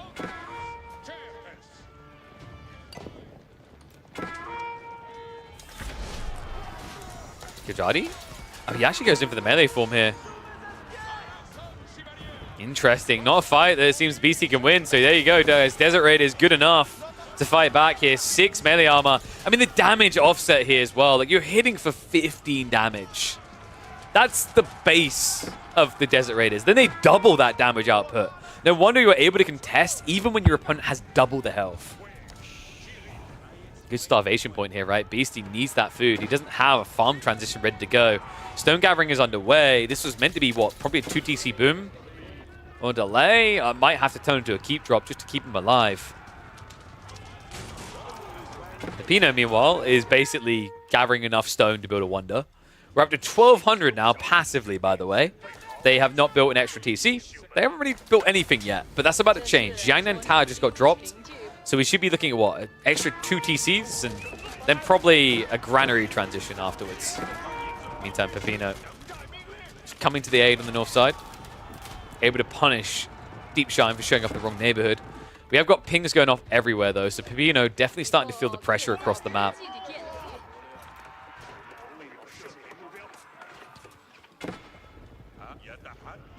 Uh-oh. Is Killjadi in trouble? He needs to burn out fast. Go, go, go, go. Yeah, army's coming. It looked like he was panicking for a set there. I'm glad he quickly adjusted, because losing all these Desert Raiders would have been a game ending at this stage. So able to buy enough time, just about. It ended up being a case of Deepshine had to sacrifice the infantry, but they were always going to die from this position anyway. So as long as the Desert Raiders get away, a worthwhile endeavor. Well, they definitely aren't making this easy for Pepino Pig. It looks like we have got a choice in the end. It is going to be a keep drop coming. So keep drop, 2 TC simultaneously, and a lot more stone also being secured. But this is more about the protection on the ramps. This is going to shove your opponent more north side. I think the best thing you do is kind of wall near the Medigarden, and then you create like a funnel, right? But this is all about delaying an infantry rush from the Malians into your main. Damn. We're 23 minutes in, and I'm not sure who's winning. Which is perfect, man. That's how I want my games. I think Beastie and Pepino are in a good position right now. Killjali's timing has kind of been dented. He's gone down 2 TC. He repaired the primary. You have got Fulani for Deep Shine. So, like, this eco lead, although it's big, it's not telling the true full tale here. But it is going to get bigger now, right? Like, 2 TC from both of the West Side players. One of them able to get the TC cheaper. The other one able to produce quicker out of them.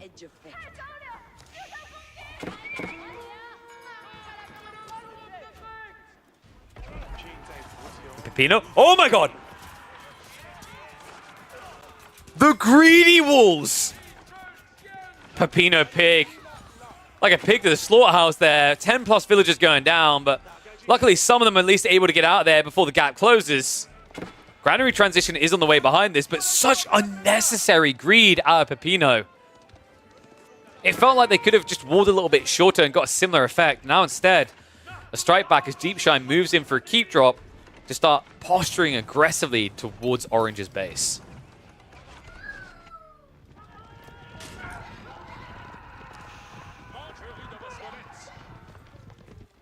Wave of Knights is looking good for Beastie, though. Beastie more of a feasty here. I mean, pretty much anything he sees, he can eat with this army. Imagine if Desert Raiders got camel handling. I'm going to stop. That's... Yeah, no, I shouldn't have said that. I feel dirty. I'll see myself to the corner. I think this is problematic right now for the East Side team, though. Like, for a moment, it almost looks like they've got a military league to do something, but... that's going to change drastically, right? It's the farm transition. 2 players in this game have done farm transitions, and both of them on the same team. And although, you know, you can argue that Fulani does a lot, you still probably eventually get another situation where you have to contemplate farms. And then you've got your Ibid teammate who just looks kind of derelict at this stage, right? Like, it's a 64 population in total. 42 eco at 25 minutes in. Pepino, who got hit pretty hard, is at 57. I'm not even going to show beasties. You can do the maths yourself based on the top bar, because I don't want people to vomit. But dare I say, Beastie's doing it again. Quick ball going up here, but Knights are able to pretty much break through. So Beastie's just buying time right now. This is all about covering Pepino's bulk, as they are transitioning farms. They've gone 2 TC, and they took a hit, right? They need some time. And BC understands that he can afford to do that because behind this, he has 2 TC himself. He has keep drops on the way that's going to make this even more cost efficient as the game goes on. And because you're 2 TC French, like, it's kind of like being Song Dynasty Chinese, really. It's that bloody good, right? These produce every 17 seconds as opposed to Song's 15. But it allows you to ramp up quicker than anyone else in this game on 2 TC.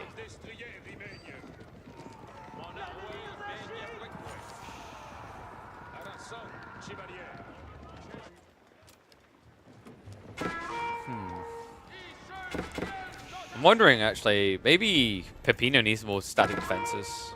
One castle doesn't really feel that threatening. Like, actually, I thought the idea was drop castle, gather stone, build Maginot Line. They haven't. They have a single keep, which, in the grand scheme of things, doesn't really protect anything. Rams are now shuffling in, so it looks like they're going to try to deal with that forward keep coming into the Malians. Meanwhile, the army are going to discover that BC has a castle of his own. You peel off to try and raid the backside. Looks like Sofa transition is coming in here. So Deep Shine, a pretty smart hit here, right? Like, you're up against a lot of Chiganu still. There aren't that many spears. You want to be as mobile as possible, so adding Sofas to assist Killjali's raids is a really cool heads-up play. Question right now, though, is can they break this hold?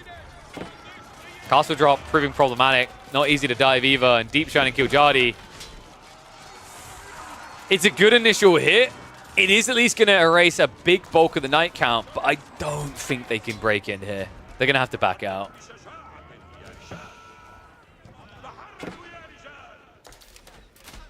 How come Beastie's super strong in matchmaking, but not that dominant in tournaments? What's the difference? I mean, Beastie's been pretty dominant. Beastie has the second most first place finishes in the entire AoE4 scene.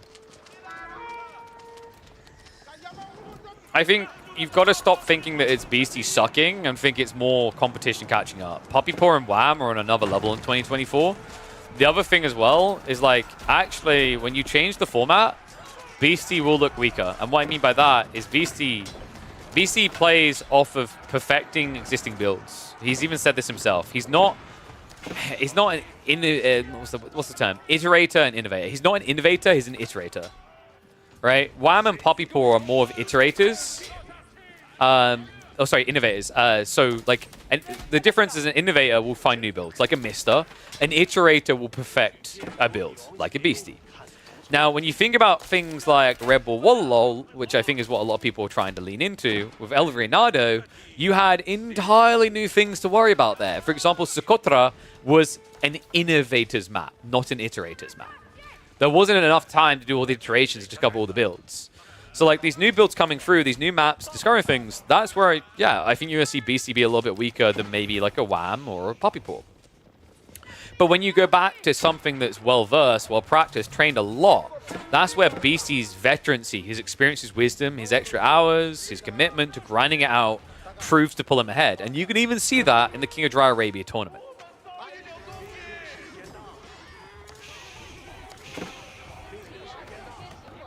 So we're getting pretty late into the game now.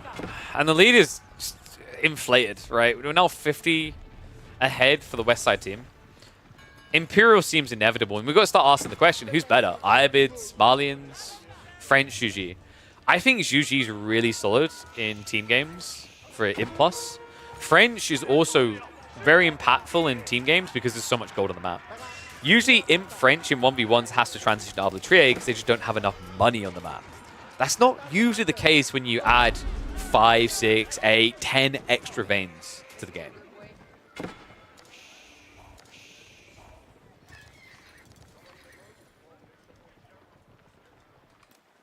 I guess the secret, like, ace up the sleeve I got to wonder here is, like, Malians. If Malians can get trade going, they're pretty intriguing, right? Because I actually think mass, like, Musafadi Gunners is pretty effective. And then for IU, I'd say it's more about a similar thing here. You need gold, right? Like, these two need gold. And it's very intriguing because if Killjadi is able to get gold, I rate hand cannoneers insanely highly. Because remember, with Mamluk's Bravery, it's like getting an extra gunpowder tech. But that's far, far off. And I do think that the timings of the French and Juji are more refined here, which is just to be expected with a 60 eco lead. So expect them to hit Imperial Age and hit their power spike a lot quicker than what you're going to see out of Deep Shine and Killjadi. So what we're really getting at here is for Pink and Red, this is a survival game.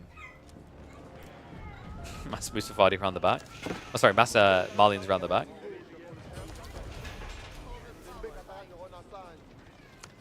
There's not that many Donzos though, right? So, like, if the Cavs just send it, BC can wipe that straight away. He's just waiting for the Mangoes to arrive to make it all that more easy and all that more one-sided. Deep Shine. About to see the Cav. Doesn't see the Mangoes yet, though. He's getting baited out of position. Does react in time, though. That's a lot of horsemen. They're still only feudal, though. What? BC's looking for those Mango shots, man. Deep Shine's doing a really good job of staying on the very edge of range, but I think that's about to come to an end. There's no dodging that now. Mango starting to hit at it, and I mean, the Donzo count's down to 7, so this Cav Mass was always going to win out. In fairness to Deep Shine, they did stop BC from getting the cleanest of trades. This should have been very one-sided if those Mangoes touched once.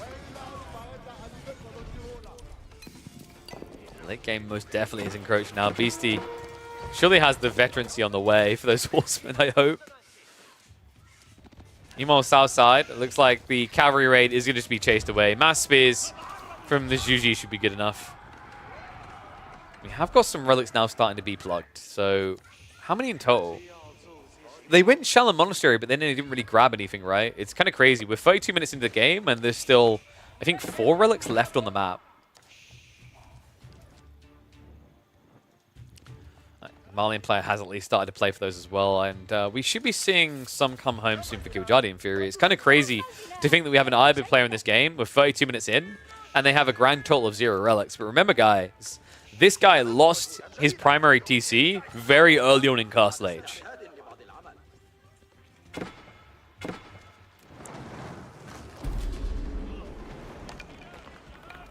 Ah, yes. You know, I'm feeling what Peppino's feeling right now. Finally, the castle's justified. This is the long con. 10 minutes later, they were always going to come towards that castle. That sounds 100% like me huffing the hopium.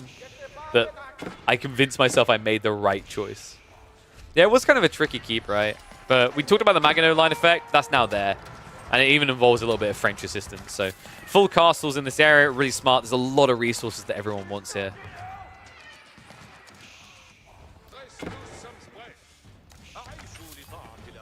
What do you think, guys? 1s of BC and Peppino taking it, 2s of Deepshine and Killjadi have a better way. I mean, I just saw Trader started, which is starting to worry me. I don't think Deepshine and Killjadi have the time necessary now.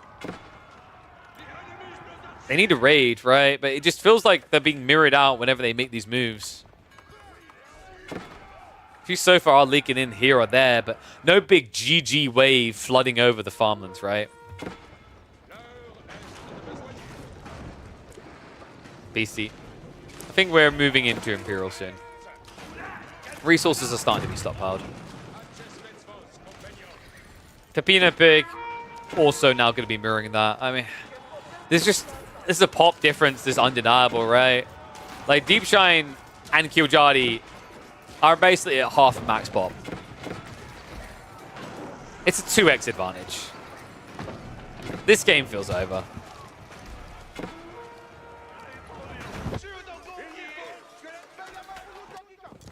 This might have been the one move, but I think it's going to be seen and reacted to, right? Cav's already on the way. He's going to dive in, though. If he chases the villagers, he dies. He's going to chase the villagers. Oh, maybe not die straight away, but I feel like you need to leave the base now, right? You see the hesitance. Heat drop is going to complete. There's enough cavalry here to just outright win, even if there wasn't Royal Bloodlines. But with it, there's a guaranteed one. He's at the point where he's actually sandwiching them, surrounding them on both sides. I'm going to hit the speed up a bit. This feels like I'm watching death occur. Killjadi, he's going to lose the cavalry mass. And that puts him down to just 12 military, 87 eco. Farm transition's at least underway, 33 deep, but it just doesn't hold a candle to the economical power on the other side of the map. BC at 52 farms is finally ready for Imperial Age. And this Red Palace can pretty much be wherever he wants. Looks like it's going to be safe at home there. Red Palace. Oh. Going up on the TC. Killjadi. He's barely winning these fights right now. In fact, Deepshine has to bail him out on the resources. Meanwhile, the second group for Beastie starts to dive into the economy. That's also going to leak over into Deepshine's. Just as they're setting up the farms. Dude, Beastie's been vibing. I mean, Peppino Pig has been busy too. Like, you know, this wasn't just Beastie carrying the game, right? Peppino Pig had some very critical times in motion here. The Chuya New massing really was the oppressive element in the early game. And then I think when Beastie was taking a bit more of a greedy turn here, Peppino essentially took all of the burden of aggro upon themselves and still was able to swat away the double cavalry comp of the East Side team. Ah, yes, the classic, your ice cream tastes better than mine. Got to take gold from their side of the map. Mass Knights are at least going to try to react to it, but it's just so many units. Is that 41 crossbows? Yeah, 41. So game one, going the way of Beastie and Peppino Pig. I mean, I think historically, based on their record, it kind of tracks, right? Correct me if I'm wrong, but I think in competitive, Beastie is one of Killjadi's hardest opponents, full stop. But I have a feeling, you know, this could always bounce back the other way. I mean, I saw some potential timings, right? Like, there was a really cool kind of out attempt, that mass cavalry play by Killjardy. So it's not to say that Deepshine and Killjardy are incapable of winning games. I hope they do get one on the board. I'd love to see this series go the distance.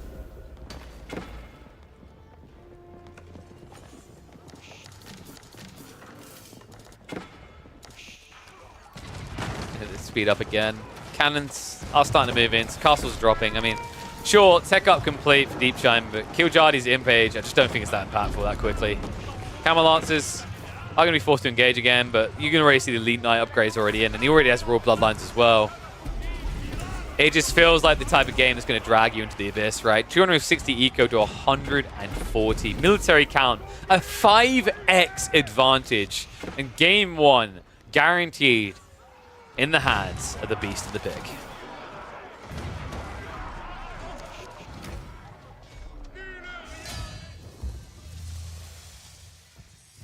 Woo, still more to come though, guys. Only the first game, so we'll get into the second one ASAP here.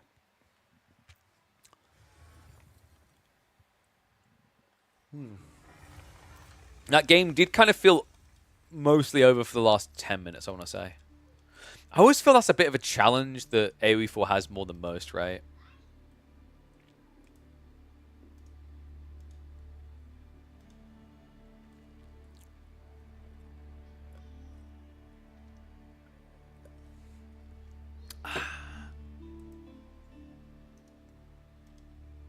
Sorry, just checking emails quickly. Okay, so let me open the data and we'll get into the next one. Sorry if you can hear my daughter. She's very angry about something. I think she wanted my partner to go on the trampoline, which is always an advisable thing for a 36-week pregnant lady, if you want the kid to come quicker.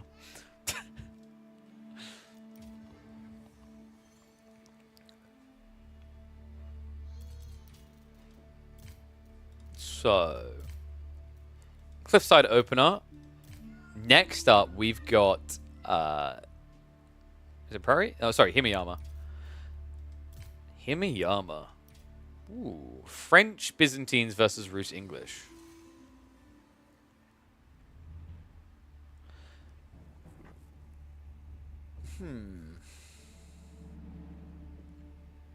I wonder if they do something similar to what we saw from WAM earlier today, where they just go Council Hall and send it with French Knights.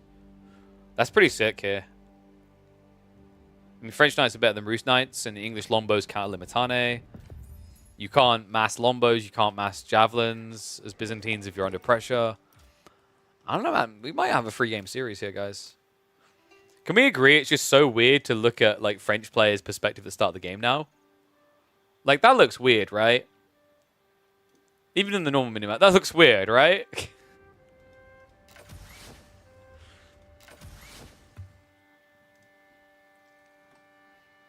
Defensive games have that problem. You can't close out one game, so you're forced to drag it. Yeah, it is a bit funky. I've never seen like a golden solution to that.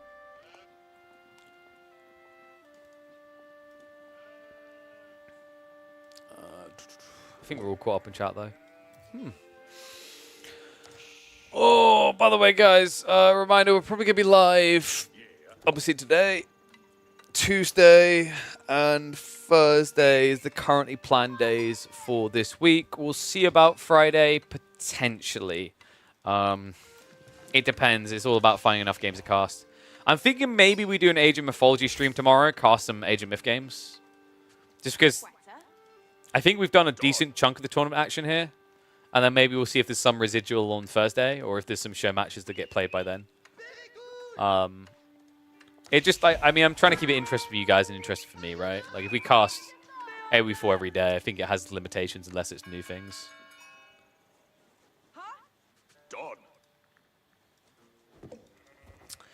I do want to find a way of doing some Deadlock, though. I don't, like, I'm curious. One's in chat if people would be interested in watching pubcasts of Deadlock. Because it has a full spectate function. You can actually just cast pub games. And it also has like stat tracking websites, so you can kind of see which game's going to be high ranked.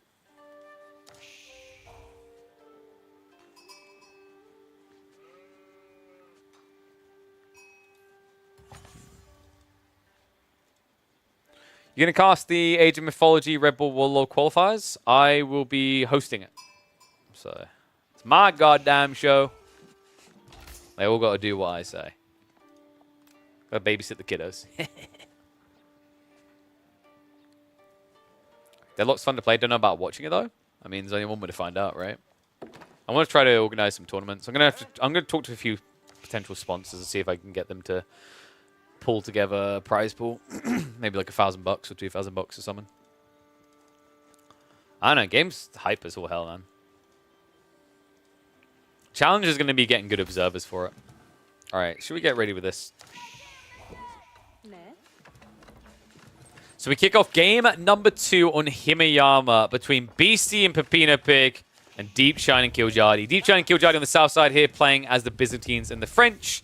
North side is going to be Beastie on the Rus and Pepino Pig on the English. 2 times speed to start us off because people just build their landmarks, but we've already got an aggressive Kremlin a little bit far forward here. Beastie trying to secure quite a bulk of resources. Berries, gold, and Pumbaa himself. Meanwhile, other side of this, we've got Grand Winery as well as School of Cavalry coming. Now, I gotta say, I actually like the potential behind Beastie and Pepino Pig's build. We've got the Council Hall being dropped, which I think is a much smarter way of going in 2v2s. Because if you have a Knight teammate, you can go Mass Lombo Knights and essentially shove yourself between the enemy's bases so that you can fight them one by one. And the reason that's important is it gets you a 2v1 where you have 2 units in your comp and your opponent essentially has 1, right? Like, think about it this way. What do you want to do in this game? If you are Beastie, you're probably going to build Knights. If you're Pepino, you're probably going to build Lombos. Those are your peak units. You want to build as many of them as possible, right? Kiljardi really only wants to build Knights. His ideal situation is just Knights. Makes sense. French Knights are phenomenal. Best Knights in the game. And then when you're playing as the Byzantines, it's to kind of add in either Lombo Javs off of Olive Oil and pretty much only build Limitane because you're up against Knights. So, given those details, if you can get your army here, you can just fight Limitane with Lombos and potentially over here just send Knights into Knights and get a more even trade, right? But realistically, you're just going to target them down one by one. You do need to reach that point, though, and I think one thing that has me a little bit hesitant is Beastie. It's weird to say this, but he went Kremlin over Golden Gate. And I feel like Golden Gate can sometimes offer you up a better night timing. I guess the Kremlin makes you more defended at home, but we have 5 scouts here, guys. Beastie is playing greedy. This is pro scouts. This is insanely greedy. Against Byzantine French, right? You know French are going to be sending it. And then Byzantines have a very aggressive feudal age timing due to the way they ramp units. I think Pepino Pig has the... I want to say Peppa Pig. Pepino Pig has the work cut out here. They have to do so much. BC loves this Roost build. What, in 1v1s, though? I mean, I kind of see it in 1v1s, but in team games, right? I get the thought process, but it's like... You have to think about sometimes double the players, double the pressure, right? So they come at you a lot quicker than they wouldn't... You know, the pain of what's coming at you is a lot more painful, actually, than it is in a 1v1, right? It's not that they necessarily come at you quicker. It's that they come at you stronger. And because they're going to come at you, your teammate is a Lombo build. They can't support you. Getting in position is so difficult. Like, if it was the other way around where, you know, Pepino Pig was doing these pro scout plays and Beastie was building mass knights and assisting, it's very different. But I actually think Kiljardi and Deep Shine are just going to target Beastie here. You see Knight shifting across. I mean, the good news is you're not going to be scouted doing these pro scouts plays quickly, right? More deer for pro scouts? Yeah, but that's the problem. I think that's like a trap, right? Like saying there's more deer for pro scouts and 2v2s is like saying I get more villagers per minute with 5 TCs than 3. Right? Like that might work for your bastard villager only strategies in Gold League. But at the highest level, when you take that logic, a good player is going to go, okay, but that means you haven't got anything to defend with. That means all your resources are going into more villages, right? And you know, that's kind of the issue here, is that you're putting quite a lot of resources into greed. And in a 1v1, you can get away with it more freely because, you know, that difference in power, it's hard to turn that into an immediate kill because of how toxically strong defensive buildings are in AoE 4. But in a 2v2, like, it's double the firepower being barreled at you, right? Deep Shine. We should be seeing the contract choice come through, right? Yeah, it was Lombos. Okay. So that's Lombos. Killjardy, of course, is going to tick the box of the Knights. You think Don did 5 TC Abbasids? Yeah. I've got that game up on YouTube. Go watch it and let me know how it ended. Use Don Artie as an example. Like, Julie, we got to talk about this. Use Don Artie as an example of TC booming. A guy that starts the game and immediately selects all villagers and sends them to the enemy base? Come on, he knows what's really up. Like, raid. He should be able to force the drop. Oh, he grabs both. Good job, Killjardy. I mean, BC, you know, you can afford to replace them, right? They're just scouts, but it's still food going to replacing a loss that you really should be able to dodge normally. But just a great, quick read by Killjardy.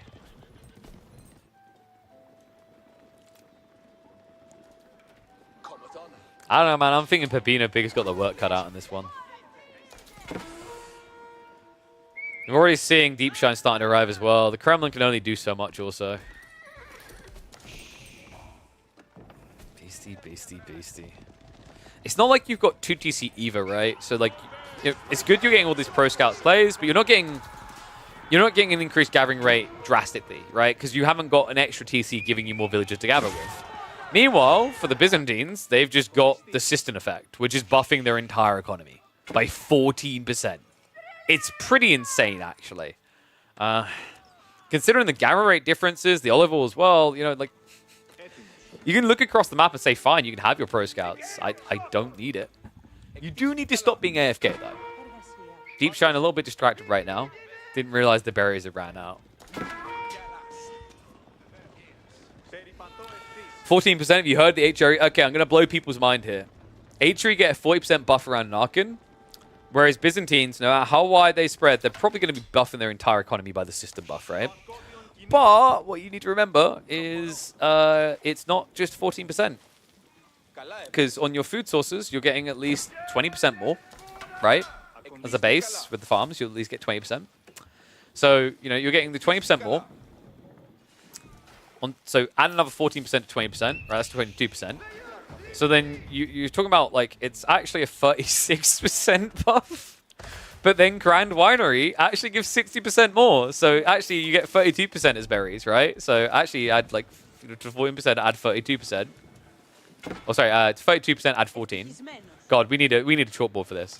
You're getting more like a 35% increased amount of berries, amount of olive oil, rather. So, like, you are as good as HRE when it comes to the groves, right? That's why HRE versus Byzantines, like, if you play a long feudal, HRE is better at first. And then if you get really, really deep into the feudal age, Byzantines take over. Because the Ark and Chopper buff isn't forever. And once the farms get online, they're ridiculous. There's like, let's make every Civ OP. Yeah, but they haven't made every Civ OP. I wish they would. I actually genuinely wish they would overall make every Civ more brokenly OP. I love Ice Frog's way of balancing, and I love to see it, like, we were talking about Deadlock earlier. I love to see it in Deadlock. Everything is OP, so nothing is OP. That was the way I always described Dota 2 to people. If everything is broken, nothing is broken. It's so damn fun. Night Raid on the backside here, Beastie. One delay has started to get active in this game. However, it's just him with the dives, and Killjardy's now going to mirror that, right? I think, actually, Beastie needs to find the eco. The eco of Killjardy. Because Killjardy's ahead. 47 eco to 39. It's building. And what is up, Packer? Thank you very much for the gifted sub. Brother. One back to Swarm, buddy. See, like, this is the problem. If you don't start killing Killjardy's economy, you just lose this battle. I don't care how many deer you pick up, you will lose this battle. Because it has limitations. There's only so many pro scout plays you're going to be able to yoink for, right? So at some point, Beastie needs a convincing strike. The other issue now is because you're playing aggressively onto the enemy side, Pepino Pig can't help you. Pepino Pig can only make a move when they are certain they can win a fight. Because right now they're guarding your base in case the Knight upgrade comes in. They see the Knights are nowhere near, so they can move out. But now, if this converges back towards that army, Mass Limitane Lombo support and Royal Knights able to react quicker is an army comp I'm always going to favor.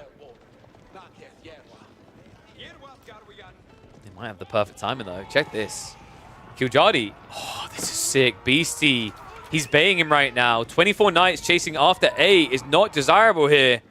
However, the early warning comes in, and are you kidding me? This is the most beastie thing possible. You need the kill. Instead, you came to take the kill. He's yoinking the deer. That was expensive, though. Lost 5 Knights for it. So I want you guys to think about this, like, as a raw equitable value, like, what did you get there? So you got 1,050 resources, right? But you lost 5 Knights. That's 1,200 resources. You lost resources. Now, technically, food is more valuable at this stage than gold, because there should be plenty of gold. But that isn't really holding true on this Himeyama spawn. A lot of the gold is central, where it's not safe. You could argue Kiljadi wanted it, so I think there's like an added merit to it. It's not the worst of exchanges, but definitely less than desirable for what Beastie was looking for. Tech Up's about ready to go for Deep Shine. They're making a very aggressive move towards Kiljadi's base. Kiljadi was starting to stockpile as well. I need to rethink that, reassess it. I think he needs more Knights here. Does see the army split, and this is always the issue of slow comp, right? That's why I was saying HRE is really good in 2v2s, because their inventory always keeps up. Nice, we'll have to back away. Not the best of exchanges for Kiljadi there. However, it's buying time. Deep Shine coming up the rear now. Lombo count at 20. If you smush this like a sandwich, it's difficult though. There's just so many spears on the front line. Lombo Wave is following this up, and that's about equal to the firepower being wielded on this side of the map by Pepino Pig. The difference is how long the spearmen of the Greeks will last here. Knights from both sides. He breaks the wall, forces the fight. Deep Shine with the age up. It's now or never. You have to commit yourself to it. You see BC's just trying to peel to go around the flank. The Limitane mirroring the move. And Kiljadi ready to just send it home. Man, the Limitane just buying so much time right now. I mean, the upgrade should be on the way, but Deep Shine a little bit too distracted. It's only hardened status, but hardened status may be good enough. Looks good enough. The Knights come in as the second wave here, and they will munch down. Kiljadi able to finish off this army. And now you're talking about a game where the military is almost neck and neck. But the tech difference is overwhelming here. Beastie, not ready to go castle yet. Pepino Pig, nowhere near. They were looking for more farms. Raiders at least going to slow down this escalation from Deep Shine. But this is where we could easily just see Mass Limitane to dive to the other side of the map. You might be wondering why not Varangian. The reality is BC has enough food to keep pumping Knights. So building Varangian is like, they can kind of beat Knights. It's not the cleanest or most efficient way though. Limitane is just a lot safer and a lot more effective as well on a bigger map because of this tech here. Teardrop shields, it gives you an extra 15% movement speed on Limitane. So much quicker at getting across map.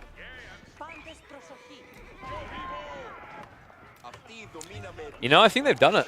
I think they might have gotten us to a game 3.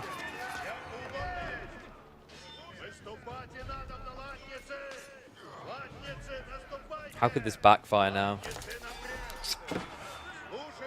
I guess Pepino Pig. If they rush castle, what do they have? You can't mass men at arms against mass knights. I guess getting crossbows, but it's a slow comp again. How is Beastie not winning the game with 1,000 bounty? Bounty. Just want you guys to process that he's gathered an extra 1,000 gold in 17 minutes. That's not bad. Told you guys, it's not the bounty. Like the bounty change wasn't really enough. It was just an adaptation of the system. The bounty system's still fine. I actually think the bounty system in some ways is buffed. The thing is though, it was a worthwhile exchange because the problem with the bounty system, the old bounty system just forced a very toxic state of play in the early game that left no flexibility. It's dog crap. This is a much more desirable form. BC trying to protect his economy here. Gonna take a little bit of chip damage there. Limitane have shown up though, and this gets ugly fast. Yellow's at least going to be there to assist, but that's wave number 1. Wave 2 now on the way. Deep Shine looking pretty spooky. 25 Lombos waiting to be vetted up here.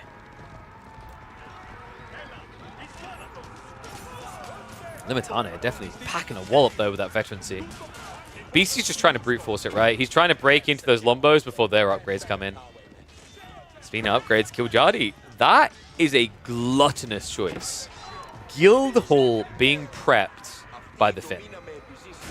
Interesting, like most of the games, I think all the games exclusively today have been Rule Institute plays, which I'm a big fan of here. I mean, he's got 17 Knights. Cantor Saddles is no joke at that count. Raw Bloodline is definitely impactful, but I guess he's worried about the late game, which makes sense. Killjadi definitely paints himself as this very aggressive player, but I think that guy, he has a secret kink. He has a dark side. Sometimes he hears the word late game and he can't even hold back the smile.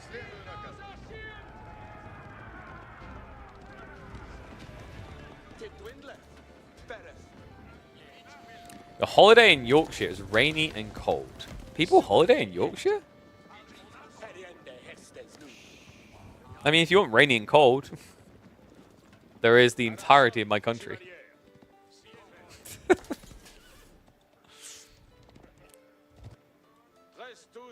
I kind of would take rainy and cold over humid and hot, to be honest. I rate it.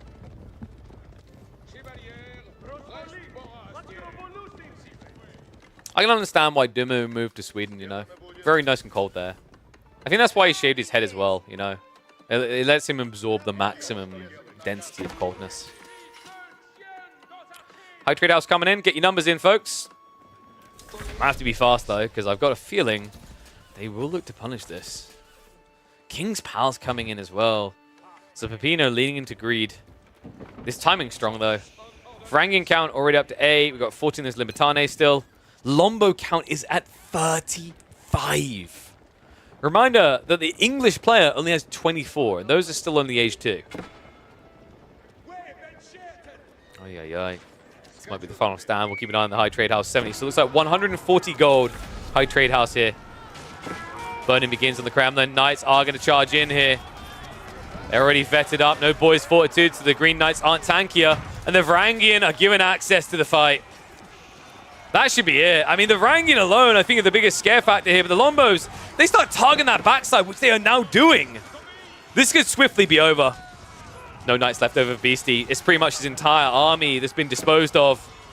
And I think the count is just too good for Pink still. Enough Red Knights left over to continue through into the Lombo backline, and that seems to be it. Pepino Pig can't get here quick enough, not with infantry. And because you're trying to scale Knights as BC, that has a tax to it of time. 35 seconds that you simply do not have.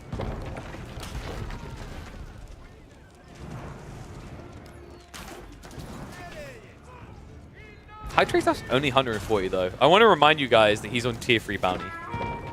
We're going to have to buff this. It's only 34 trees. Kind of a sad life, but a happy series, guys. It's not just going to be a 2-0 stomp. This one is going to go the distance. Killjadi and Deep Shine able to show that back and forth aggression to get a win on the board and force a deciding game in this group stage set in Empire Duels, the $2,000 tournament.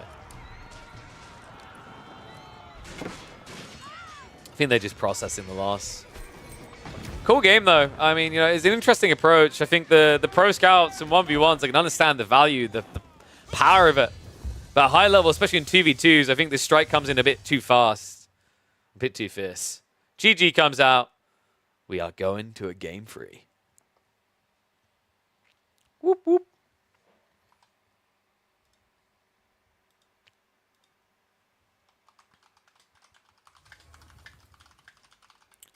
Pro Scouts in team games seems better, but it's not.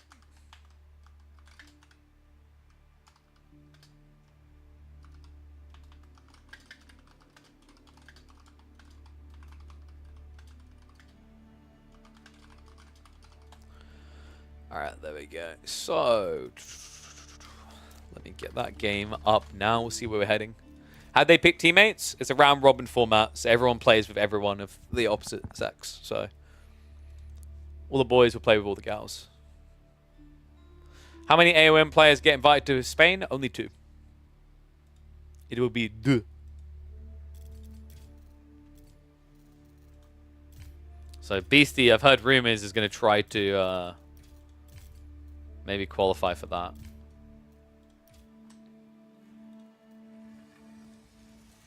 I know what it's really about. Mareko just really wants to tap us.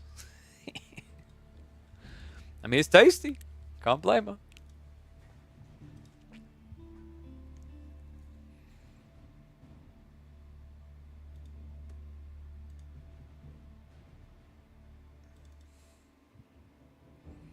You guys to watch in AOM qualifiers? I think Mist is a front runner. Recon's doing pretty well. Magic. Pegasus is also really surprising. Hussup. Who else am I missing? I know there's 1 or 2 others I'm forgetting. There's a few that could take it. I think Magic, Mr. probably the front runners for me. Their record really does speak for itself.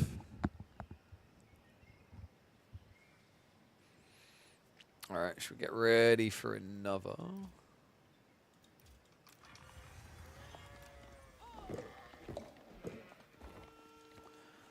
Let me balance that out. 3rd game. Whoop whoop. Big hype. AoE2 people don't want to compete. I mean, it doesn't make sense really inside like the full AoE2 tournament as much.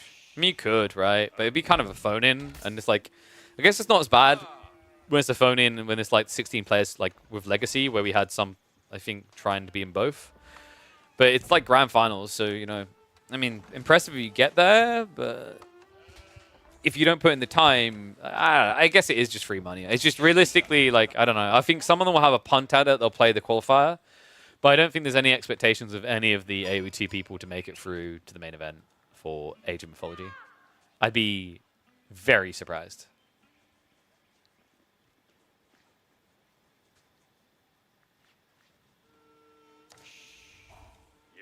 Like, Viper... I watched some Viper games. I mean... And I think he'll just say, like, there are people that will just annihilate him there. All of them, really.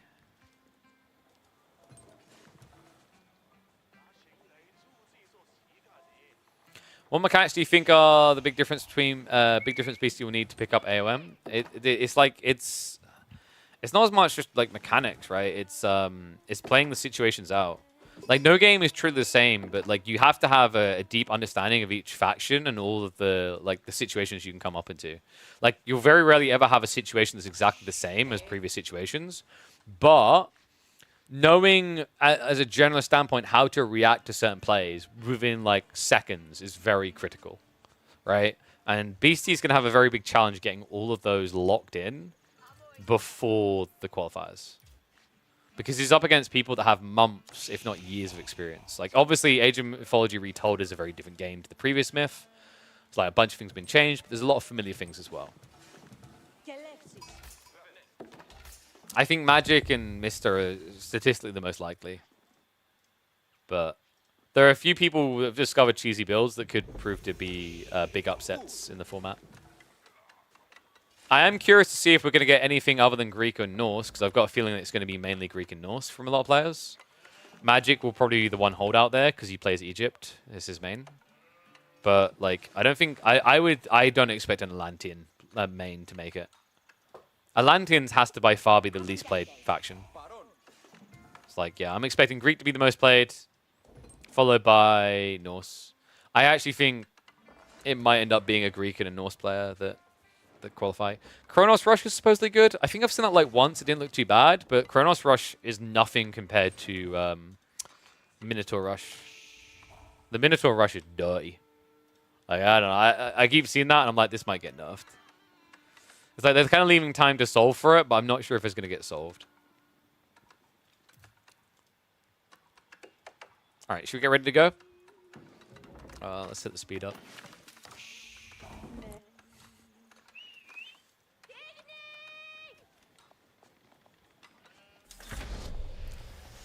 Final game here between Beastie and Pepino Pig and Deep Shine and Killjadi. It's going to be a fun one. It looks like we're on good old classic Dry Arabia to settle this score. Deep Shine with the English. Weird alliance here with the Zhone faction from Killjadi. On the other side, it is going to be Pepino Pig on the Chinese and Beastie Cutie on the fabled and OP Byzantines here to see if he can get the win for the series. Byzantines definitely a very good pick, right? Like we've gone deeper into the meta and kind of realized that actually English versus Byzantines. Byzantines have a very aggressive line they can take that can make the English life a living hell. Whereas before it used to be game hunker down, we went late game, English OP. Not so much the case anymore due to those aggressive timings, but I'm wondering, having a Chinese pick, that might slow your game down quite a bit. That being said, we're on the 2x speed, just to remind people, because I do that for the first few minutes of play as people get set up. We have got Song Dynasty being rushed, so we might have a potential Chiganu timing. I'm not really sure if you want to do that against English Lombos, but it could be surprisingly effective up against Zhone. Not sure if you need it. I feel like you can just rely on Beastie doing Lombos, right? There's a reason why English is a hard counter to Zhone, and it legit is just Lombos. She shows up, she gets shot, she's gone. Is AoE4 still active? Hey, is that Hazza? Dude, I can't believe you came in from the AoE free attic to ask me if AoE4's there. Nah, I'm kidding. Yeah, it's pretty active. I think a lot of people are just in chill state because, you know, there isn't much to look forward to right now. Things need to be announced.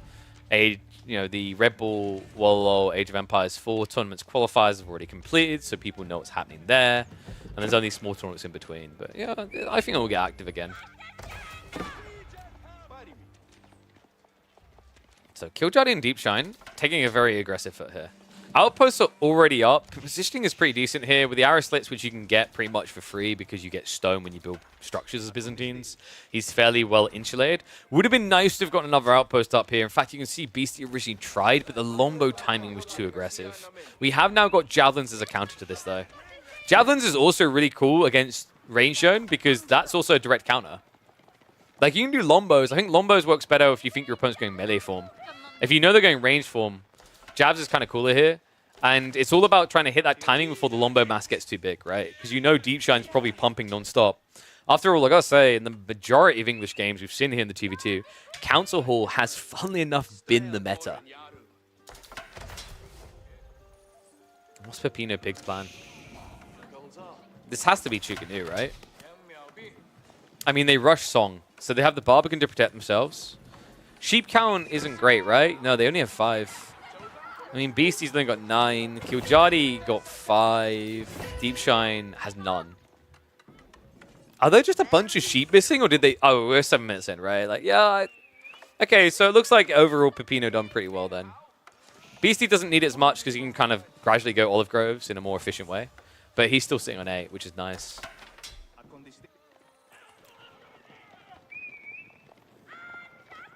And this is kind of one of those situations where Killjadi's looking at the state of the game and going, damn, I wish I had Melee Gen.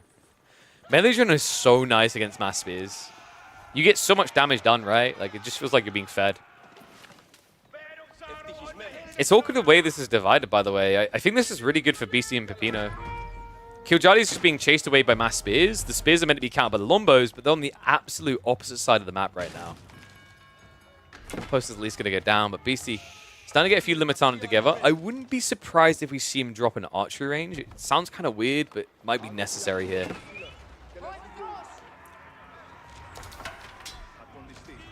I think we really need that undermesh. In fact, it is on the way. Ram is not going to be quick enough to stop that, actually. And I got to say, I'm a little bit shocked we actually haven't got Steel Arrow on the way yet. Okay, there we go. It is coming in. It's just still 35 seconds out. So undermesh is going to give a big edge on the defense here. Beastie will be able to push this away. I'm just simply not able to stop him, so tech in. Remember, the way that the damage mitigation works is that you basically reduce the damage by the shield wall amount, and then, so you reduce it by 30%, and then you remove 1 damage from the enemy attack. So very powerful kind of 1-2 stepper at this stage. This is kind of a weird situation though, right? Like, I think you've got 2 civs that get weaker in long feudal versus 2 civs that get stronger now. it's kind of deceptive because if Killjadi can have fights with Zhone, he will get stronger that way.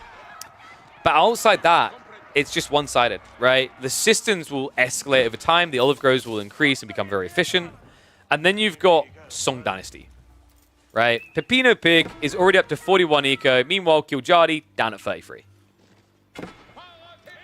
It's already a pretty substantial lead. Now, of course, some of that is in taxmen, but some of that is just raw economy via villages. So yeah, I do think that Deepshine and Killjadi need to make something happen quite quick, or they need to go for a tech play. Is this from yesterday? Yep, we're catching up on a bunch of the games that happened on the weekend because not everything got cast. We're basically I want to say we're like becoming the go-to place to catch all the tournaments. Without sounding too cocky about it. We basically fill in all the gaps that a lot of schedules have because they aren't able to cast all games, and we fill that out over the week. And there's a bunch of different tournaments that don't have official coverage that we cast as well. So yeah, tip of the hat, mate. If you're looking for tournament action, especially in the midweek, can't think of a better place to go. If I do say so myself, he shuffles the tie he's not wearing. Oh, this is greedy. Oh. Killjadi. Pepino Pig. I mean, that can still hurt, though. Villagers do at least have textiles, but Pepino Pig. Ooh. That was so close to a disaster. Barely slivers away there. All of a sudden, Pepino Pig is like, why am I defending your ass? Steal your own base. I got to get back home. BC has at least now got the walls up. So a lot of extra berries being secured on that flank. I think they've weathered the storm, man. I thought maybe Deepshine or Killjadi would be going for some sort of eco-inflation behind this, but it is all in, right? I think Deepshine is now saving up. Killjadi is going to try to apply some more pressure because he reaps the rewards from Zhone XP, right? Whereas Deepshine just kind of gets hurt the longer this happens.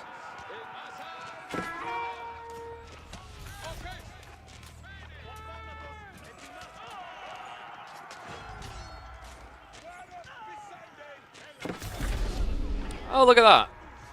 Zhone kind of sucks against javelins, huh? What's up, Hacken? Thank you very much for the resub, bud. Welcome back to Swarm. Oh. You know, it's interesting that it's been 9 months of you subscribing because did you guys know that it only takes 9 times 2 shots onto Zhone to kill her with javelins? I think that's actually mathematically very close. She's 225 health.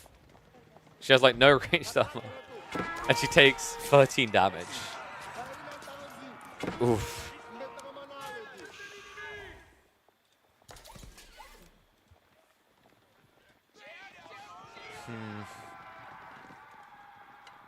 This is...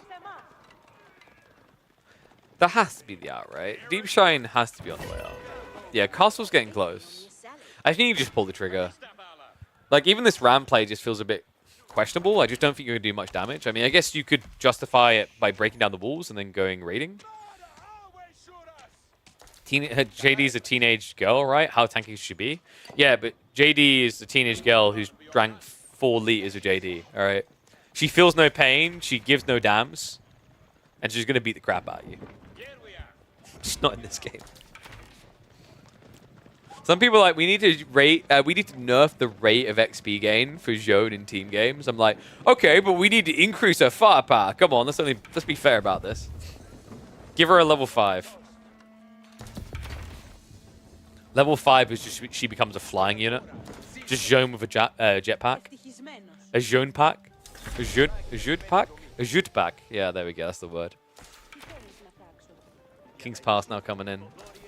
BC already taken up, and there it is. Oh. There was hope, but where there was hope, there shall now be pain. 15 seconds until Deepshine is going to be full on ring in the chat. Rams are moving in, though. In Limitane have to commit to this. Here we go. Spears fall up as well, so enough to shove him away, but here comes the thing that's going to push him away indefinitely. It's Mango Tower time, baby. What's that? You couldn't get your 5 a day? Don't worry. Have some mangoes. Me likey very much. Knight's now going in as well, but they are only feudal age. Limitana yet to be upgraded, but I imagine that is on the way soon for Beastie. Although, hold on a sec. Hold on a sec. What? He had the gold. Beastie, he never queued the upgrade here. So no veterancy and no mangoes. Killjardy and Deep Shine say fruit. What a fruit. Defense tower is now gone. Pino Big is bringing in reinforcements. Now, keep in mind, they've got their own granary transition, which is half complete. So they have got a lot of food to add into this. But right now, Beastie is limited on what he can contribute. Night Raid going in into the concave. Sometimes defensive chopping works against you. Beastie pretty much setting up his own grave there. Big hit by Killjardy. And remember, Deep Shine also is an age freeze, so we should start to see Men-at-Arms on the way soon out of the player in pink. Quite the potent punch that could be on the way. Killjardy, meanwhile, almost at level 3. And we're probably going to be looking at the champions. Remember, the Men-at-Arms choice for Zhone gets bonus damage against spears. Right now, that makes up pretty much the whole defense strategy from the West Side team. Damn, I really thought that Mango Tower was going to be more impactful, but they refused to let it get its time in the limelight. In the spotlight. Limelight? That's right, too. Zhone is going to die. Oh, that's the worst feeling. That means a buyback costs 500 gold. Yeah, I think you just wait it out, to be honest with you. Tech up's more important. Killjardy has got the resources now to go Castle Age. Such a tilting feeling. You're like, woohoo, we made it. That's one of those situations where Killjardy should just lean into the idea that he's this old man and just have the reaction speed of like an old man, you know? Because if he had the reaction speed of an old man, he would have saved himself 250 gold. Instead, I think he did actually legit just buy it back. No? Okay, tech up, they're coming instead. Good choice. So Raw Institute coming in. Night count is only 12, but he knows what he wants to keep ramping here, right? And your job is not to be greedy, your job is to be aggressive. The greed will come from Deep Shine, who has that 2 TC build.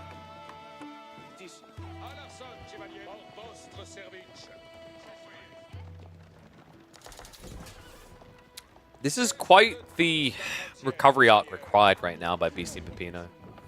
I think Peppino, given enough time, though, can kind of carry that torch, right?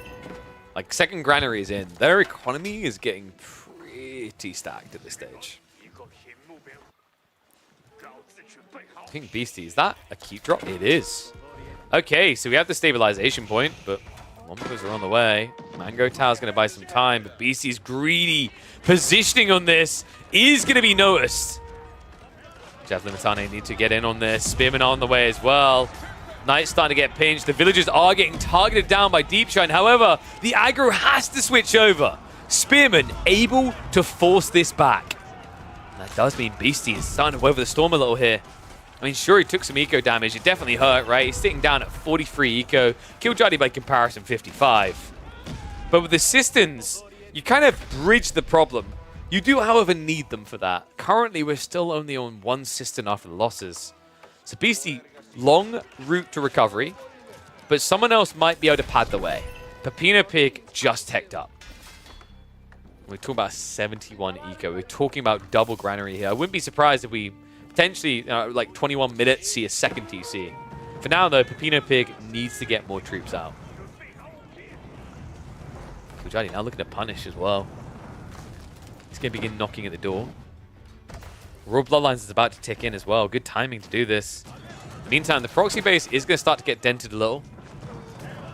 Not enough torch power here to really hang around, so we'll be able to hold the area for the time being. But Deep Shine, I feel like they just needed this transition to Men-at-Arms a little bit quicker here. My raid. Good hit onto the villagers. Camera Riders are here though, guys. And this is actually really tilting. There's 2 Camera Riders are taking a lot of punch out of the swing of Killjardy. Still 1 debuffing. Spearman starting to arrive. So that is now going to force Killjardy to the west side. Be extra eco targets if he's quick about it as well, though.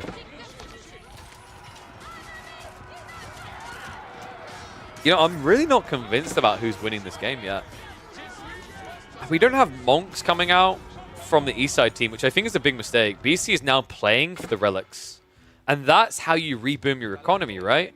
Hell, he even built an extra monastery here. I think, did he forget maybe? Either that or he's that confident he's about to get 6. Could just be about the ramp timing of getting like extra monks, but he did stop at 2. Which makes me think something else happened there. Junior crossbow starting to arrive. Spearman though, not able to hold this. Remember that is the buffed up health here. Raw Bloodlines did come in. And with the Camel Rider removed from the equation, Kiljadi is going to get a lot more damage done here. 1-2 sticking in the farms. That'll at least get shut down. But looks like villagers are going to have to shift off the gold gathering. Pepino Pig now down to 56 economy. And Kiljadi's not done yet. More kills being found here. Nice to be able to pull away. Divine Restoration still on cooldown for another 70 seconds. But definitely a worthwhile press when it's available. Meanwhile, second group of Knights, Fresh is arriving on the east side, and they're looking for a move into the farmlands of Beastie. This is hard, man. I think Kiljadi is drawing enough attention, drawing enough split here, that they might have the punch to kind of hit into the heart of Beastie's economy again. I said I wasn't convinced at first, but that eco lead is starting to reveal itself, right? Almost a 30 villager lead now for the east side team.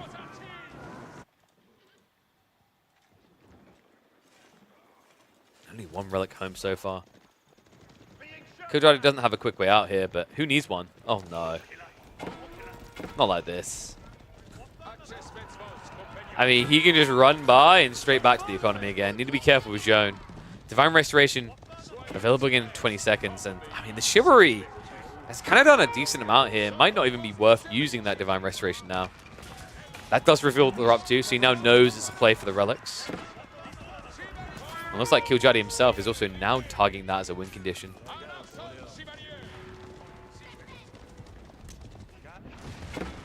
Well, east side. I think what we're missing here is Deep Shine would really benefit from just 1 or 2 trebs. Start to kind of creep the pressure, right? Force Beastie to come to you, because right now it kind of feels like you're trying to bludgeon your way into the base. And between the keep and the Mangonel emplacements, that is quite expensive to do.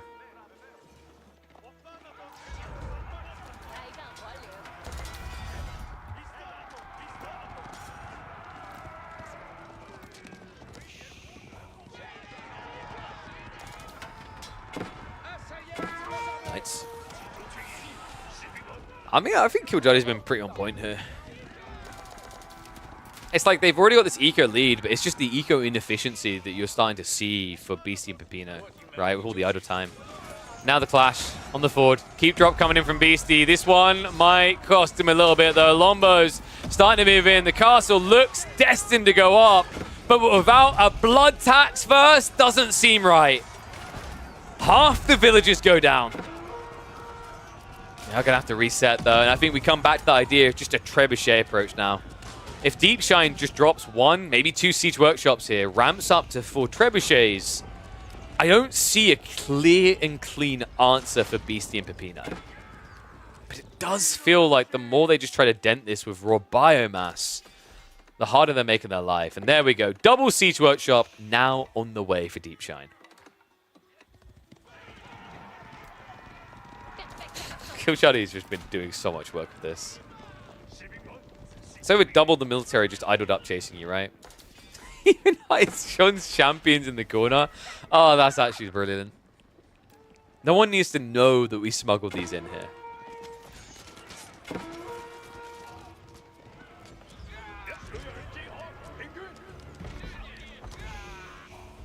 Kind of a rough timing now. It felt like Pepino was starting to get it together a little bit.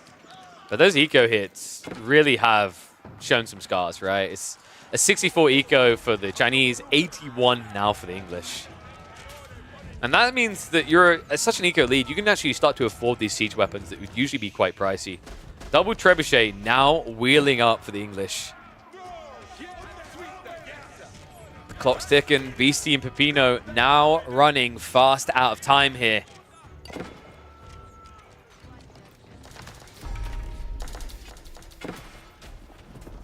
Kilchati coming again. This boy is up to 29 of these Royal Bloodlines Knights. And because he sees the reaction from BC and Pepino on the east side, because he forced this reaction into the corner, he now knows there is an open goal on the north side. This is so frustrating to deal with if you're blue and teal, right? Like, you're just dancing to the tunes of Killjadi.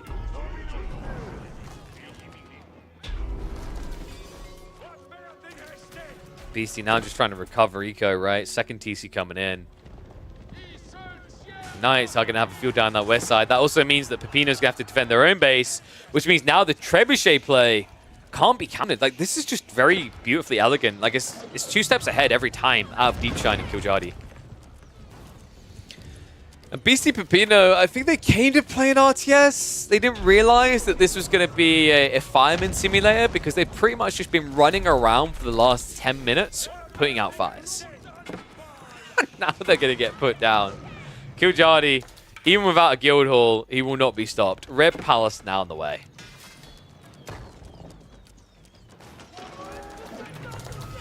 Killjadi picked French Knights in both the games. Yeah, interesting point. Huh. French dog tier in 1v1s. But guys, you ready for this? If you reverse dog, it becomes god. And French, they do feel gods here in team games. Deep Shine really hates houses.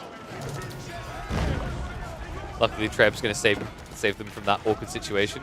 Men at Arms of Armorclad moving in. They've even got the attack speed buff. This is not even close to an even fight. This will be one-sided. Knights, once again, just milking that backline economy. It's 98 to 171 economy. Someone call him a doctor. Hey, someone call him a necromancer. They need to be resurrected because they are dead. Quadruple Trebs just slow sieging their way through this now. Pretty much Lombo Mass can hold this all back. I mean, we have got one Nest of Bees riding up, but guess what? Jones here to dunk on that. Divine Arrow comes in. It's already half HP. With Imperial Age now here, I think we're moments away from a GG wave.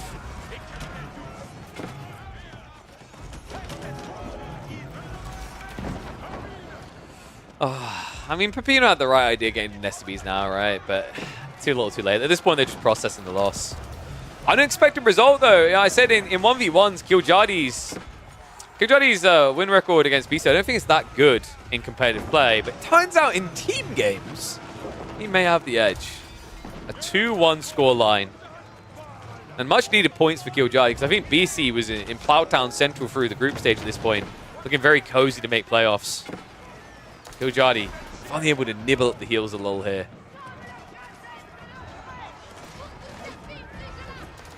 Cool to see this type of tournament as well. Let me know what you guys think about this. It's nice to actually see some lady representation in the pro scene. Get this kind of mixed format to give that experience. You know, I know some people sometimes say they're not the biggest fan of these women-only leagues or whatever. The whole point is giving the realm of experience, giving the opportunity that usually they're deprived of. And nice to see this mixed format tournament that gets them that experience with some of the absolute best in the game. Ooh. Cool game.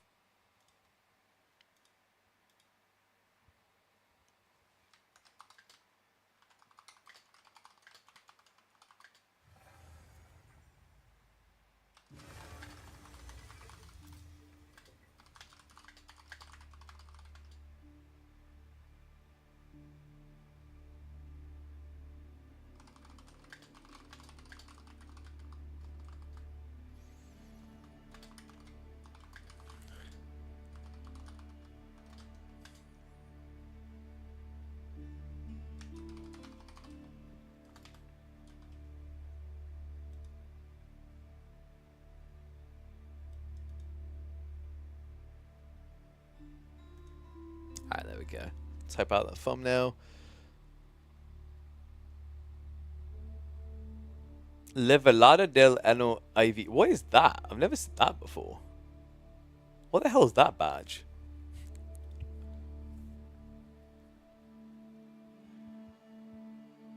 More diversity and participation, the better. This isn't political. Yeah, I mean, like, I'm a big believer in meritocratic systems, right? But like, the reality is, I mean, it's not as true in 1v1s because you can get where you get, but like, it is also true though, because like, if there's a tournament coming, it's custom maps, and like, no one wants to play with you, and they only want to play with the top 16. You don't get that experience, right? That's why I'm trying to work on bringing something into the midweek that's small prize pool, but provides that circulation, that experience that people are kind of missing. The gender issue is actually an even bigger deal in team games, like Dota 2 or Counter-Strike or whatever. Like, I've heard stories from coaches that tried to bring in very talented women to a team, and they got bite back from the boys.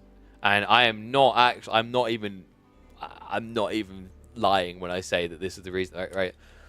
One of them was like, how do you feel about that girl? She was really good, right? Like, yeah, but we want to go blah blah. And like, they were like, why? You done better with her. And they went, she makes us feel uncomfortable. I was like, what? And she's like, yep, that's what happened. They basically said no because a girl made them feel uncomfortable. I was like, Jesus, that's some Virgin in the basement level crap right there, right? Like, it's so unfortunate that kind of stuff happens. It's, I don't know. I don't know why there's like this alpha male BS that exists in some areas in gaming. It is kind of sad that it's that way.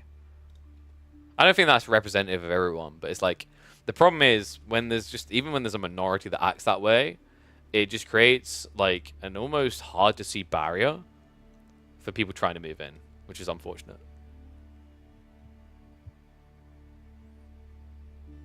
It's like, it's so painful to see. I always hate it because like I was naive in the early days in my esports journey. I thought there wasn't these like barriers, right? And if I heard like, even if I thought someone was gonna get hired or someone was gonna get brought into because they're a girl, I was like, oh, that's outrageous. Meritocracy is all that matters to me. And then you realize, like, I mean, what I want is correct. I want a meritocratic system, but no one's like, everything in life, like, there's so many things in life where like meritocracy is like the perceived goal and it's almost propagandized, but it doesn't truly exist. So it's really important to provide these environments where people can improve, where people can be invited and involved in the system to get ahead, to level up. And that's, like I said, that's true with women. That's also true with these lower like tier players where they just don't get the experience. Like, think about like Killjadi's kind of starting to appear, right?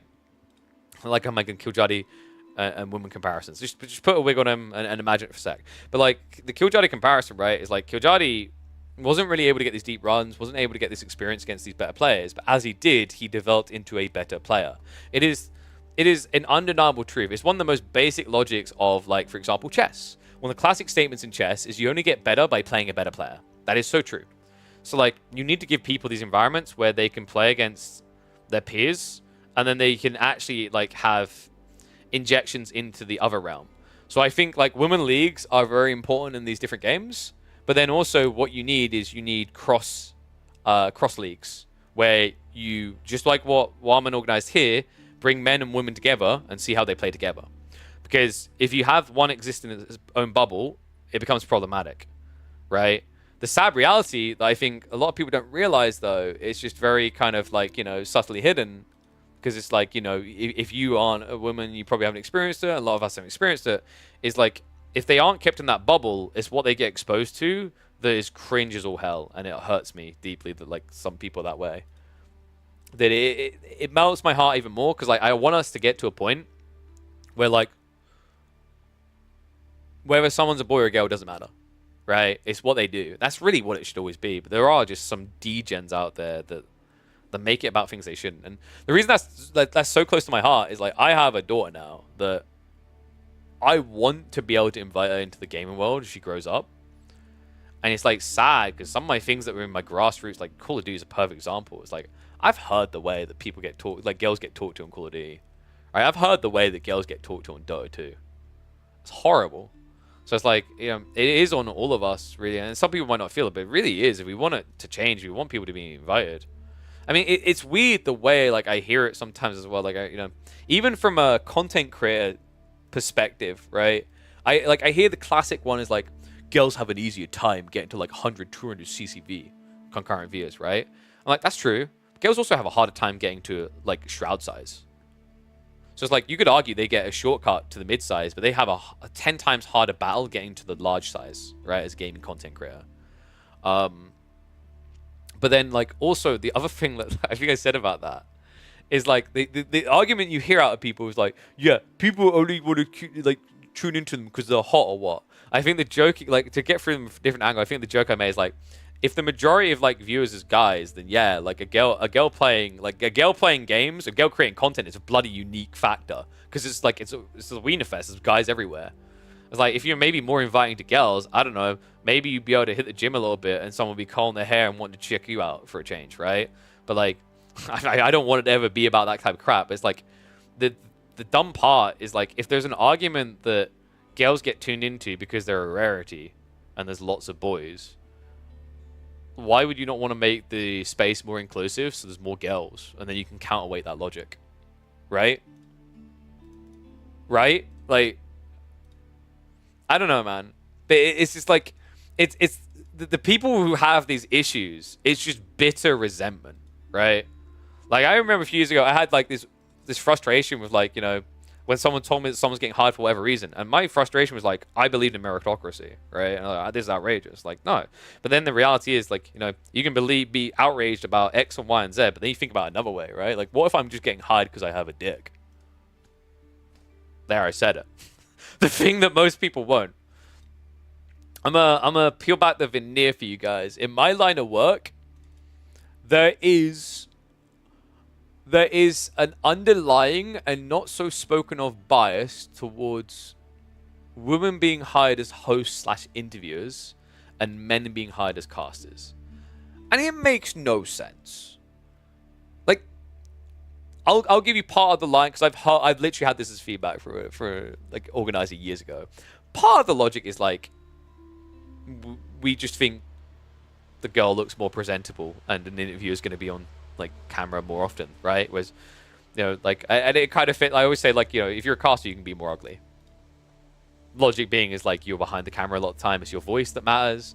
Whereas like actually host interviewers, yes, how you look matters, how you present looks. But like even if you took the appearance aside, there is a weird subconscious bias that like girls will do a better job interviewing and hosting, and guys will do a better job casting, which is BS, by the way. Like that is equivocal to saying based on someone's race, they're more likely to steal from you. It has no basis, right?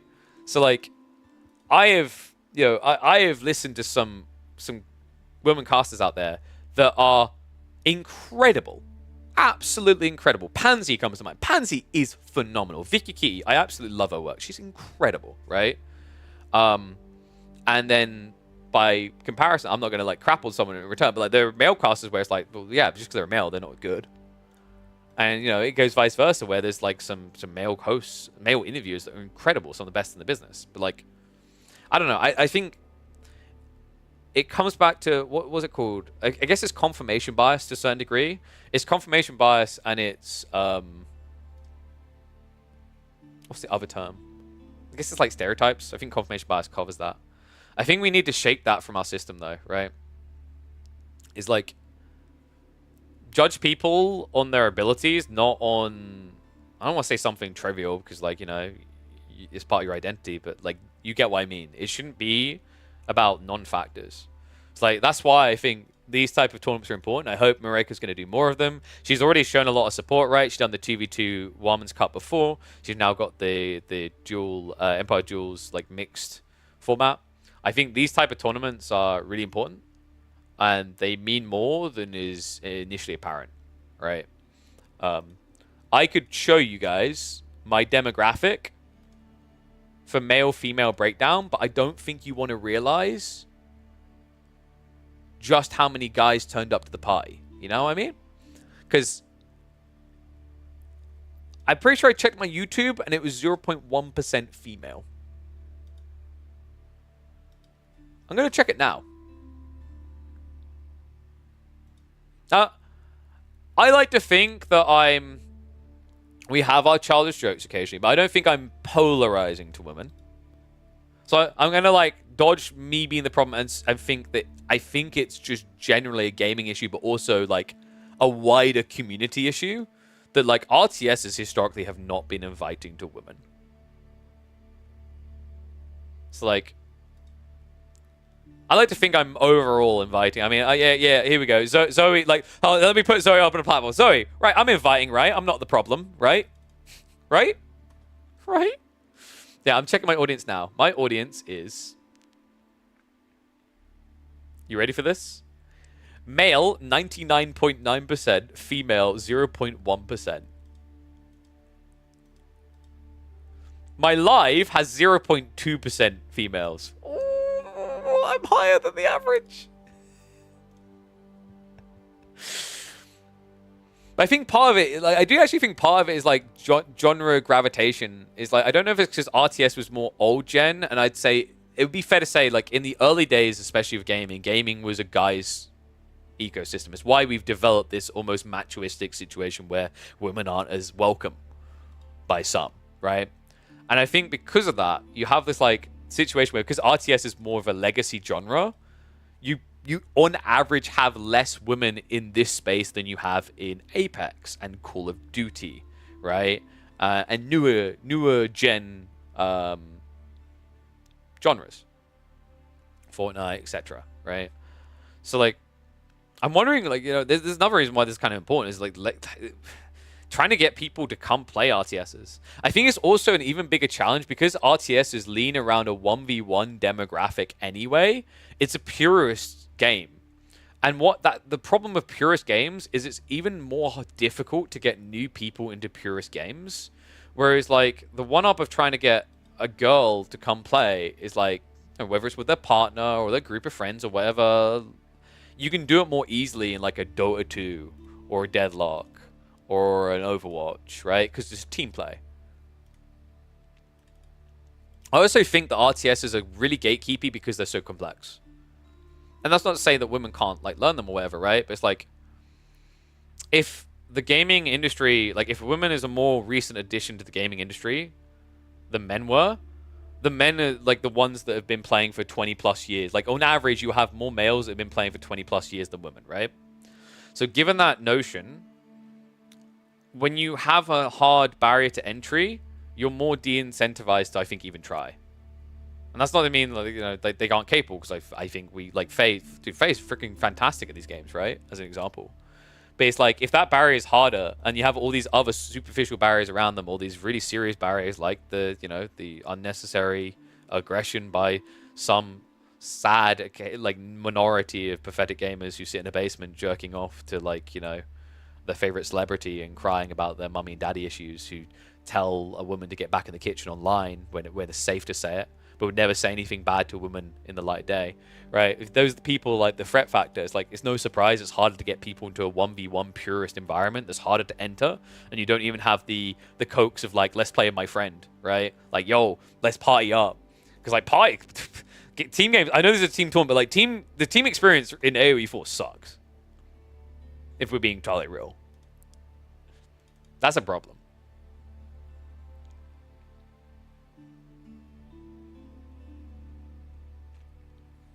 Think Warfare's more attractive to men? I don't think it's just that, though. I mean, you say Warfare's more attractive to men. Do you realize how many women play Call of Duty? I'm sorry, do you want to reassess that statement that Warfare is more attractive to men? I think you need to reassess that statement, mate. I genuinely think I think a bigger part of it is the 1v1 purist element. Because it's like, where do you even begin? If you haven't had that experience before, right? Like, Call of Duty, like, lots of girls got into it. And it's fast-paced, it's easy to pick up, but, like, you can just hop in with friends. I think people still, to this day, sleep on the value of the friendship mentality, or the peer pressure, as I call it, for Dota 2, right? You just bring a friend in, and because they're playing with you, they'll play the game. It's completely different.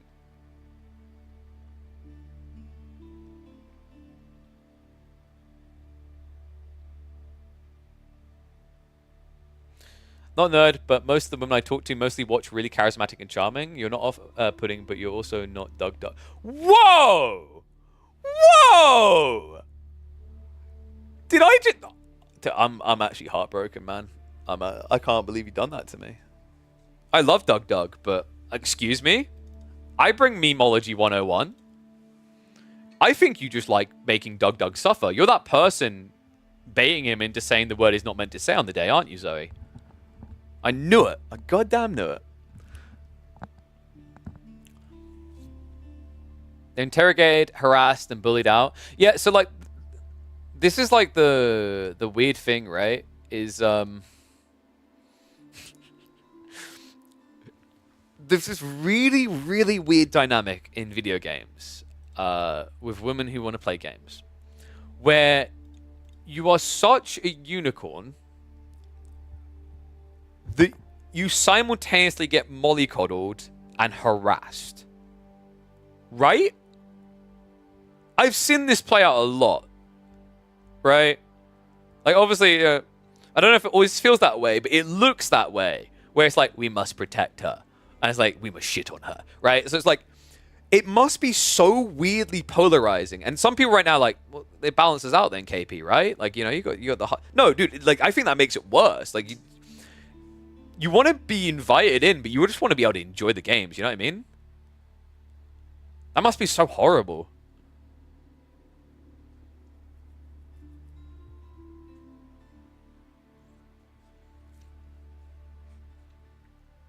Anytime I talk to women who play Warhammer 4K, it's I walked into the store and they asked who it's for. Oh.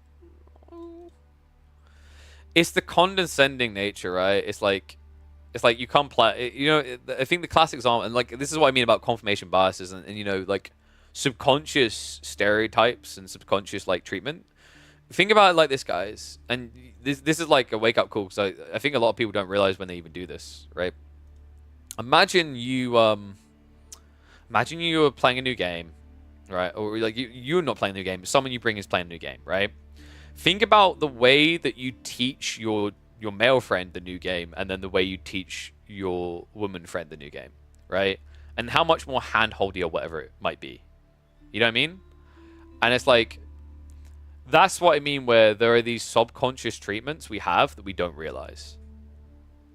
So I'm a hard ass and I explain things to like everyone. Like I'm literally in a Deadlock game and I'm telling people we need to slow down. It's like I do it whether they're a man or a woman, right?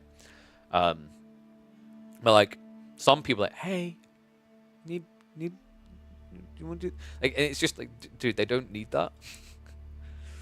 Realize when they're struggling, offer it's like what was the classic one? It's like I didn't ask for assistance. I'm fine, thank you. Like I've legit went into women's like the women's Twitch channels are the ones that most frequently have the rule don't backseat unless I ask. And it's like that's for a reason. More like one person tries to date you, another prevents you from being invited. Yep, there we go, Zoe. That's the one. It's wild, man. Oh, my food's ready? And yes, she cooked for me, Lem did. Chill.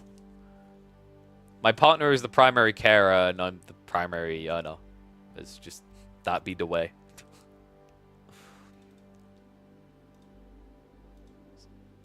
Are you ready? You want to challenge us, Lem, right now? Dude, I've told Emma, if she wants to go out and earn, like, a bigger paycheck, then do it. I'm fine. I'll stay home and look after my daughter. Is Lim trying to get us to stop streaming? What the what? Mate, our situation is completely pragmatic. Videoing? Dude, no. KP is working. This is my work, mate. Age of demographics of the women. I doubt there are many, if any, 50-year-old female. Whoa. I'm pretty sure Faye is not 50 years old. Chill.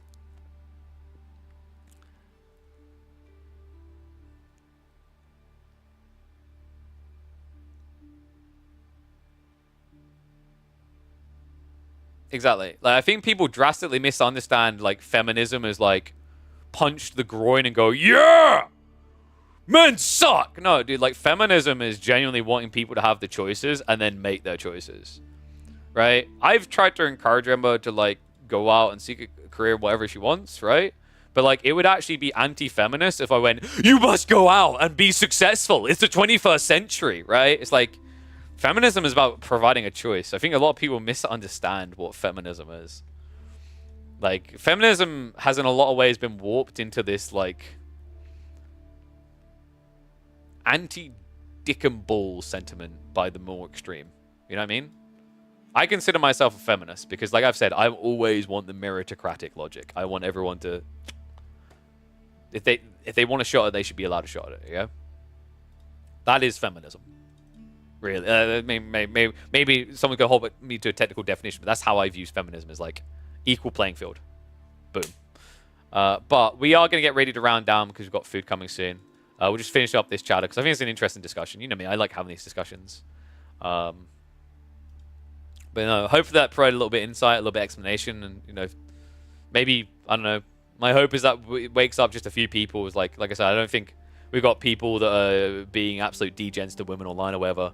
But it's like sometimes it's a case of you don't realize the subconscious tones of things, or sometimes it's even just a case of like I think one of the biggest things is like when people see someone else being a dick to someone, and not just a woman, just in general being a dick. They don't even call them out on it. They just let them do it. They let them abuse the person.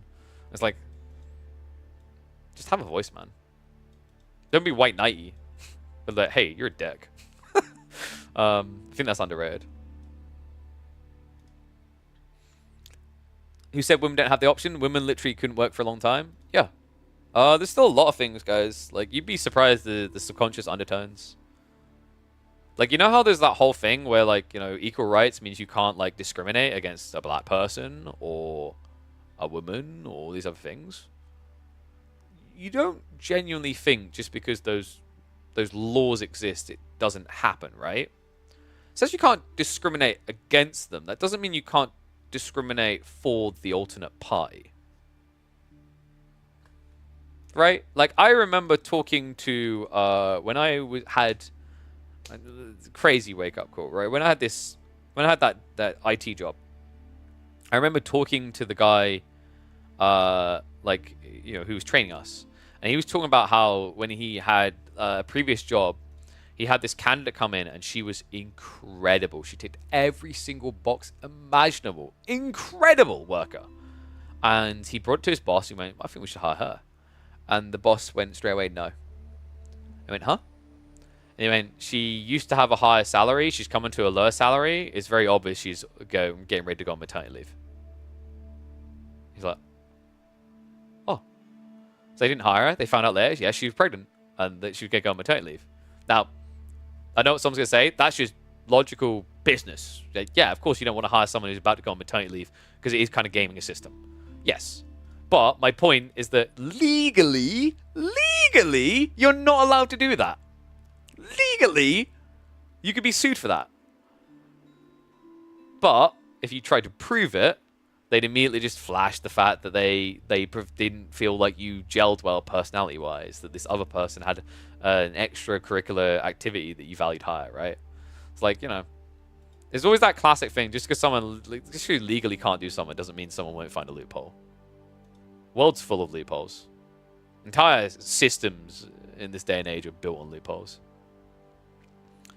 Alright, well, YouTube, I'm going to love you and leave you now, so I'm going to stop the stream there, and then we're going to figure out someone to raid on the Twitch side. So much love, appreciate all the YouTube support. Incredible to see that we keep getting, like, you know, 50 plus people watching. Keep that support coming, and we'll keep those streams coming.